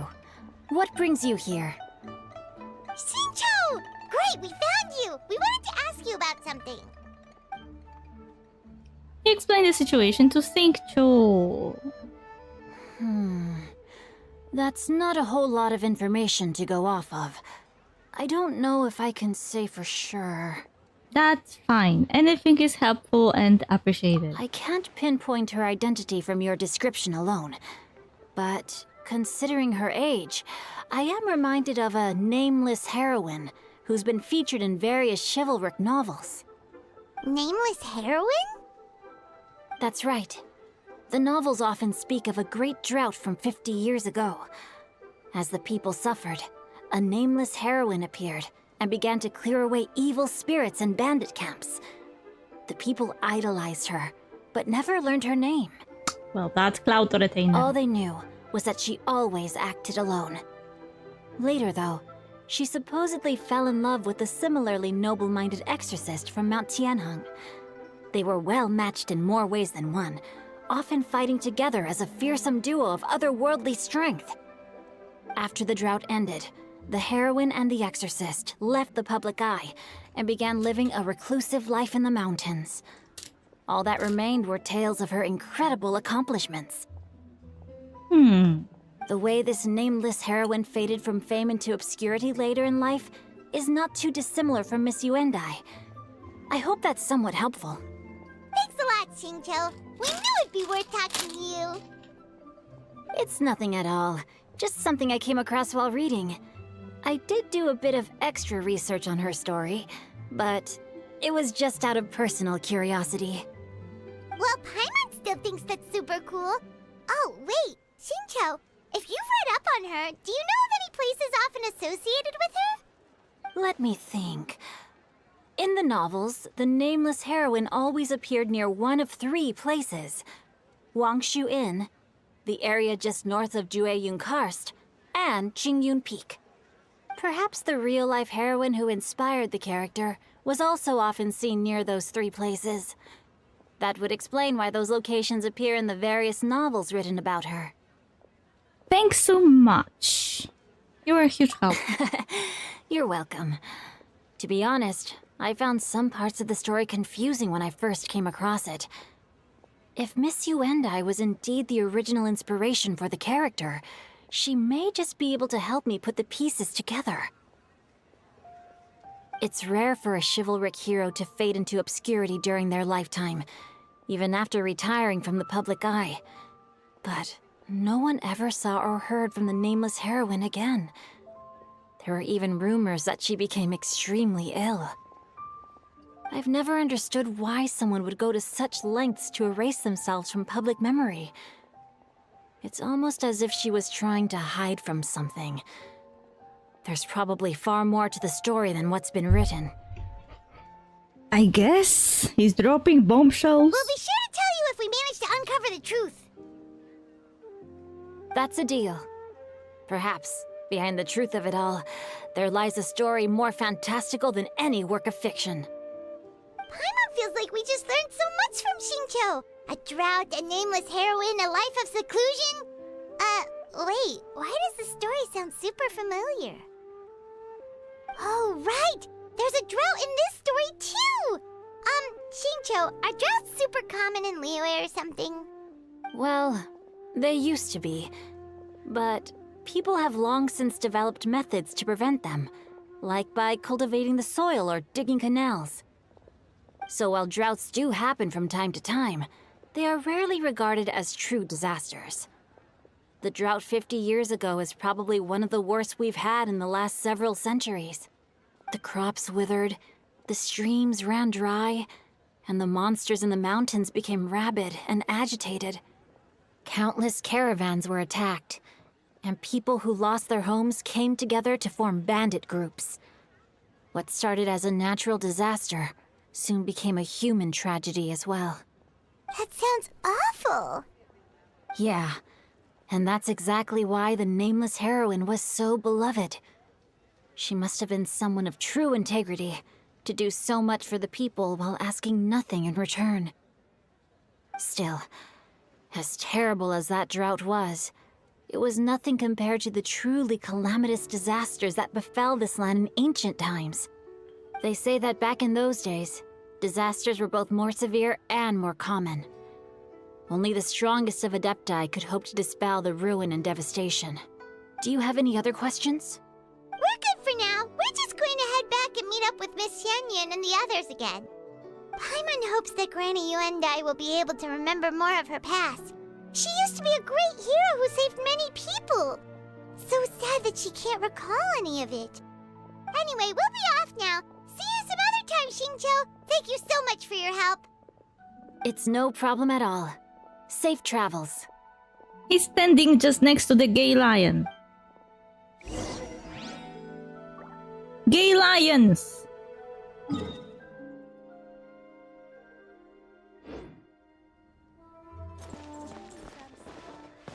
can't wait to see more. Leo Lee Pavilion. Best Lee food in town.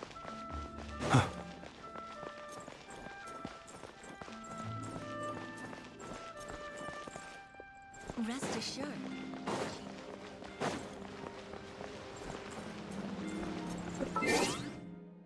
Give me a moment.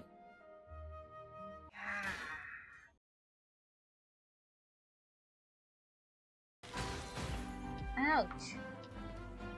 Oz, reveal! Don't be scared! Scatter! Speed of light! Nowhere to hide. Stretch your wings and raise a storm! Goodbye. But we'll meet again. Ah, come back! Come back to me! You give, you receive. I want a date. What was that? What was that light? What was that light?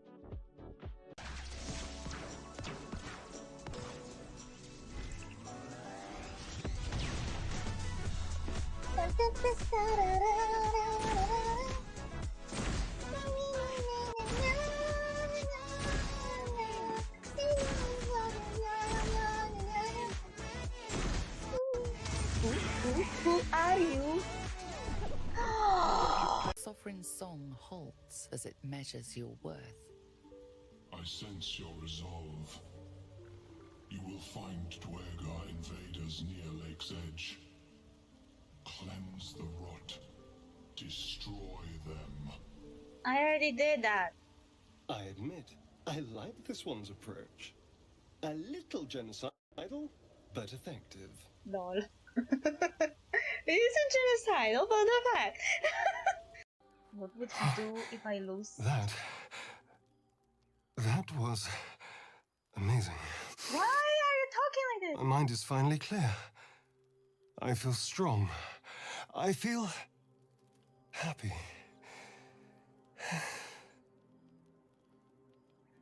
What? 1? This was not sex, but you talk as if it was. 2. It kind of sounds.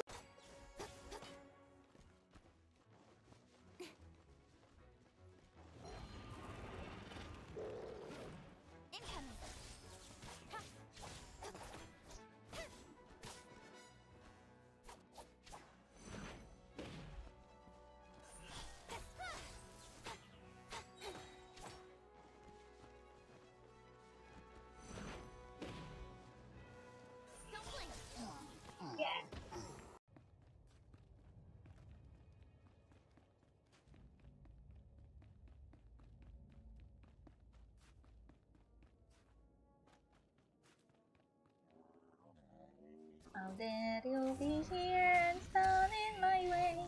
I am going to kill your boss anyway. LOL! That was cool song. Now I have 3.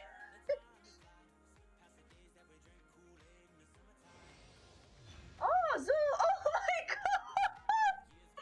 Holy fuck!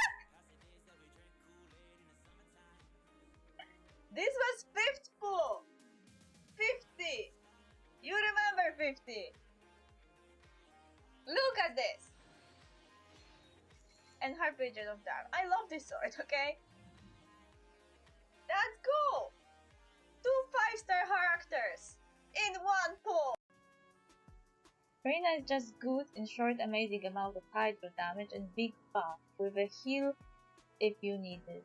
Yeah, I hear that her elemental skill that summons those little critters, the free ones, that it deals so much damage that it outweighs a lot of ultimate attacks of any other characters. I guess she got overpowered vision because Nuvillette became. Now Ozaram are a common sight in the city. And a common sound, too. They sure bicker a lot. You know why I can't live down their name? Because Oseram sounds very similar to a Polish word that means basically shitting like sitting like in a toilet, and I can't live it down. This man is daddy.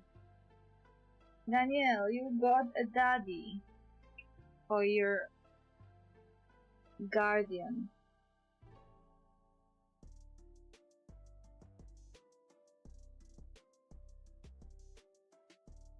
This man, look at his cute manly booba.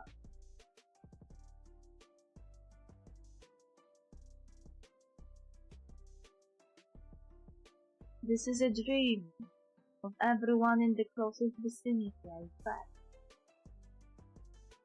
Regardless of gender, everyone likes squishy things.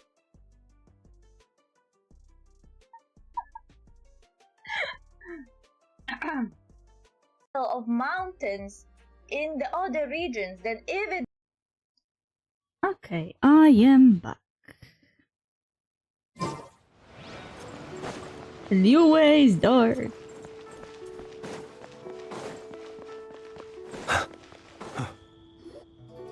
I have recorded the tune that you requested. I hope it will be of help to you. Oh, thank you. Straightward, Ping, what has amused you so? Oh, it's no serious matter.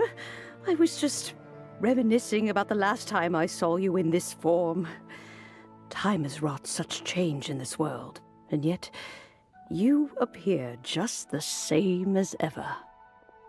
Time has little bearing on one's existence, nor has one keenly felt its effects whilst dwelling at Mount Outsong. Nevertheless, Ping, one would like to seek your counsel on a personal matter. Oh, why so formal all of a sudden? I must say, you're making me a little nervous. What is it? Well, the inquiry is as such. Approximately how much more would one need to afford a comfortable life in the harbor, not unlike the one that you yourself lead? It does not require as much as you may think. Still, do you mean that... Cloud Retainer, Madam Ping! What are you two talking about?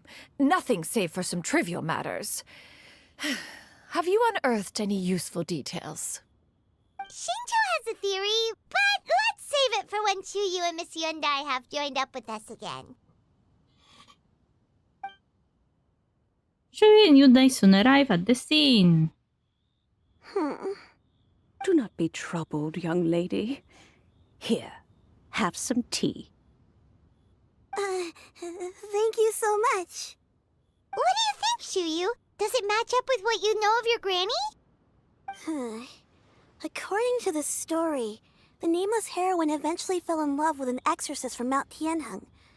Maybe that's my grandpa. I don't have many memories of him, but there was this one time I found a box in our attic full of a bunch of weird sigils. Seems like the stories were on the right track. We should probably pay a visit to the 3 places mentioned in the book. I think so too. Granny might remember something once she's returned to a familiar place. What marvelous tea. I can taste the dew's sweetness in this cup. It's as if I was taking a stroll in the mountains, thoroughly one with nature and at peace. Is that so? Then please drink as much as you like. There's no need to hurry. At our age, it's always nice to slow down and take the time to appreciate pleasant conversation among friends. Thank you. Let's rest here for a little while then. Okay, since we have the time, can I ask you something? Sure thing. What would you like to know? I have a secret I want to tell you. Let's go talk over there. Secret?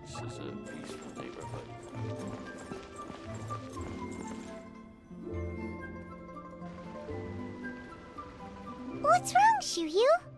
Well, I've been kind of meaning to ask ever since we started talking in the restaurant, But are you guys all adepti in disguise? Oh! About that. Why do you say that? Well, you guys just seem super special. Plus, I think I might have heard Miss Shen Yun call herself an Adeptus. Oh, must have been a slip of the tongue. Shen Yun, since you were the one who, misspoke, maybe you can explain to Shuyu here what you really meant by that. One is indeed an Adeptus. Is that of some concern to you? Huh? I knew it. You don't sound surprised at all. Well, one time when I was a little kid, I saw a pure white illuminated crane. I had this super high fever, and Granny wasn't around. I was feeling all icky and gross. But then this snowy white crane flew down from the sky. She put me on her back and flew me to her cool Adeptus house and fed me some sort of magic potion. When I woke up, I was already back in my bed and my fever was gone. I really wanted to thank her, but I was too sleepy to stay awake, so I never got the chance. So, I just kind of wanted to ask if maybe any of you have ever met an Adeptus like that? A pure white illuminated crane? The only two we've ever met are blue and white and black and brown. Have you ever met one that's pure white, Cloud Retainer? Never has one met an Adeptus with such features.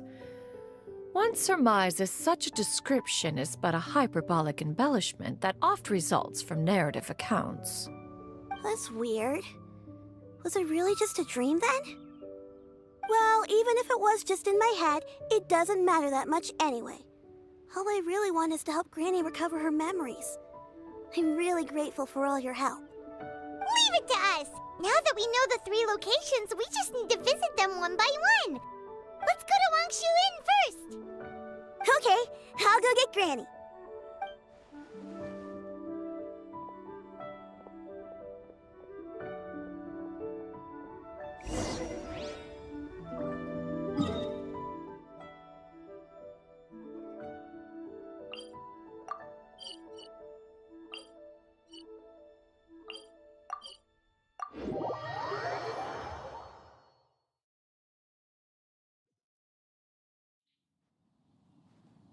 Wangshu Inn. Wangshu Inn. Do you remember this place, Granny? Yes. The fish here is very delicious. And if you look out into the distance, you can always spot a bird that's been left behind by its flock. I believe I used to have a room here. It had a window. Yes, I spent a lot of time looking out that window. Which room was it again? Let me look. I'll come with.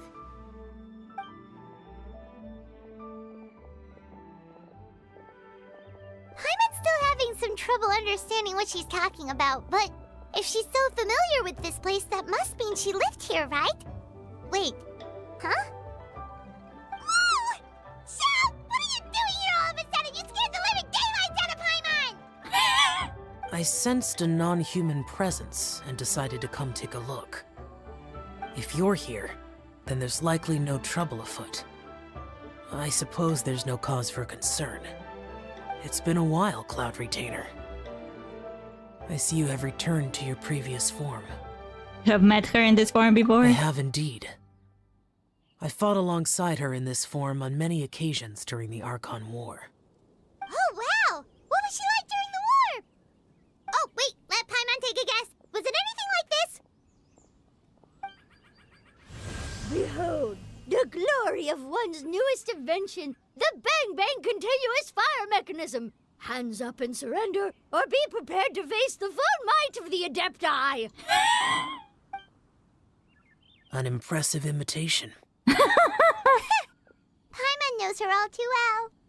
Even so, Cloud Retainer was not always as ostentatious as you describe. You may be unaware, but her talent with Adepti sigils is just as formidable as her skill in mechanics.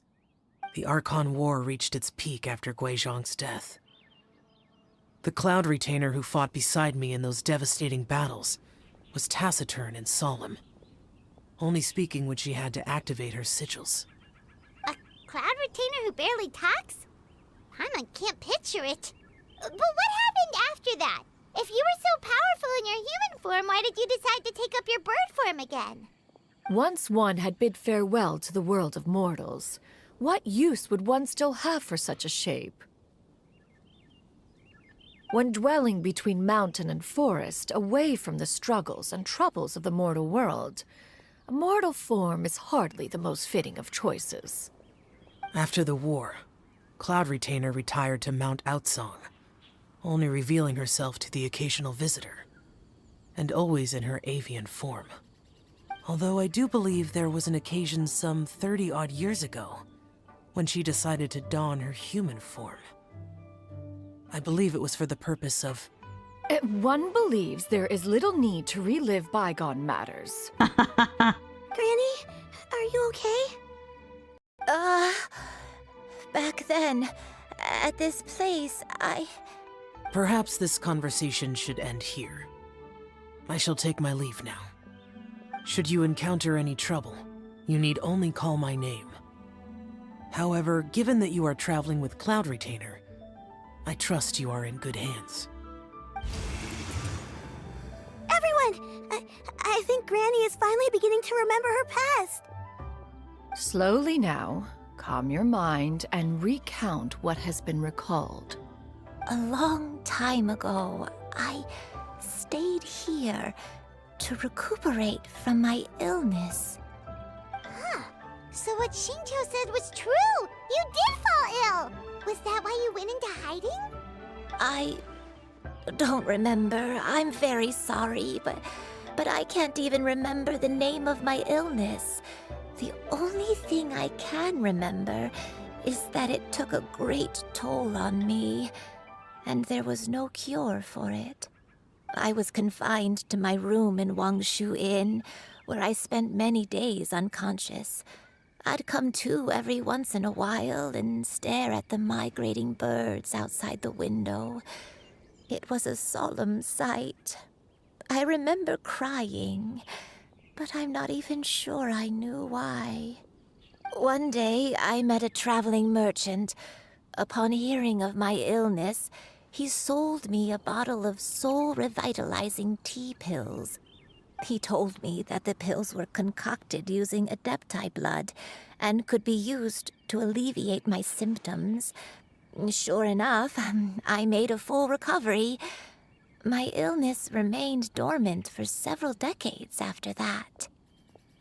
So dementia you're suffering from now is actually... Wait, but if your illness remained dormant for several decades, are you saying that what you're going through now is just a relapse of what happened all those years ago? And it was all thanks to the pills that you managed to keep the symptoms in check? Paimon's brain kinda hurts. Do you remember anything else? I'm sorry, I don't. Oh, if only I wasn't so useless. Hey, you're not useless. You've done so much for me. Watched me grow up. Raised me. How could you say that about yourself? Oh, fret not, dear child. Granny was just a bit frustrated. That's all. The recovery of a person's memories is a gradual process. Finding pieces of one's past is always superior to not finding anything at all. Let us make haste to the next location. Next location. Oh, why don't we go to the area north of Dwayunkars next? There isn't really a landmark there, so where should we start? Oh, Paimon's got it. Let's check out the houses in the area first. After all, if she was there for any length of time, then she would have stayed somewhere, right? Oh, Paimon's really got her thinking cap on today. At this rate, we'll recover all of Granny Wendai's memories in no time.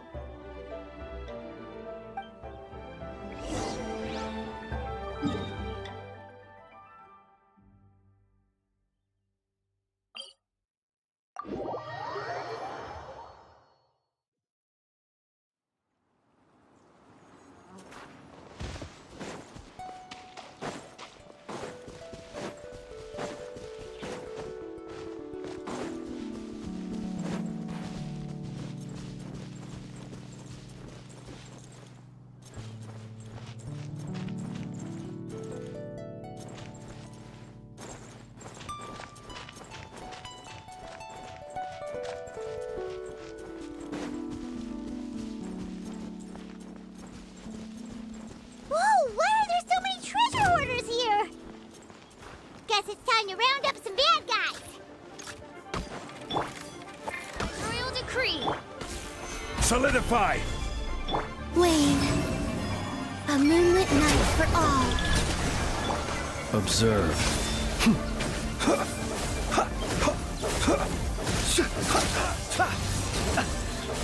The hunter becomes the hunted. Do you remember anything about this place, Granny Wendai? Let me think. I feel like I've been here before. But I don't think I stayed here too long. I might have just rested here briefly before continuing on my way. Got it. That's okay. There are still plenty of other places we can check. Wait a second. If I remember correctly, I believe I brought... Ah, yes. I brought some sweet snacks with me. Go on, take some. You need to eat a lot if you want to grow big and strong. Oh, thank you. Then Paimon will help herself.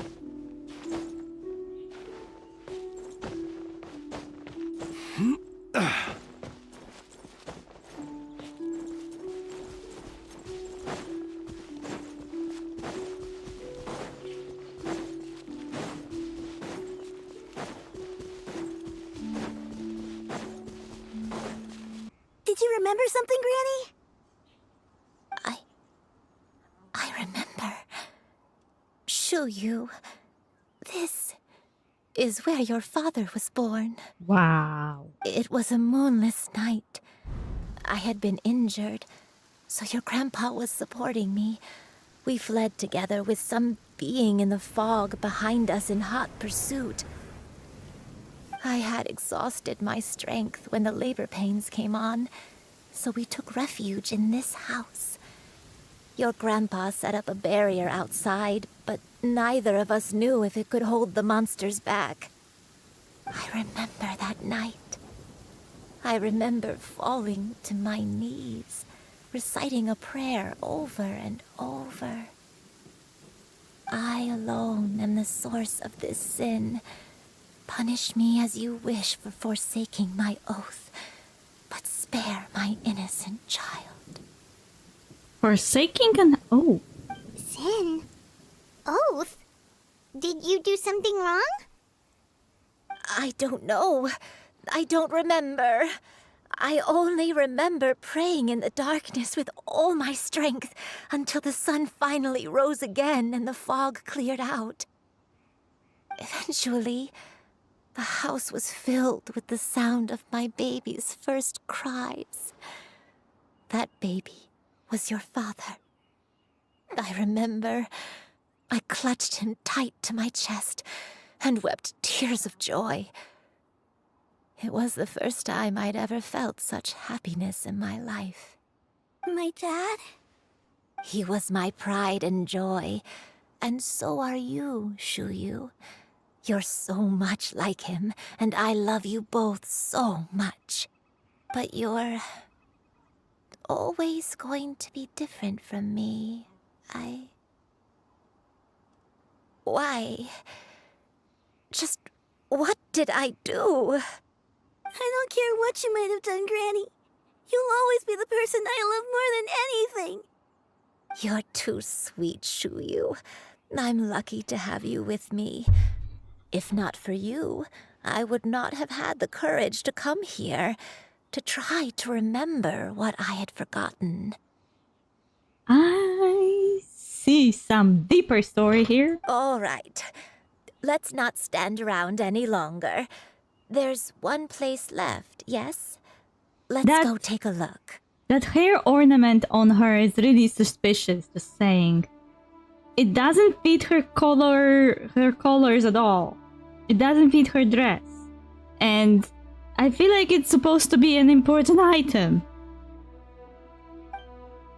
If one recalls correctly, the next place should be Chinyu Peak. Yuandai, how fares your health? I may be a bit slow, but I'll do my best to keep up. I'm sorry to keep everyone waiting.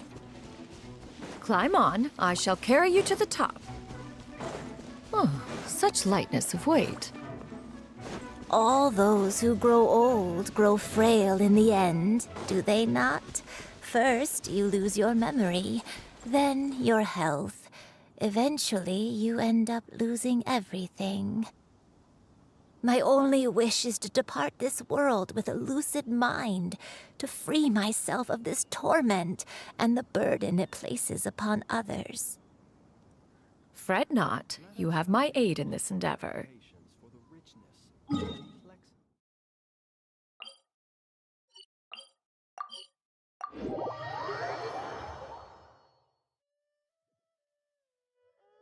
La la la la la.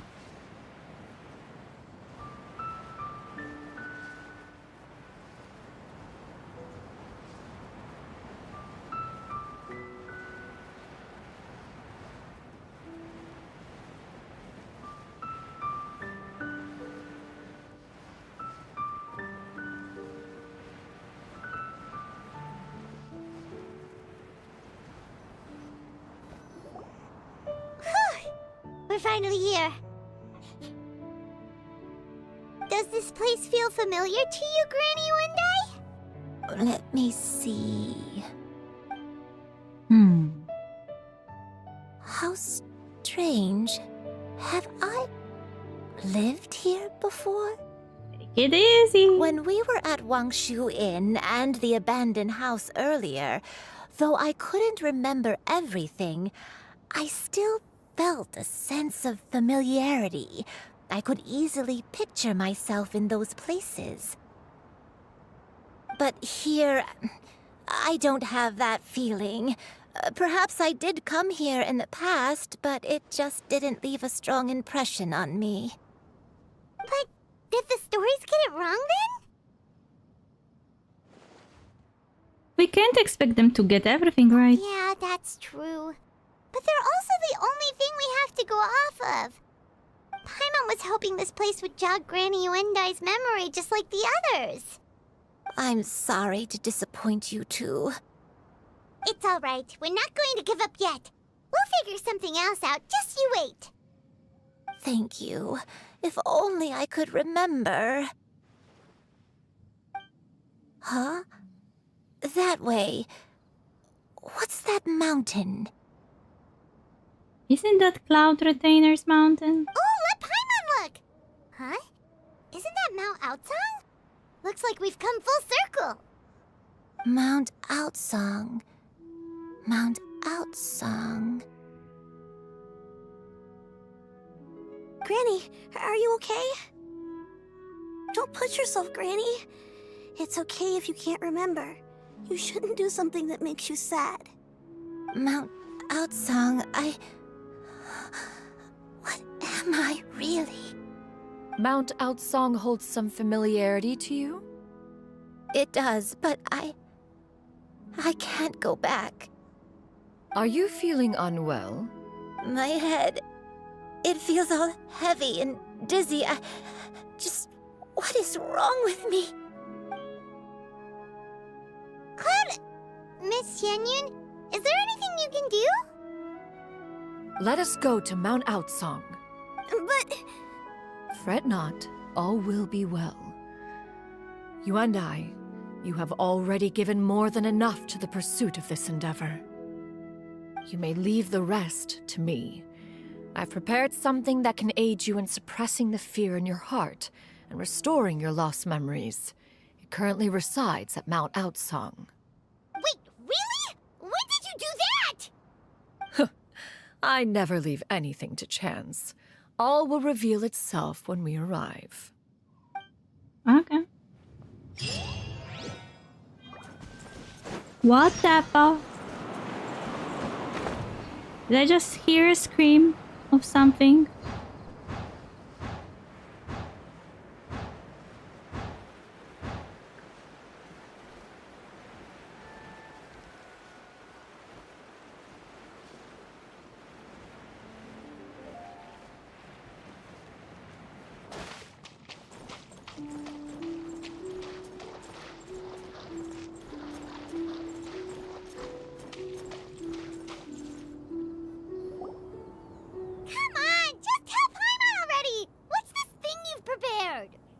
Here, this is it. Huh? But isn't this the mechanism that you were tinkering with when we first got here? Oh, is it another invention of yours? Precisely. A recent one at that. I am most pleased with the result. I call it the Suspensus Somnium mechanism. It periodically releases a soft breeze, which when paired with a gentle adeptal tune, can help the listener subconsciously relax and even enter a semi-hypnotic state. Soothing agitation and anxiety, relieving exhaustion and insomnia, its potential uses are numerous indeed. And of course, it can also aid in the recovery of lost memories. Whoa, what a cool gadget! But if you had it all along, why did you keep it to yourself until just now? We could have come to Mount Outsong right off the bat and saved time on a lot of floating. How preposterous. Had you and I not recalled much of her past through her own efforts, the device would have nothing to draw upon. We Adepti can only help those who first resolve to help themselves. Had she lacked such determination and strength of character, one would have little to offer in way of assistance. Did she just reveal who she is? Paimon thinks she gets it now. Hey, what's that other thing? As previously mentioned, a gentle adeptal tune is required to take full advantage of the mechanism. One secured such a tune from Streetward Rambler. Only with her melodies can the mechanism reach its peak power. Whoa, Paimon can feel what you mean. Paimon's body feels light as a feather. It's as if she's lying down on a warm patch of grass after a super satisfying meal. And you and I, is the mechanism helping you to relax? She sleeps. It appears she has already succumbed to the depths of reverie. Come, join one on this side. We shall give her some time to herself.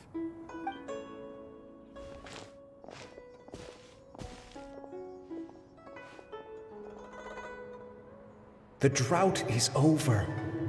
But why do you look like you want to cry? The potion. It's nearly run its course. I've never regretted meeting you. Not even for a second. Please. Please, no.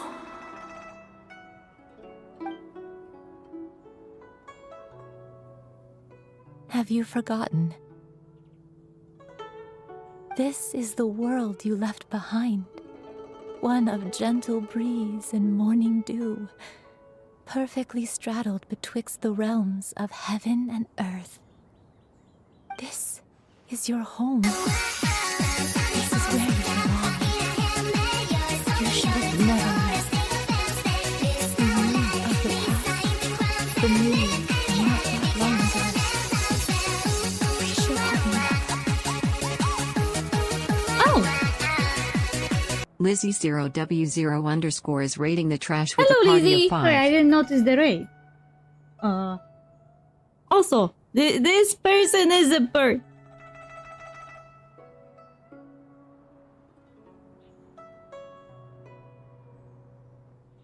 How are you? How was your stream? Hi.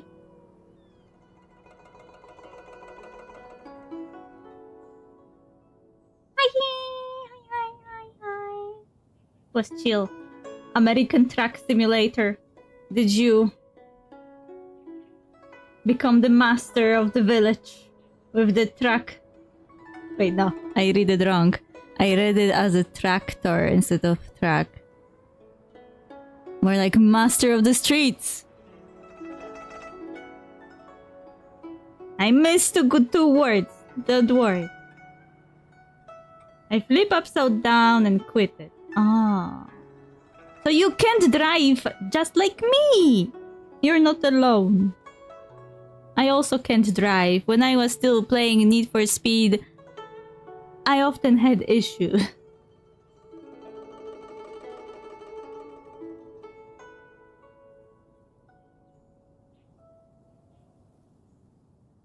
I kept playing one and the same track because it was the one that I was the best at, let's say. But everything else, yeah, hit the wall, hit the pedestrian, not able to, you know, go back and change the direction, whatever. Driving a fictional car is hard.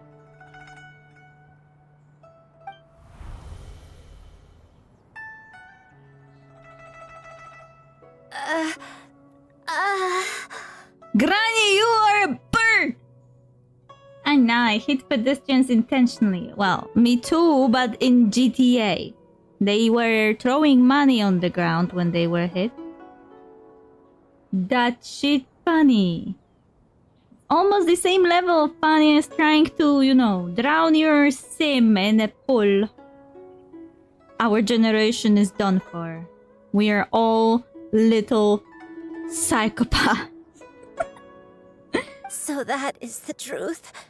No wonder this place is so familiar. Granny! Granny's a bird! Granny, are you okay? Well, Ima, go rest. I shall be lurking. Okay, thank you for dropping by. Sleep well. Or what are you going to do? Cloud Retainer. Your memories have returned? Wait, did you just call her by her full name? Does that mean... Lay down. Ah, yes. Lay down and be served. By the nameless man in the bag. I am evil. You already knew each other? Yeah, Bert knows the bird. Yes. I now remember everything. Granny, please don't cry. I'm here. I'm here. Oh, don't worry, my dear child. Granny is fine. I'm so sorry, everyone. You've gone to so much trouble on my behalf. It's all come back to me now. The most important thing that I had forgotten was the truth of what I once was. One can sense the guilt that now plagues your conscience. Reclaiming a truth long buried is sure to come with a myriad of complex emotions. Perhaps one should recount the story on your behalf while you compose yourself. No, it's okay. Now that I've remembered, I must face my memories head on. Do it, Granny! We believe in you. Shuyu, everyone, I cannot thank you enough for all your help. I'm ready to tell you my story, if you're willing to listen. Please, Granny, don't force yourself. What happened in the past doesn't matter. I love you more than anything. Nothing you say can change that. I know, dear child. My feelings for you are exactly the same. It is for this reason that you deserve to know the truth. Some time ago, I made a terrible mistake. One for which I could never atone. Is this the sin that you mentioned in Joyun Karst? What happened? I am, in truth, not a human being. My real form, one that I held for centuries, was that of a wild crane. I spent many, many years living on Mount Outsong, bathing in the soft breeze and drinking the sweet dew of the mountains. At some point, I somehow gained wisdom and sentience. The Lord of the Mountain, Cloud Retainer, became aware of my existence and began to share many stories with me. She even passed on the secret of cultivation to me. Okay, so in Fantasy China in Genshin, a random bird can become sentient and then be taught magic by an adeptus nearby. I guess? Though she never took me on as a formal disciple, I always saw her as my master. Whenever she took out her tools to work on mechanisms or new inventions, I would also stand next to her and watch. I even contemplated completing my training and becoming an adeptus in my own right. I followed her teachings, and time gradually passed us by. Until that fateful day 50 years ago. 50 years ago? During the drought that struck Liyue. That's right. Master regaled me with many stories of her past deeds. From them, I learned how she had saved people from a similar crisis in the past. She was the one I looked up to the most. More than anything, I dreamt of becoming an adeptus like her. I wanted to travel the land like she had, relieving suffering wherever I went. But I was still far from being a real adeptus. I possessed no ability to take on human form and fit in with the crowd. Once she learned of my desires, Master prepared a special dose of human mimicry potion for me. She warned me that the potion's effects would only last 10 years, and if I were to fail to return to my original form at the end of that time, I would forever forget my past as a crane and become something neither human, beast, nor adeptus. Oh no. So that was the source of your dementia all along. But you never turned back into a crane. Was it because of Grandpa? Indeed, I fell in love. Though he was human, he had spent his entire life training on Mount Tianheng. When we met, it was not only my first foray into the world below, but his as well. Although clumsy and impulsive as he was, you'd think he was the real strange bird among the two of us. But still, just like me, he cared deeply about the world and wanted, more than anything, to cleanse it of all pain and suffering. I could not help but fall for him. But my time continued to tick away. Those 10 years passed by in a flash. Yet I did not want to leave his side, so I... Oh no. What happened next? I committed an offense. I wanted to stay with him, even if it meant living a life full of pain and suffering, even if it meant that I would eventually turn into a monstrosity. I knew I had betrayed Master's hopes, but I was too ashamed to face her. So I wrote her a long letter instead and asked someone to leave it outside her abode. I was convinced that she would not support my decision, and I lacked the courage to speak to her face to face. In my shame, I fled and tried to hide from the world, such that no one would be able to find me again.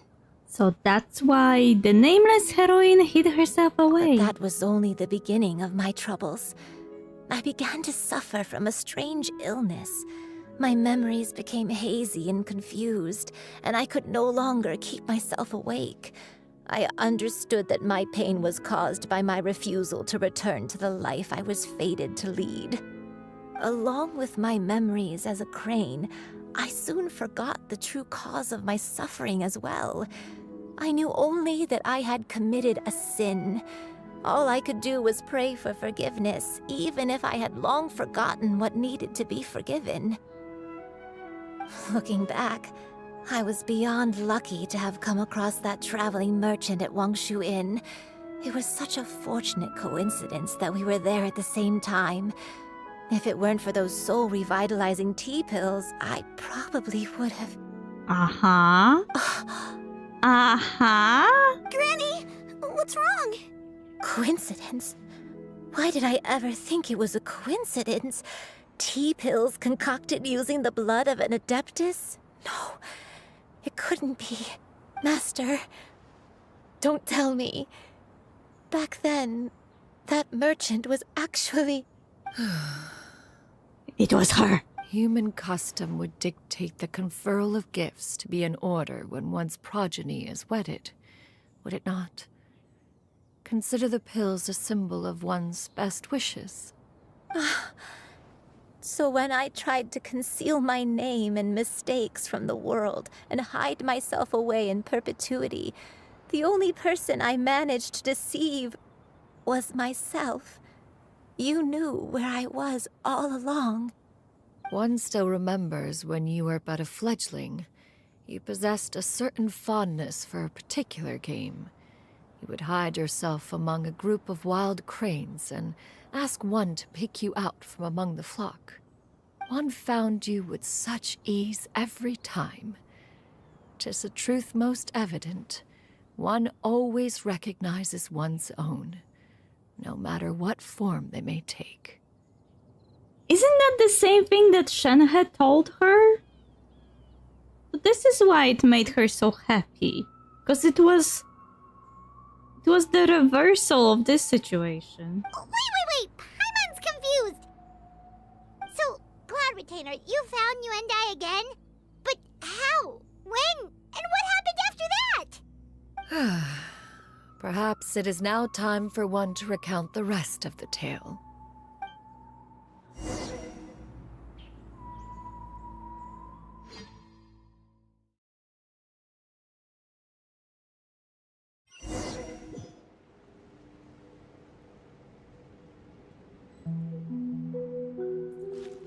One was furious upon receiving your letter. Seized with anger, one set out to bring you to your senses.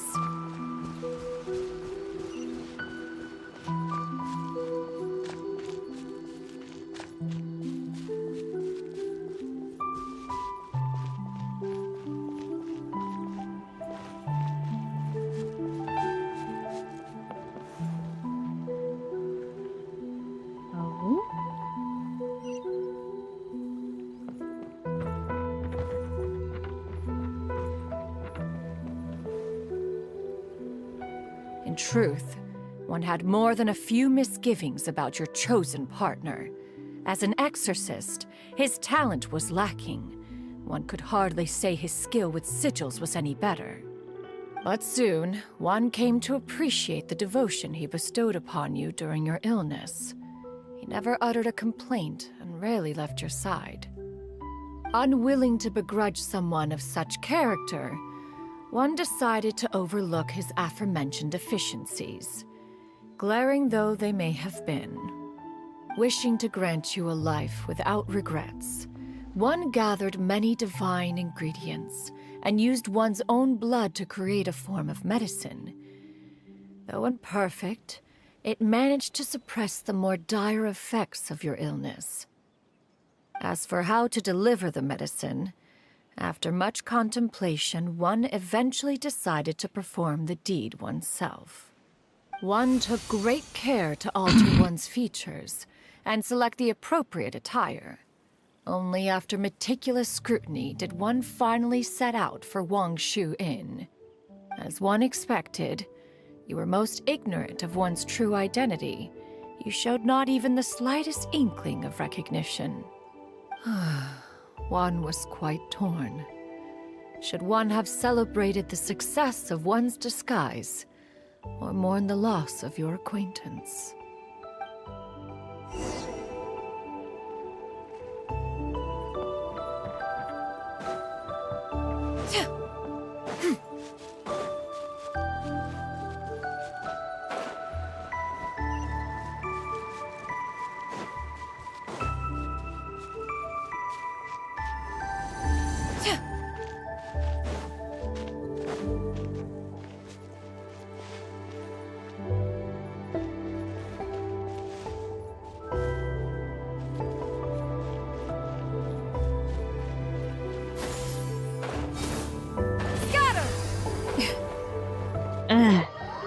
That's why I don't have her. Yeah, skyward! Nevertheless, one would speak to you about another matter, if you are amenable, even considering your loss of memory. One was simply flabbergasted that you could so easily forget the consequences of consuming medicine infused with adeptal blood. Its proclivity to attract monsters is hardly that complicated of a concept to remember. To think that you tried to travel while weak from sickness and heavy with child.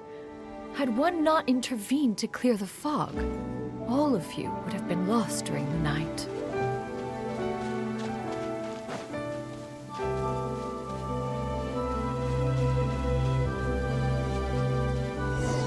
Yeah! Scatter! Skyward!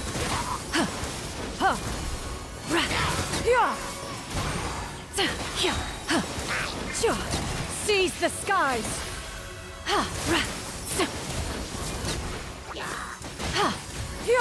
Skyward!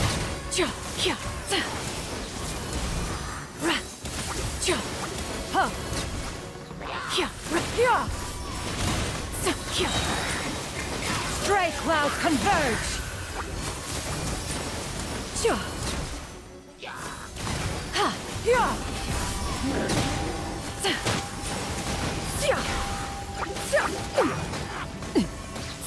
This one is no weakling!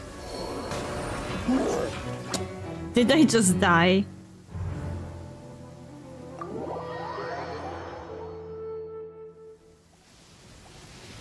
Skyward! Scatter!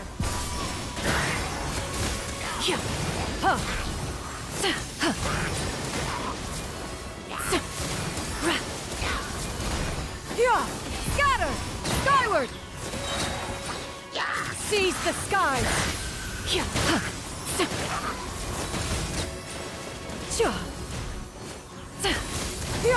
Skyward!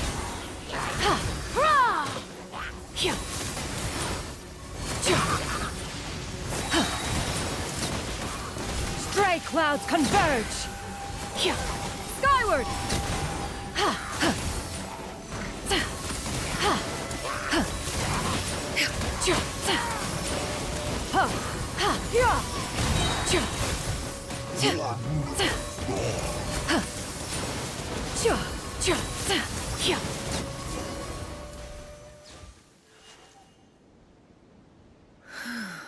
Those monsters would hardly have pursued you with such ferocity without sufficient incentive. They were likely incited by the presence of godly remains. Said godly remains, in turn, were likely drawn to the trace of one scent on your body. One was, after all, an active participant in the Archon War. Some of the gods were likely shattered by contraptions of one's very making. Oh, okay. That's important. In the end, one was relieved to see you endure through the night. At the break of dawn, one heard an infant's cry pierce through the air, and one saw you carefully cradle the child to your chest. Although certain mortal matters remain foreign to me, one could not help but be moved by your joy. To see you happy, that was more than enough. It was so close to tragedy, just saying.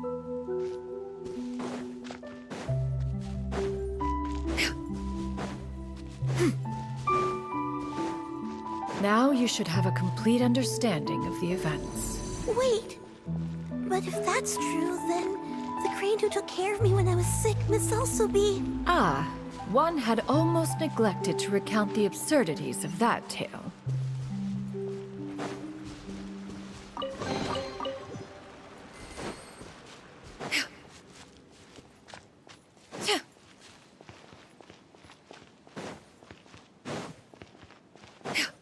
Oh, is this their house?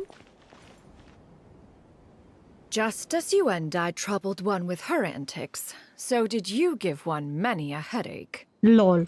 Upon finding you burning with fever, one made plans to bring you back to one's abode for treatment. However, upon seeing one's form, you began to cry, refusing to get on one's back. When one asked you why, apparently you believed that one could not possibly be a true Adeptus, because all illuminated cranes are white from tip to toe. One had no choice but to apply powder to one's body, to conceal the variegated nature of one's appearance. You became more than amenable enough when one stood before you devoid of any other coloring. It bears mentioning, however, that as a crane, Yuendai was nearly entirely pure white in color. Though you had never encountered her in that form, you still recognized the essence of her being.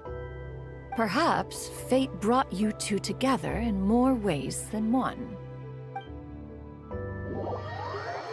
Oh no, she didn't want to get onto my back because I wasn't pure white, Bert. Now all has been revealed. One owes you an apology, you and I. One recognized you upon your very entrance into Wanmin restaurant. One has always viewed you as a disciple of equal standing with Ganyu and Shenhe. Indeed, one wished to bring your story to a satisfactory end with this visit to Liyue Harbor. Still, one could not reveal your identity right away. Had one simply informed you of all you had lost, all those cherished memories would merely have become the fictionalized account of another. Memories are most meaningful when recalled by those who lived through them. Would you not agree? Even if the process was painful and arduous to experience. Have you any further inquiries? Master, I must ask. If you found me all those years ago, why did you leave me be, even though you knew about my mistake? Why did you not bring me back to Mount Outsong by force? One has never regarded your action as a mistake. It was a simple choice, nothing more. When it is time for one's progeny to leave the nest, it is the responsibility of an elder to let them fly free. Yet, when your wings grow weary and the night grows dark, just know that you always have a place to which to return. 'Tis a refuge referred to by many a name in mortal writing. Home, nest, haven. Whatever its denomination may be, its essence remains quite unchanged. One speaks, of course, of a place not unlike one's own abode.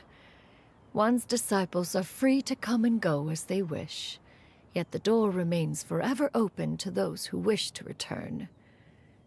One rather hopes you count yourself among them. Thank you. Thank you so much. You and I. One expects you too have sensed the rapid deterioration of your condition as of late. Have you not? 40 years ago, you chose a path without a future. Though one used one's own blood to provide you with a few decades of extra time, it merely delayed the inevitable. One may have extended the path, yet one was unable to alter its final destination. Even the power of an adeptus has its limits. Had your condition continued to deteriorate, you would have forgotten your life as a human entirely. In the end, you would have turned into a creature lacking in the ability to even comprehend its own monstrousness. Fortunately, you were able to avoid that scenario by reclaiming your memories. Though one sped the process along by providing some guidance, the result is entirely a reflection of your own effort. So, what's gonna happen to Granny? One will help her reclaim her original form as a wild crane. If it be fated, she may recover her sentience one day. She's gotta go back to being a regular crane, huh? Is there no other way? Master, you've already done more than enough for me. I don't know how I could possibly repay your kindness. This is a better result than I could have ever hoped for. How much time do I have left? Not long. The transformation is imminent. Granny? Please don't leave, okay? You're all I have left. Please. Don't be sad, dear child. Granny has led a wonderful life. My only regret is having to leave you behind. Don't forget to eat well, okay? A growing young lady like yourself needs lots of good food to grow big and strong. Promise Granny you'll take good care of yourself when I'm gone. How does this child get money to live by? Just asking. I promise, Granny. I'll do whatever you say. Good girl. Good girl. Don't worry. It's not goodbye forever. Granny's gonna become the most formidable crane in all of Mount Outsung. Granny will train day and night. I won't stop until I can turn into a human without having to rely on anything but my own power. When that day comes, we'll be able to live together again, you and I. How's that sound? Good. That's a good girl. Even though we won't see each other for a little while, as long as we both work hard, we're sure to meet again someday. Oh, Lumine had exactly the same thought as I did. This training will probably take so long that this girl will probably die. I'll eat well, Granny. I promise. And I'll wait for you, no matter how long it takes. I'll wait for you to come back. That's a good girl. Then Granny really has no more regrets. I'm so sorry, Master. Thank you for everything.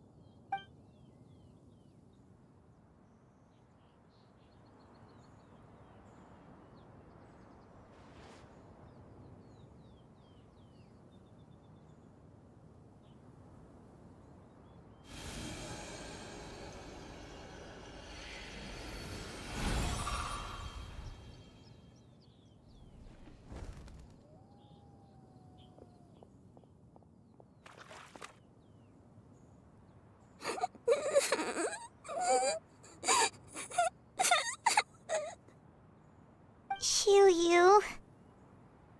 Let her be. At her age, crying is a natural, if not fitting, response to such an event. Tears are a necessary part of maturation. Sometimes there is scarcely a better vehicle to wash away the toll of stress and misery. Now that the issue has been resolved, you should also take a moment to relax. Give yourself some time to rest. Take a nap if you must. One will wake you in due time.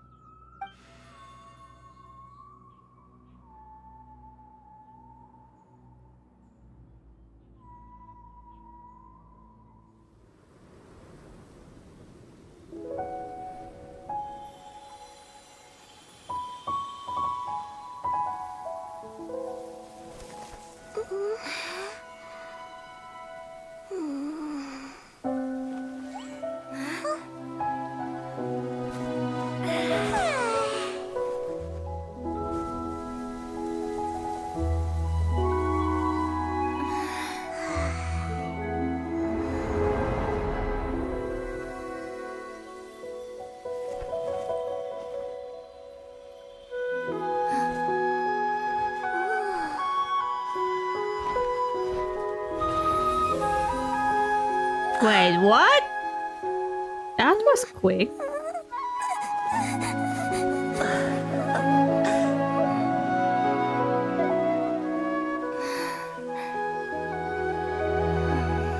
Isn't it just a dream though? It is! How dare you!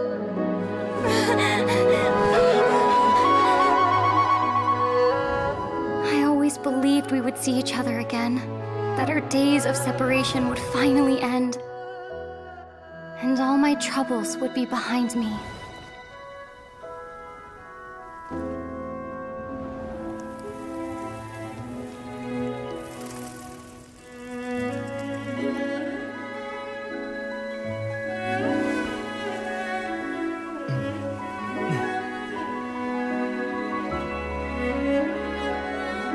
If only things could stay this way.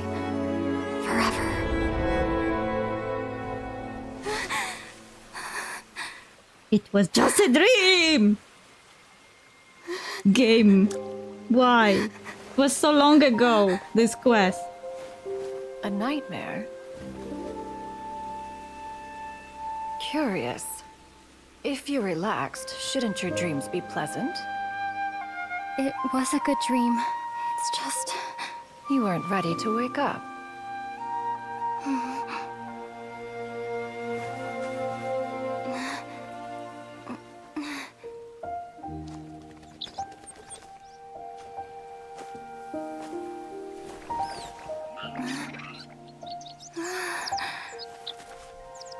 Wow. Disney princess. Eloquent as one may be, words of comfort are not one's strong suit. You are doing all you can. One can see your strength of will, your fearlessness in the face of danger. And so, whatever your dream may be, one believes that you shall achieve it. Of course, whenever the perils you face overwhelm you, or you become weary, one is always here for you. What? After Mother? all, as an elder, it is only right to look out for the young ones. Mother? I'm sorry, what? Grilled chicken drumsticks. Jesus Christ. Huh?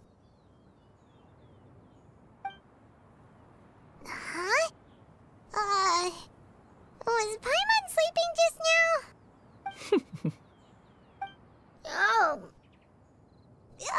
Paimon wasn't talking to you. Paimon had a dream about eating grilled chicken drumsticks, that's all. Madam Adeptus? Oh, Shuyu, you're awake. How do you feel? I feel a little better. Thanks. I know I'll see Granny again someday, so I don't feel so sad anymore. Madam Adeptus, could I ask you something? Would you take me in as a disciple? Oh, and have you reasons for this sudden interest? I know Granny thought what she did back then was wrong. She felt really bad about it. But without that mistake, I would have never been born. Even though Granny lost her memories, she never forgot to show me how much she loved me. So, I thought maybe one day I could become a cool Adeptus like you and help a whole bunch of people, just like Granny wanted to do. Upon some reflection, one supposes you are no mere mortal. The fact that Yuendai's blood flows through your veins is proof enough of that. If this is what you desire, one shall make it so. Yeah, how does it work that a crane can have a baby if they turn into a human? Thank you so much, Madam Adeptus. No, I mean... Master. I guess magic?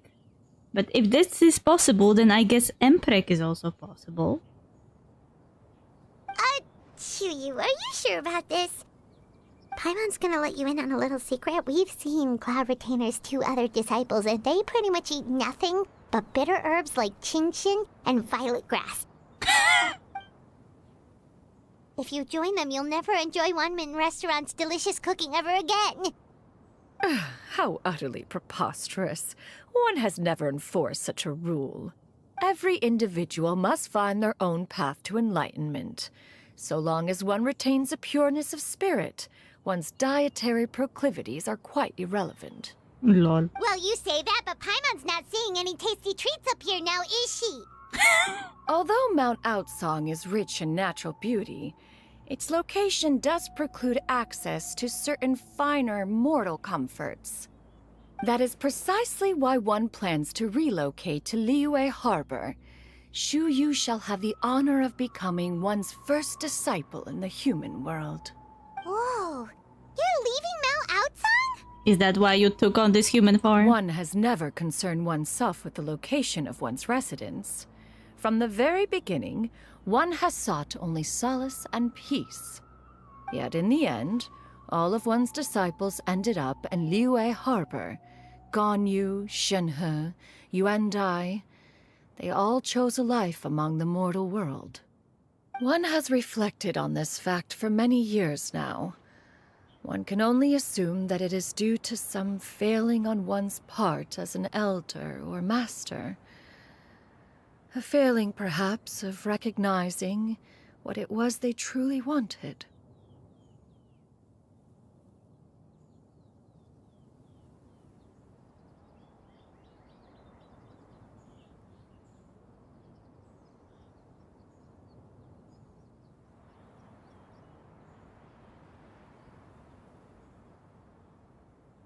One is most curious as to what aspect of Liyue Harbor could have enticed them to remain there.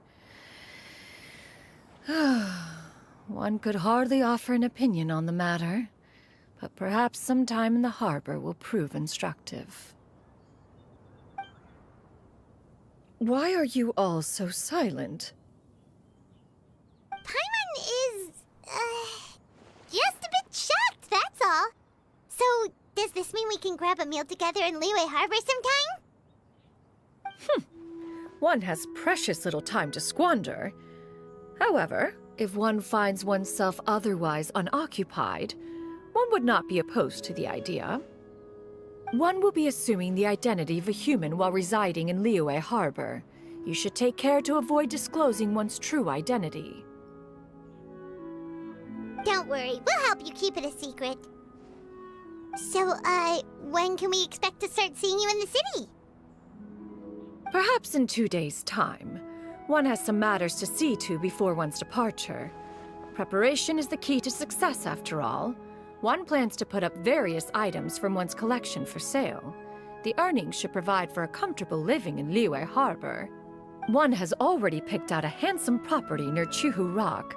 'Tis no small purchase, but what is mortal life if not one expense after another? Seems like you've really thought of everything.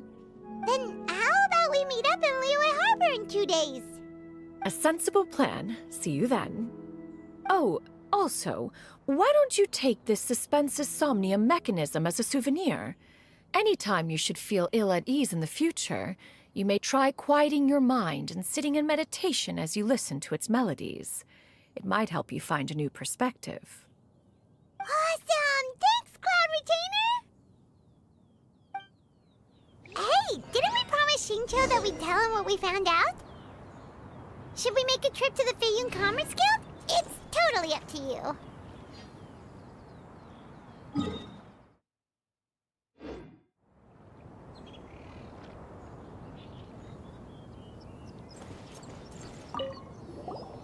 By the way, Shuyu, we have a friend who helped us learn a lot of information about your granny. Is it okay if we tell him the full story? Sure, I don't think Granny would mind. As long as you don't tell a whole bunch of people. I don't think she'd want too many people to know. They might go to Mount Outsong and start bugging her about it. Granny needs to focus on her training, you know? But telling a friend or two is probably fine. No worries, our friend can keep a secret.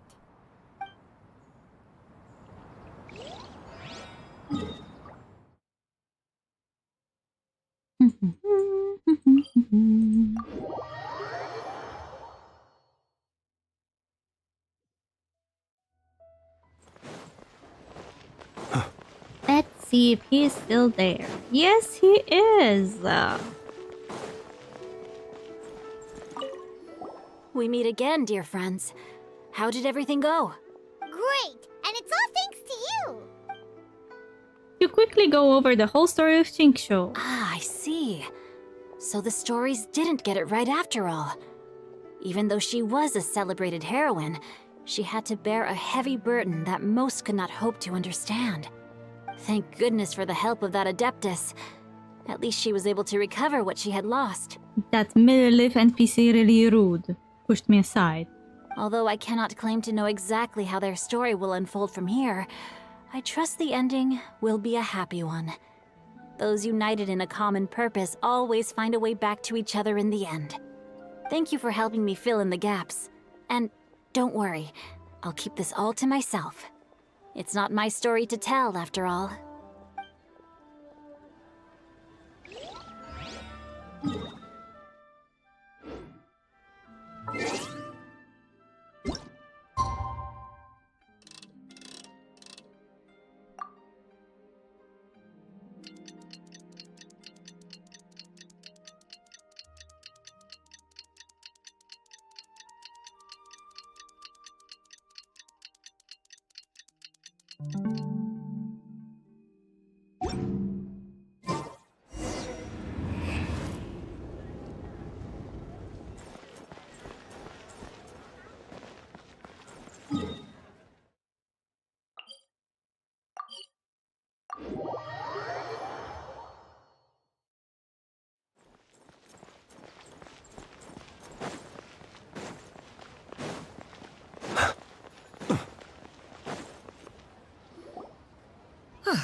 Your concerns are excessive and unfounded.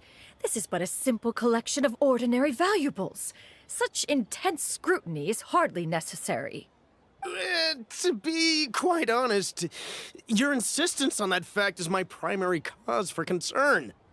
In what way are any of these ordinary? Every single item here could be worth more than everything I own combined.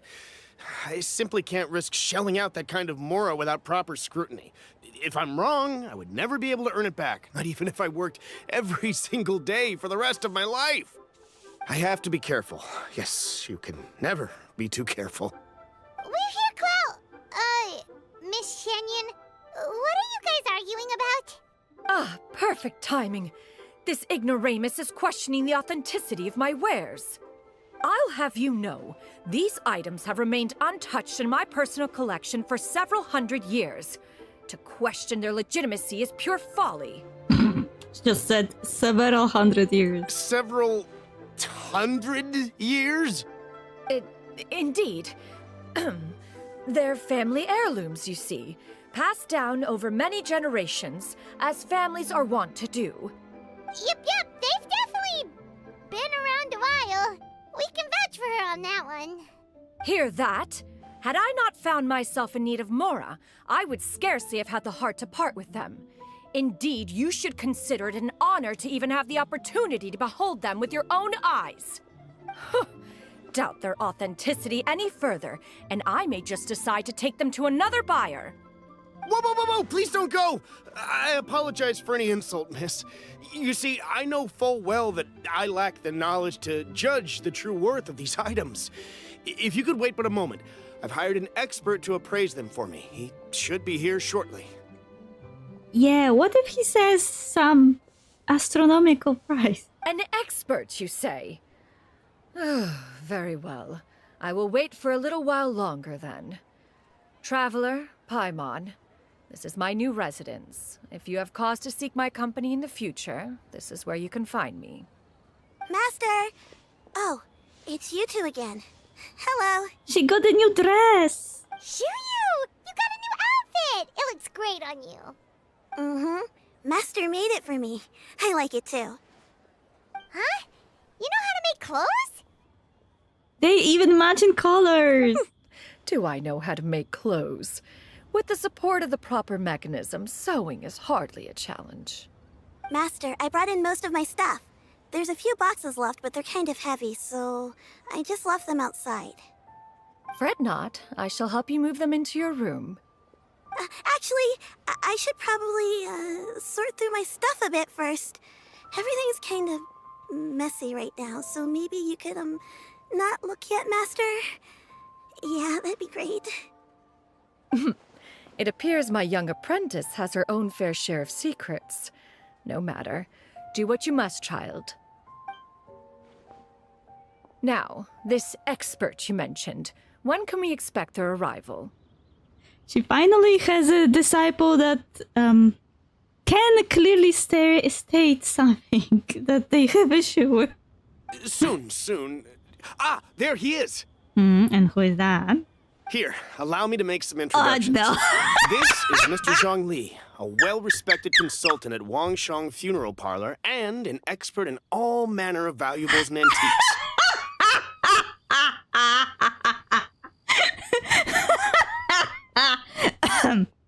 I'm sorry, but it's hilarious. He could pick anyone, and he picked Zhang Li. Mr. Zhang Li, this is Miss Shen Yun. She's the one who's looking to sell the collection of valuables I mentioned earlier. Huh. If it isn't Miss Shenyun. It has been quite some time since our last meeting. What a serendipitous reunion. Indeed, most serendipitous. Have you been faring well as of late, Mr. Zhongli? Quite well, thank you. I was fortunate enough over the past few days to enjoy both a stroll in the mountains and a fresh brew of tea from the most recent harvest. The experiences left me with such insight and peace. If I recall correctly, he also had something like this during the last lantern rite, didn't he? Huh. So you two are already acquainted? Indeed. How fortunate we are that fate has brought us together again. If you are otherwise unaware, allow me to inform you that Miss Shenyun is a well-regarded collector and appraiser. She is well-versed in all fields, and oft-celebrated for her impeccable taste. You stand to gain much from this opportunity. You are too kind, Mr. Zhongli. True collectors pride themselves on their wealth of knowledge and eye for detail. I can say without a doubt that you are foremost in that regard. Why, you flatter me, Miss Shenyun. It would seem that you are as self-effacing as ever. Not at all, Mr. Zhongli. Not at all. Even he has picked on a weird atmosphere. While I am loath to butt into this conversation, I must ask... You two already knew each other, and you seem to have quite a cordial relationship. Can I be certain that you're not working together to swindle me? I mean, you never know. My god. How to insult your own god and their adeptus in one sentence. Huh! A preposterous accusation. The heavens themselves would collapse before we would conspire to do such a thing. Miss Shenyun speaks the truth. Contracts are built on honesty and trust. If that proves to be beyond your capabilities in this instance, this transaction may be taken elsewhere. Lol. That sounds like he was a bit harsh on the guy. Say no more. Let us depart. I jest. What fool would still harbor doubts after Mr. Zhongli himself has vouched for the goods? Miss Shenyun, wait!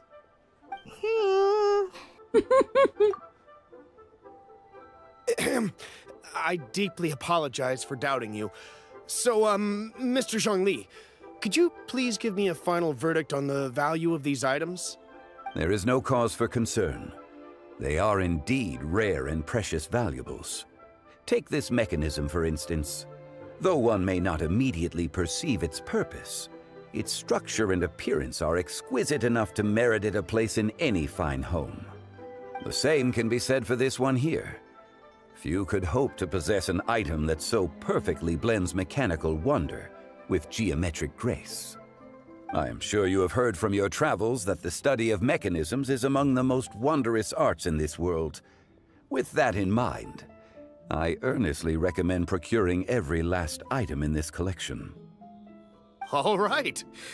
Since I hired you as my consultant, Mr. Zhongli, I shall, of course, trust your good opinion. So this is where Zhongli takes the rest of his money when he's not splurging all of Hu Tao's family fortune. Then, in that case, Miss Shenyun, I'll take the lot. However, since the final sum is quite large, how about we start with an initial deposit through the Northland Bank? The Northland Bank? Huh. Oh, you refer to the fiduciary house. Oh, very well. I fear people only use the term bank nowadays. In that case, I'll be off for now. I'll return to collect the goods once you've received the funds.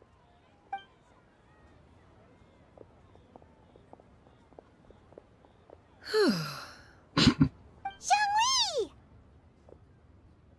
My friends, have you been doing well? We've been great! How about you? Paimon didn't know you were such a busy consultant! My days have been quite pleasant as well. I had been quietly enjoying a cup of tea when Mr. Xiaozu requested my services.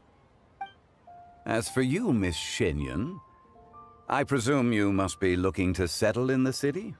I must say, The name Shenyun sounds exceedingly strange coming from you. Perhaps you could dispense of that particular epithet in further conversation. Whatever for. Am I not addressing you as a friend should? Well, that is true, but... Alas, refer to me however you will. After all, a name exists such that others may address you with it. One is hardly ignorant of that fact. It would seem that you have gained many valuable insights over the years, Cloud Retainer. One has indeed. One's previous stays were all brief. Now that one has made up one's mind to move and settle, one has gained a much better appreciation of the hubbub and commotion of the city, as well as the people's hard work and ardor. This city is much changed from how it was more than 1,000 years ago. Not unlike the ocean tides, so too shall the movement of people ebb and flow. From turmoil to peace, enlightenment to aspiration. Human society possesses limitless potential. In another 1,000 years, the scene we witness here may change in ways that are impossible for either of us to imagine. Alright, that's enough reflection for one day. No need to get all sentimental on us. You make a valid point, Paimon. Now that the sale has concluded, what say one plays the host as we try some specialty dishes together? One must profess great interest in trying bamboo shoot soup. Perhaps you have forgotten, Cloud Retainer, but I once tried my hand at that dish. You were at the table on that occasion, so logic dictates that you should have already tried it. Oh? What occasion was this? It was a reunion between friends several centuries ago. Alas, you must have been too preoccupied to secure yourself a portion. Or perhaps our other companions simply availed themselves of faster reflexes on that occasion. Huh! Hardly. 'Twas most certainly out of consideration for the others in attendance. In but a moment, one will show you what it means to have a true deftness of hand. It is settled then. Bamboo shoot soup, mora meat, crab roe tofu, triple-layered consommé. We shall enjoy the lot. One has already passed word to Shenhe and Ganyu to make a reservation. It is prime time for them to meet one's newest disciple. Is that agreeable to everyone? It should be a most splendid occasion. Thank you so much, Cloud Retainer. Shuyu, come now, it is time to dine. Ah, this gentleman over here is Mr. Zhang Li. He is, A humble employee of Wangsheng Funeral Parlor. Pleased to make your acquaintance. Nice to meet you too, Mr. Zhengli. That should be everyone, right? Let's go! Sounds good. Actually, Master, have you ever tried Adeptus' temptation? I heard it's impossible to stop eating after even just one bite. You know, 'cause it's super tempting and stuff. Is that true?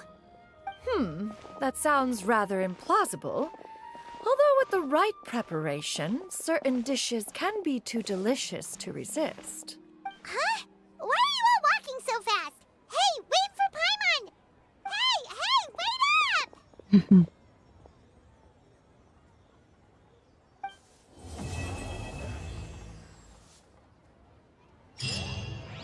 Okay.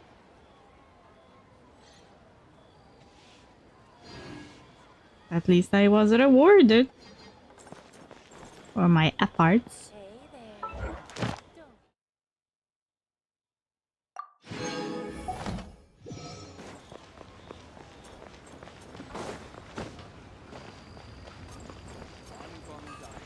Add Astra. Thank you for Add Astra.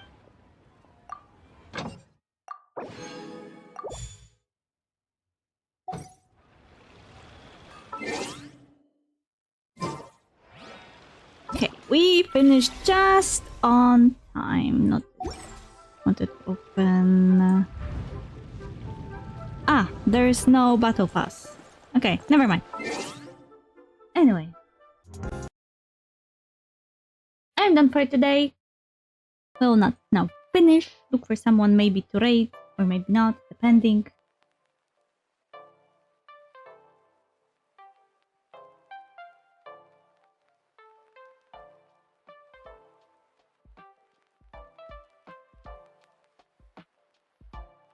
I need to eat. Before it was too hot actually to eat. Like, I have a really like hot meal to eat as a dinner, but it was so hot that I was kind of putting it off.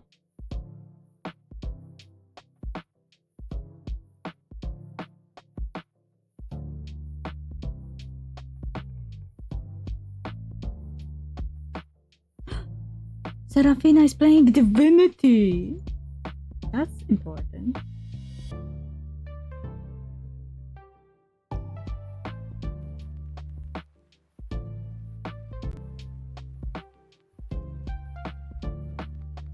Okay. Thank you for dropping by and see you tomorrow, but in the afternoon, I think. I think I have a morning shift this week. I don't remember, but yeah, probably. Anyway, see you tomorrow. Bye bye.